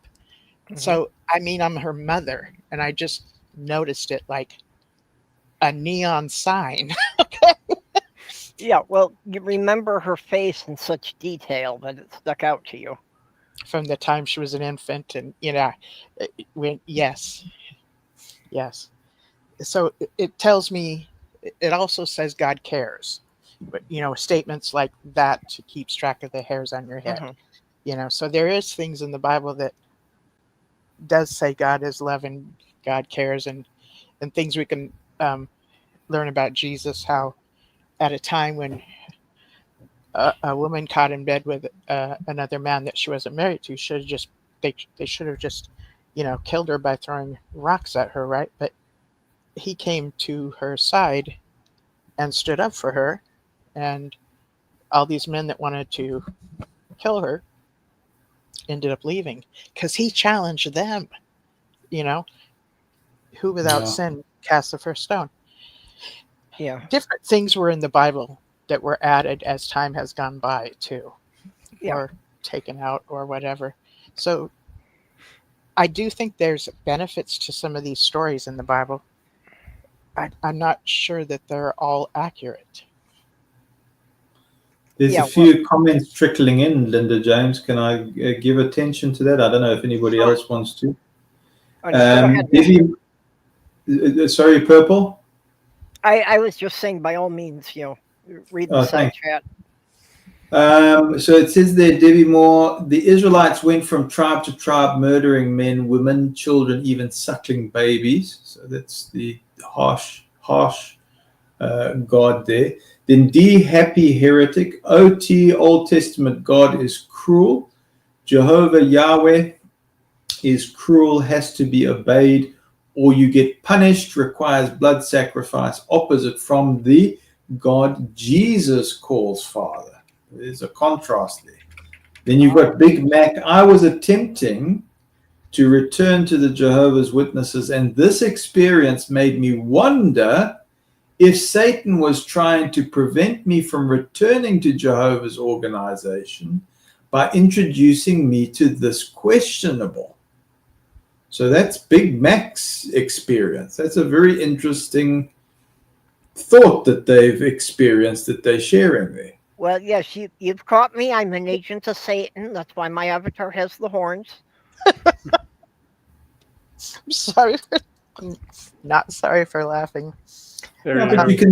you can see the thoughts there, because Big Mac now comes in and says it worked. I totally questioned your JW info after reading that. Yeah. Well, like I say, that's, I was fine with, I was raised, born in the Catholic Church, and I was fine with going along with it until I read the Bible. And then I started to question a lot of what they were telling me. By the way, Big Mac is has a rare history within this organization. He, not being baptized as a young man, was disfellowshipped. Oh. That should not ever happen. It affected Right. the relationship with his mother very negatively. Yeah. And why that happened, I'm not really clear, but it did happen with him, and it's an atrocity. Is what That could have been the time of when there was approved associates. Do you ever remember that? Linda James? No, I don't. So approved associates at that particular time, you didn't have to be baptized. You could be labeled an approved associate. Yeah, I don't recall. Or one who wasn't an approved associate, a bad associate. So it was this strange time period but look, the point that you've made is that Big Mac, it was atrocious what happened to them. So yeah, it was one of those things that was probably transitional belief systems or something like that going on, and that was the experience. So Big Mac, sorry for the experience. Yeah, that's so this is it. It was called disassociated. Yeah. So he should. I think that happened to my aunt. Thank you for correcting me on that, Big Mac. I said he was disfellowshipped, so I was wrong. It was called disassociated. He was. That's a good point, because disassociated you can't appeal. Okay. Ask that question again, Purple, please. I was just asking, what the difference was between disfellowshipped and disassociated. Okay. So disassociated, you can't appeal. Disfellowshipped, you can appeal. Say, for instance, you are anointed. Well, then you can appeal all the way to the governing body level. And you can say, no, I'm in permanent repentance. I'm in permanent repentance based on Jesus Christ's blood. And I never retract that. So whatever punishment or discipline the congregation feels should be merited, I am willing to go through that punishment or to take commensurate action to reconcile myself back to the congregation standard. Therefore, you would have some sort of sanctions put upon you, or they would say restrictions, and you would be reproved, but you would still be part of the congregation. So you could do that all the way to governing body level. If your elders said, no, we choose to disfellowship you, you can say, no, I appeal that, which case they would now produce a special judicial committee, and you could say, no, I appeal that decision as well if it's to disfellowship me. And you can appeal it to the governing body, and you can be in a permanent state of appeal and say, I never retract. I've never heard that you could appeal it past the first appeal. Because it's not in the SLF book. You won't find it there. But it is in how the governing body know how to deal with things. Is that kind of like the level of the information of the third magazine you were talking about? Yeah.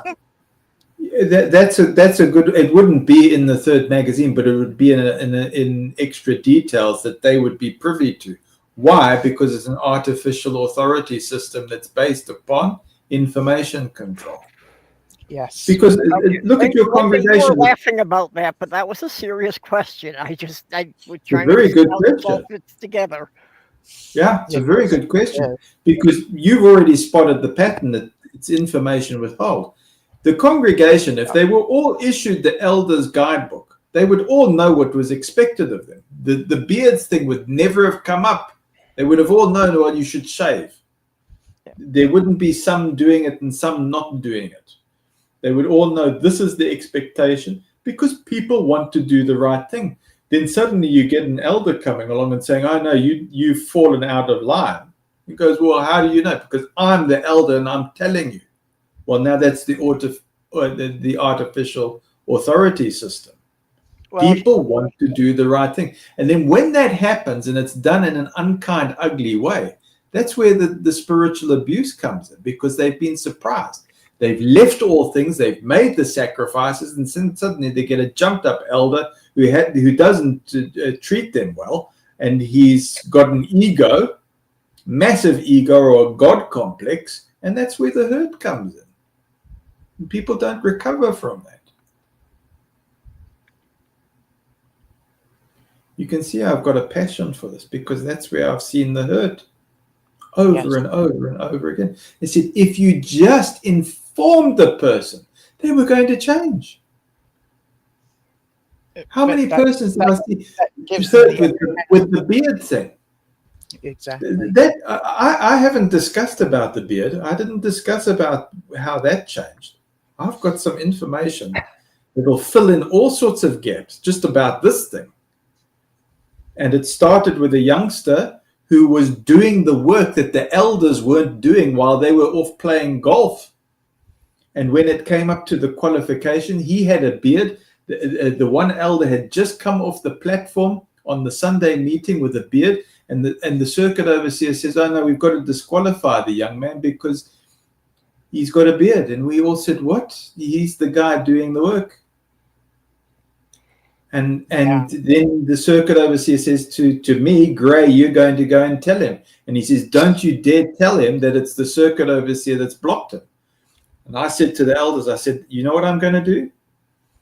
Exactly the opposite of what the circuit overseer says, because he's a gutless, pharisaical, self-righteous, pedantic, lying, slithering serpent, and that's too good to describe. I said that to the elder I was with. I said, I am going to tell this guy the truth, because this young guy is going to go ballistic when he finds out that he's been working his backside off, and now suddenly he's disqualified. And in the same congregation, they've got elders up there with elders. It's with beards. It's an inconsistency. Mm-hmm. And I said, the only place that at that time the beards thing existed was on service desk or with the assembly overseers, where it was written and in writing, but it wasn't even privy to your local elders. It was done orally.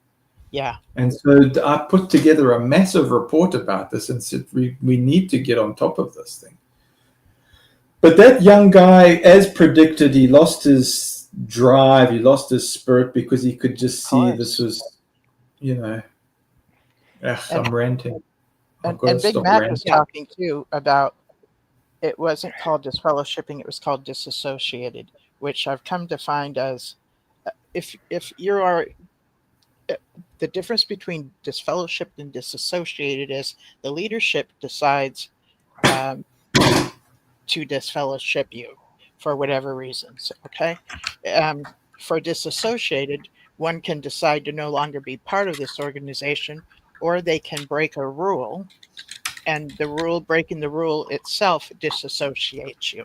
So then he goes on to talk about how he was a publisher with above average hours of field service and conducting Bible studies while given privileges at the Kingdom Hall, microphone and sound and literature department. Getting to be in the literature department is something that was considered, a thing, quite the privilege, to be serving in that area. Mm-hmm.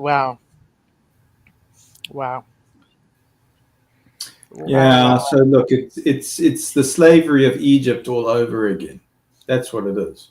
Yeah, but like you were saying about, things that weren't passed down to the lower levels, that's what the I in the bite model is all about, the information control. That yes. only people who have achieved certain levels in the organization have the privilege of seeing certain information. Yeah. Right. And usually people that are lower on the hierarchy find out this information on a, quote, need-to-know basis. When do they need to know? At the moment this poor homeboy is told he can't have a beard. Okay. It's like, it feels like it's out of nowhere. Like, what do you, boom, and then it affects your spirituality, which means that within this organization, it affects your relationship with Jehovah. Yeah, because that's the person that you think is the supreme consciousness or the supreme creator or your higher self, or however you want to look at it. That's the stepping stone to your spiritual growth, and it's hijacked. Yes. And this is the thing. Within Christianity, there's terminology called inheritance. It's the gospel that someday you get to be in God's presence somehow, somewhere. Mm-hmm. And why? Because because that's going to be your inheritance. Inheritances are not earned by good works. It's earned because you're related to them. And you can have an expectancy of an inheritance. And not only those that are bio children of, say, a father and mother, but also those that are considered adopted children as well. They too can expect an inheritance. So eternal life within mainstream Christianity is guaranteed because it's all about what God set up to pay the price, which was the blood of Jesus, which I find weird, but that's how it is. Now, people who do works within Christianity would be doing it out of thankfulness, not so that they can gain eternal life. In the organization, no one was ever secure knowing that the price has already been paid, that they will have eternal life in the presence of God in the afterlife.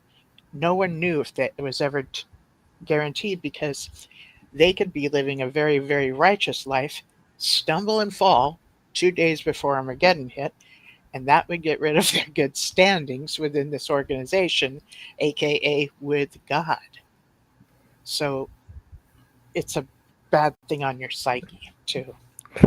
Okay, let's see. I think I get this. So Smeagol was disassociated, and Boromir was disfellowshipped. Bad joke. Okay, so I sort of got that, and it did sound. I was almost there. Thank you. okay, ahead, so Purple. what happened if the Armageddon came, and a bunch of people had stumbled just before the day of the Armageddon, so then they were a couple people short of the 144,000. That's a good question. That's the end of the human race, right there. It cascades, and it just. Hey. I gotta go potty, so I'm still listening, but I'm checking out for a minute or two. Please We're carry all on. a little potty here. But Purple, you know what? I've got to take that thing seriously, but now you're getting into this idea of free will, isn't it? So are things predestined, or is there free will? So as soon as you're saying, well, 144,000, absolute literal number, then it with an absolute has to be filled, isn't it? And you're going, well, then that introduces predestination for those ones. And you hear Writing Desk talking, or members on Writing Desk talking in a way that supports predestination in that particular sphere. And you're going, oh, but I haven't heard this on the local congregation or the normal congregation. Well, there is a problem with having a God who is all-knowing and knows how the end will turn out, and having free will. Sure. Because if he knows how the end is going to turn out for everybody already, how can any choice we make change that? Yeah. The problem is I can give you the JW rationalization, but I don't know if I want to. The JW rationalization is that God chooses not to see in order for free will to exist. It is his gift. By him placing a restriction upon himself not to see that creates the free will for us. So therefore it is a divine gift. I'm not saying this logic is completely sound. I'm just saying that is the way that they do the mental gymnastics. Okay, and Big Mac is saying something about some rules they changed in 1989. Can I read it, Purple? Yeah, why don't you read it and then explain it?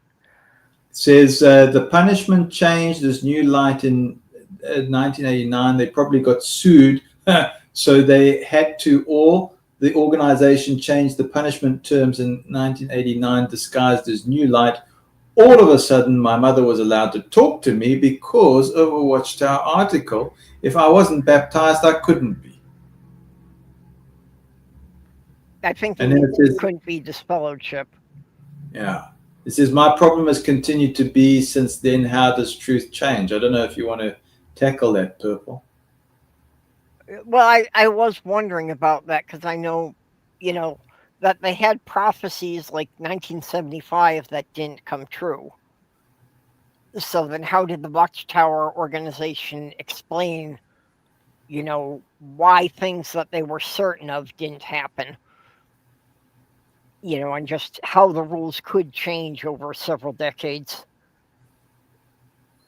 I guess it's top-down control. It's very easy for top tiers who feel that they have the control to now suddenly say, well, the rank and file were the ones who were mistaken, Mm-hmm. And persons, it's the sunk cost fallacy, isn't it? If persons have invested a lot, it's the sunk cost fallacy. So yeah. The mind tries to hold on and say, no, I've still got my hopes and expectations this way, and it holds on. Big Mac is saying exactly. I understand the sunk cost fallacy. I have been to casinos, and it's like if you're down, you don't want to leave right then because you think that you can make it all back yet. Yeah. So again, I think even in talking like this, this group has got a tremendous amount of insight in to try and how to heal some of these what do you say, inconsistencies? Would this be an inconsistency? Yeah. I would rather have questions I can't answer than questions I'm not allowed to ask. Is that how it goes? Richard Feynman, that I would rather have questions that can't be answered than answers that cannot be questioned. And I know that one because it's actually the tagline on one of my email accounts. Yeah, no, thanks for that. Yeah. So that's what I think the value of coming together like this is that, when we've got these things, there is a strengthening process and can be all right with that. Be all right with it. I don't know the full answer. I'm all right with that. Well, there is nothing wrong with saying I don't know.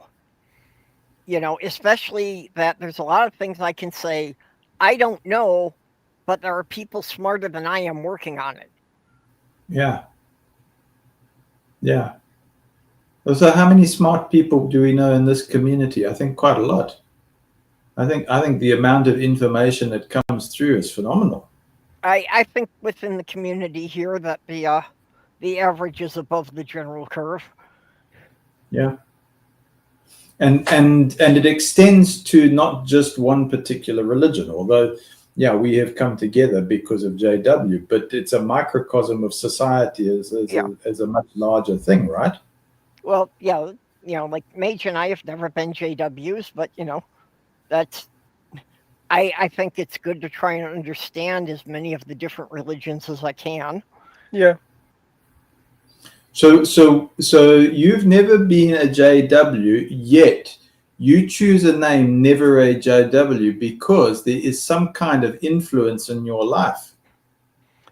Well, like I say, that the more I've known some JWs online now for since 2017. Right. Linda and a couple of others, and from Owen Morgan, Telltale Atheist, I learned about the bite model. And the more I learned about the bite model, the more I was realizing that, that sounds a lot like my family. Yeah. Especially since I was the youngest, so I was on the bottom of the totem pole. So Purple, your recognition of that bite model in many other systems beyond just one particular religion? Yeah, well, just seeing that it can be applied to a lot of different organizations. And that, if you start to understand it, it's a pretty good test of whether or not it's a group I want to belong to. Yeah. And Grey Wolf? Yes. Similar sort of experience for you, or different? I'm pretty much different. I grew up being surrounded by different religious beliefs, so. Well, then that's been a gift for you, because it's saved you from the kind of pains that we as Jehovah's Witnesses have experienced. Well, that was also a big influence on me, that as the Catholic family, we were a minority because the community we were living in was like 85% Jewish. Okay. So just going to school, our school had to give all the Jewish holidays off because they knew that 3/4 of the kids wouldn't show up. Yeah. So there was a lot of that about, just correlating that, the Jews and the Christians were essentially supposed to be following the same book, although the Christians added some extra books to it. Yeah. But it's like, how were the interpretations of the same book so very different between religions? Yeah. A Big Max chipped in with another comment. Can I read it, folks? Oh, Yes. yeah. says, I've studied with former circuit overseers since and have never gotten acceptable answers for truth changing and always told to wait on Jehovah for my answer. That sounds like a thought-stopping technique.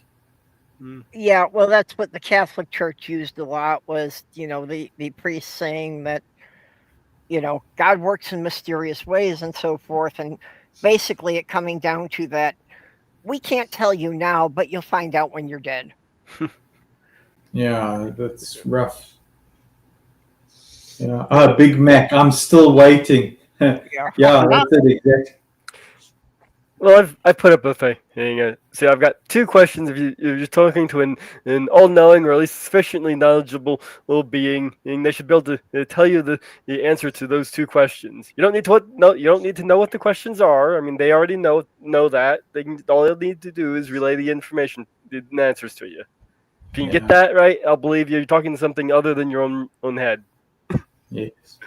Well, that's been my view on psychics. That if they're any good, they'll know when to call me. Yeah. If they're any good. Linda James, I must apologize on your program because I know that during the program I've identified I faded out somewhere. You've identified that you have what? Yeah, I got this injury and I can feel I faded out, and I don't know for how long I was faded out. But okay. Somewhere during the program, I know that I've lost a piece of the program, Okay. but it's because of damage. So if I faded out or if I wasn't responding, I apologize about that. No, you seem to have been attentive here the whole time. Yeah. Okay. I'm going to be closing this down in another 10 minutes. All right. Or within the next 10 minutes. Okay. The other day, Mage Grey Wolf and Purple, it's been real fun being with you. I know that Linda James normally likes to sign off with some wise proverbs and. Oh, I've got one. That you can sign Good. off on here. Let me see here. It's just important to understand, and we're all human beings on this planet. And so, however clearly defined enemy is in any particular case, you still need to understand that other person is a human being. The minute you dehumanize someone, and it becomes a really slippery slope to treat people in an inhumane way. That's from the musician Voltaire. I love it. I love Voltaire. Thank you. Well, and that's why the Galactic Alliance has quarantined the system. That until we can stop killing other people that look just like us, how can any other sentient being feel comfortable here? Yeah. Purple. Wonderful. It really is Linda about. James, thank you very much as always. You're welcome. We've had The fun. other day, I did, yeah. The other day you were talking about a magician that came on. Oh yeah, That Uri Geller.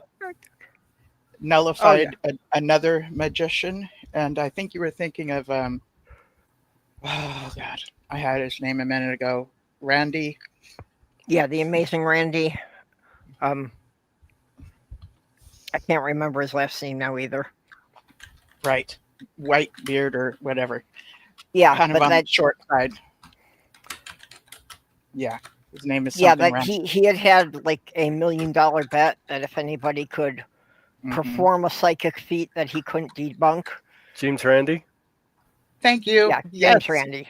James Randi debunked many or a few magicians by telling the audience how they do their tricks. Yep. So I think that's who you were talking about the other day on a different stream.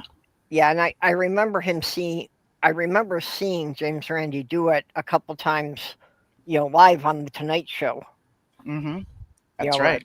Back when it was Johnny Carson. That's why I'm bringing this up. Because of Johnny Carson, he debunked a certain person that you, Matthew, told me was hanging out with Michael Jackson. That person that was hanging out with Michael Jackson was a magician that Randy James debunked. Yes. But yeah, I looked that up. The two of them And seeing Michael Jackson's demeanor with him, he was comfortable with him. They were truly friends. I could see that. Yeah. Because where was Uri Geller successful? Was it his bending spoons trick? Was that his magic trick, or was it the showmanship and the sales that he was able to do?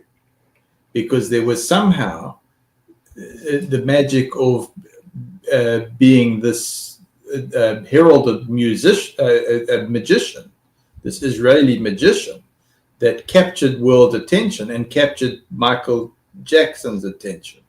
So that was which is the magic trick: the bending the spoon, or having this trick and being able to sell it to this audience and getting such popular notoriety that even psychologists say, well, we're actually not too sure about Uri Geller. Was it a trick or it wasn't?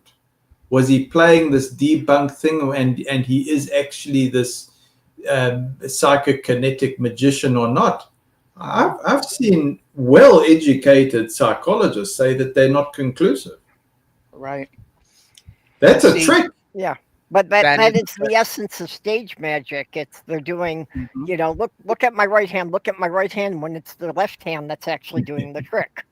The art of diversion is the deception, yes. And the reason I'm bringing this up too is because I believe that's what the governing body does when they take a scripture in Matthew that is a parable, but they call it a prophecy that declares them the faithful and discreet slave.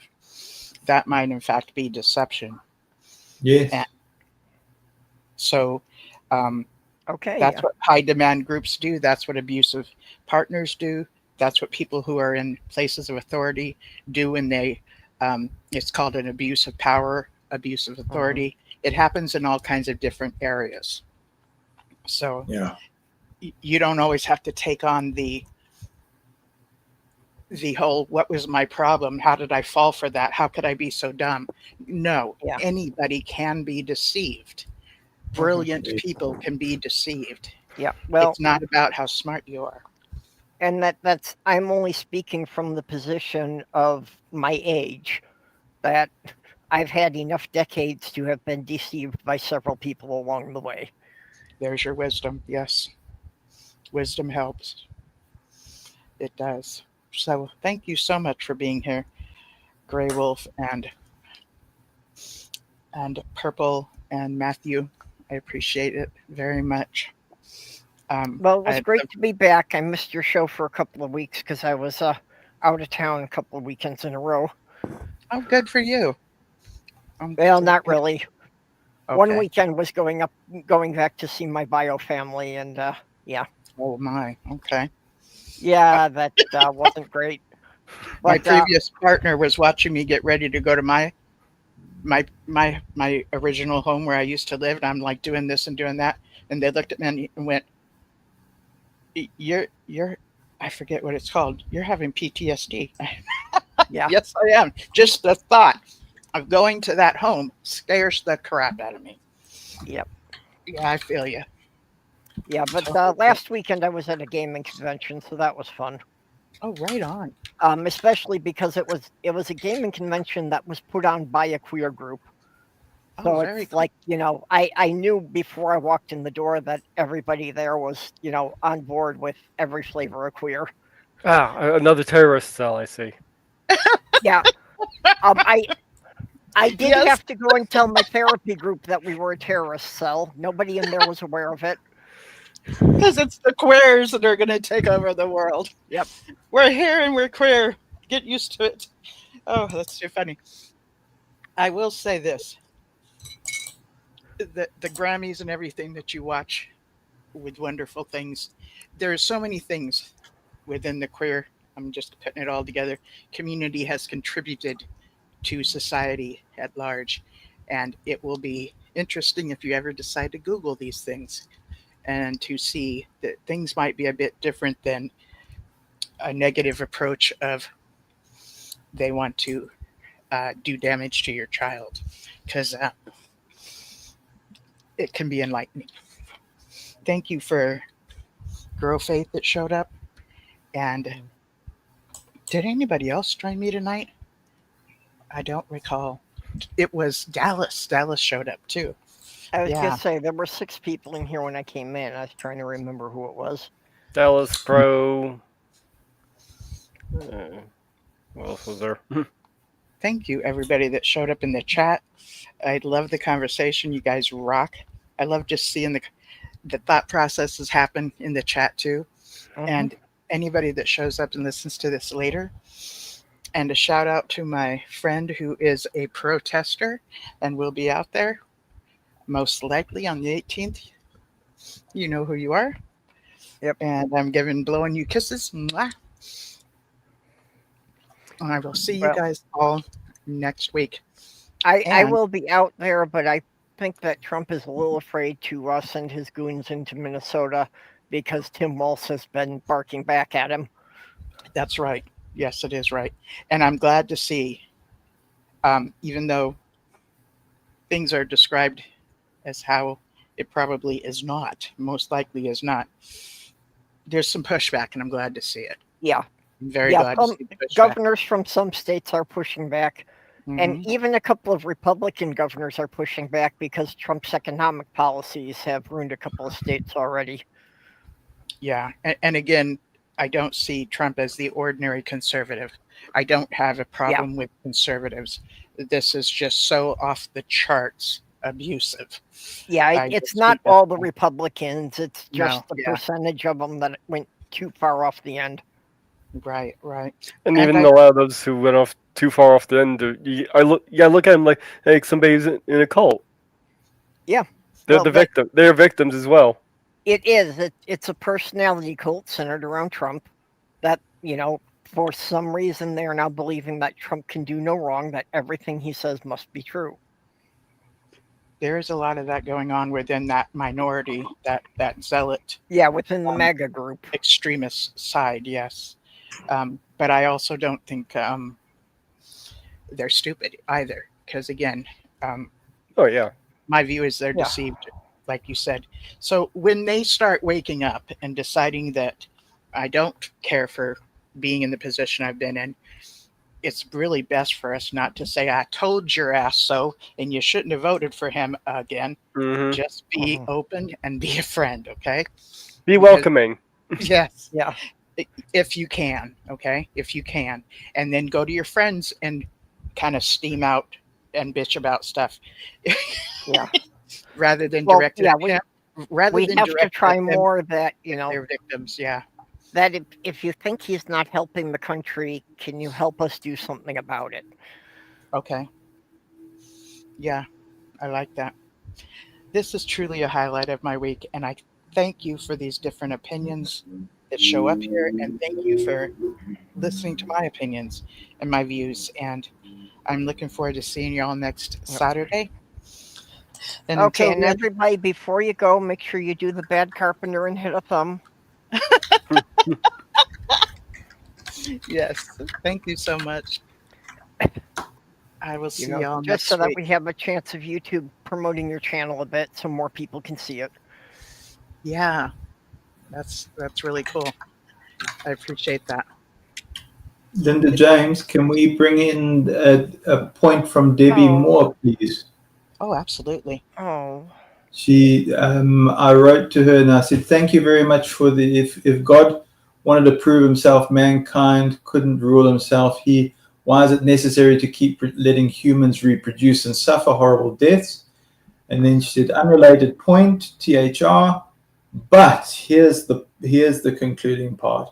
My cat is sick, possibly has cancer. Please send him some healing and positive vibes. He is very important to me. I get that, Debbie, but they become so much part of our lives. I mean, I've got one cat sitting on my leg and another one being a headrest right now. Yeah. Our pets are our family. Yeah. Really, they are. They Yeah, are. it's so our leg difficult family. when one of them is sick and you're worried about them. Yes. Yes, and they are great comforts to us, and it's such a vulnerable feeling when they're sick like this. So yeah, send prayers or send good vibes, whatever comes natural to you. Yeah, we're Debbie hoping for the thought- best and hoping it's something the vet can treat. Yes. Debbie went through a stage where she thought she had to get rid of her cat, and circumstances turned it around to where she's at. She actually can keep her cat. So Okay, I remember her having to get rid of it, and I didn't know how that Yes. had been resolved.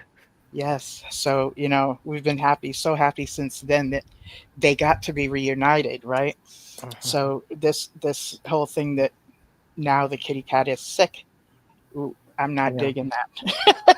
That just should not be happening right now. It just should Well, not. I just lost one of my cats in June. Aw. Actually, it was the first week of July, but yeah. So Sorry to hear that. yeah, still getting used to it being a bit quieter around here. And Petunia had been Sloth Girl, my lifetime companion's cat, Right. and she right. had died a year before, so I was taking care of Petunia. And that's among- another thing. Go Yeah, ahead. among other things, Petunia had decided that it was her duty to stand guard in the bathroom whenever I was in the shower.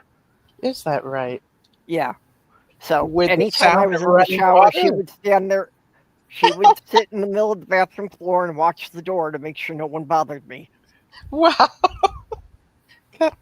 Cats usually don't care for water, so that's pretty brave. Yeah. Wow. That's pretty brave. Yeah. Yeah. So Wow. I am missing that she's not checking on me every time I go in the bathroom. It's amazing. Yeah, so let's hope that the kitty cat gets better. And I love you, Yeah. Miss Debbie. Linda And, James, Yes, do you know that we have plugged over 5 hours today? easily. Yeah. And Yeah, it according to comes the so clock, natural, 5 too. hours and 11 minutes. Yep. So I So- came in about half an hour after you started, but Thanks for joining me. So you can all put in your special pioneer missionary reports now. We used to count time. oh Yeah. yeah, write that into your notebooks for the for the And elders how of many your how many congregation. Bible studies are you conducting? Well, I see 3 here. So you can put that down. Progressive, attending meetings. Yeah, this Um, used to be the way we as Jehovah's Witnesses would think, that Yeah. we had to be doing these things and chalking them up and believing that that's what kept us spiritually strong. Yeah, I heard Yeah. about that you had to record a certain number of hours per week. Yeah. Yeah, I'm going to go back and tell that my elders that never a JW is making significant progress, and Mage Grey Wolf is a wonderful experience. That is so awesome. Thank you for joining us tonight. Oh, Debbie says thanks for the mention of her little buddy Skylar. Okay. Yeah. I Okay. feel for you because mine are so important to me that it can just be so difficult when you're worried about them and worried about how this is going to come out. And to be giving Debbie a bit more peace of mind too, because this is just a really, really tough time for her. Mm-hmm. This is truly a highlight of my week. Were you going to say something else, Matthew? I was going to say, I think it's about time for you to wrap up, Linda, and I'm going to say goodbye to Mage Grey Wolf. You've been a real pleasure and very courteous, and also Purple, really wonderful. And to also thank your audience, Linda James. I'm going to take a duck out and just listen to you on the YouTube as you do your traditional closing words. Okay. Thank you very much, Linda James. You're most kind. Good night, Matthew. Good night. So again, I wanted to thank everybody that showed up here and joined me for the show. Thank you for those that showed up in the chat tonight, and those that are going to listen later to this show. I really appreciate all of you for being here. You make this show what it is, and my idea has been for us to be able to be a comfort to each other and to listen to each other with things on our mind. on our minds. This is truly a highlight of my week, and I look forward to it every single weekend. So I will be talking to you next weekend, 9 p.m. on Saturday night, and I will talk with you all later. Good night. Good night, everyone. Later. I never made it.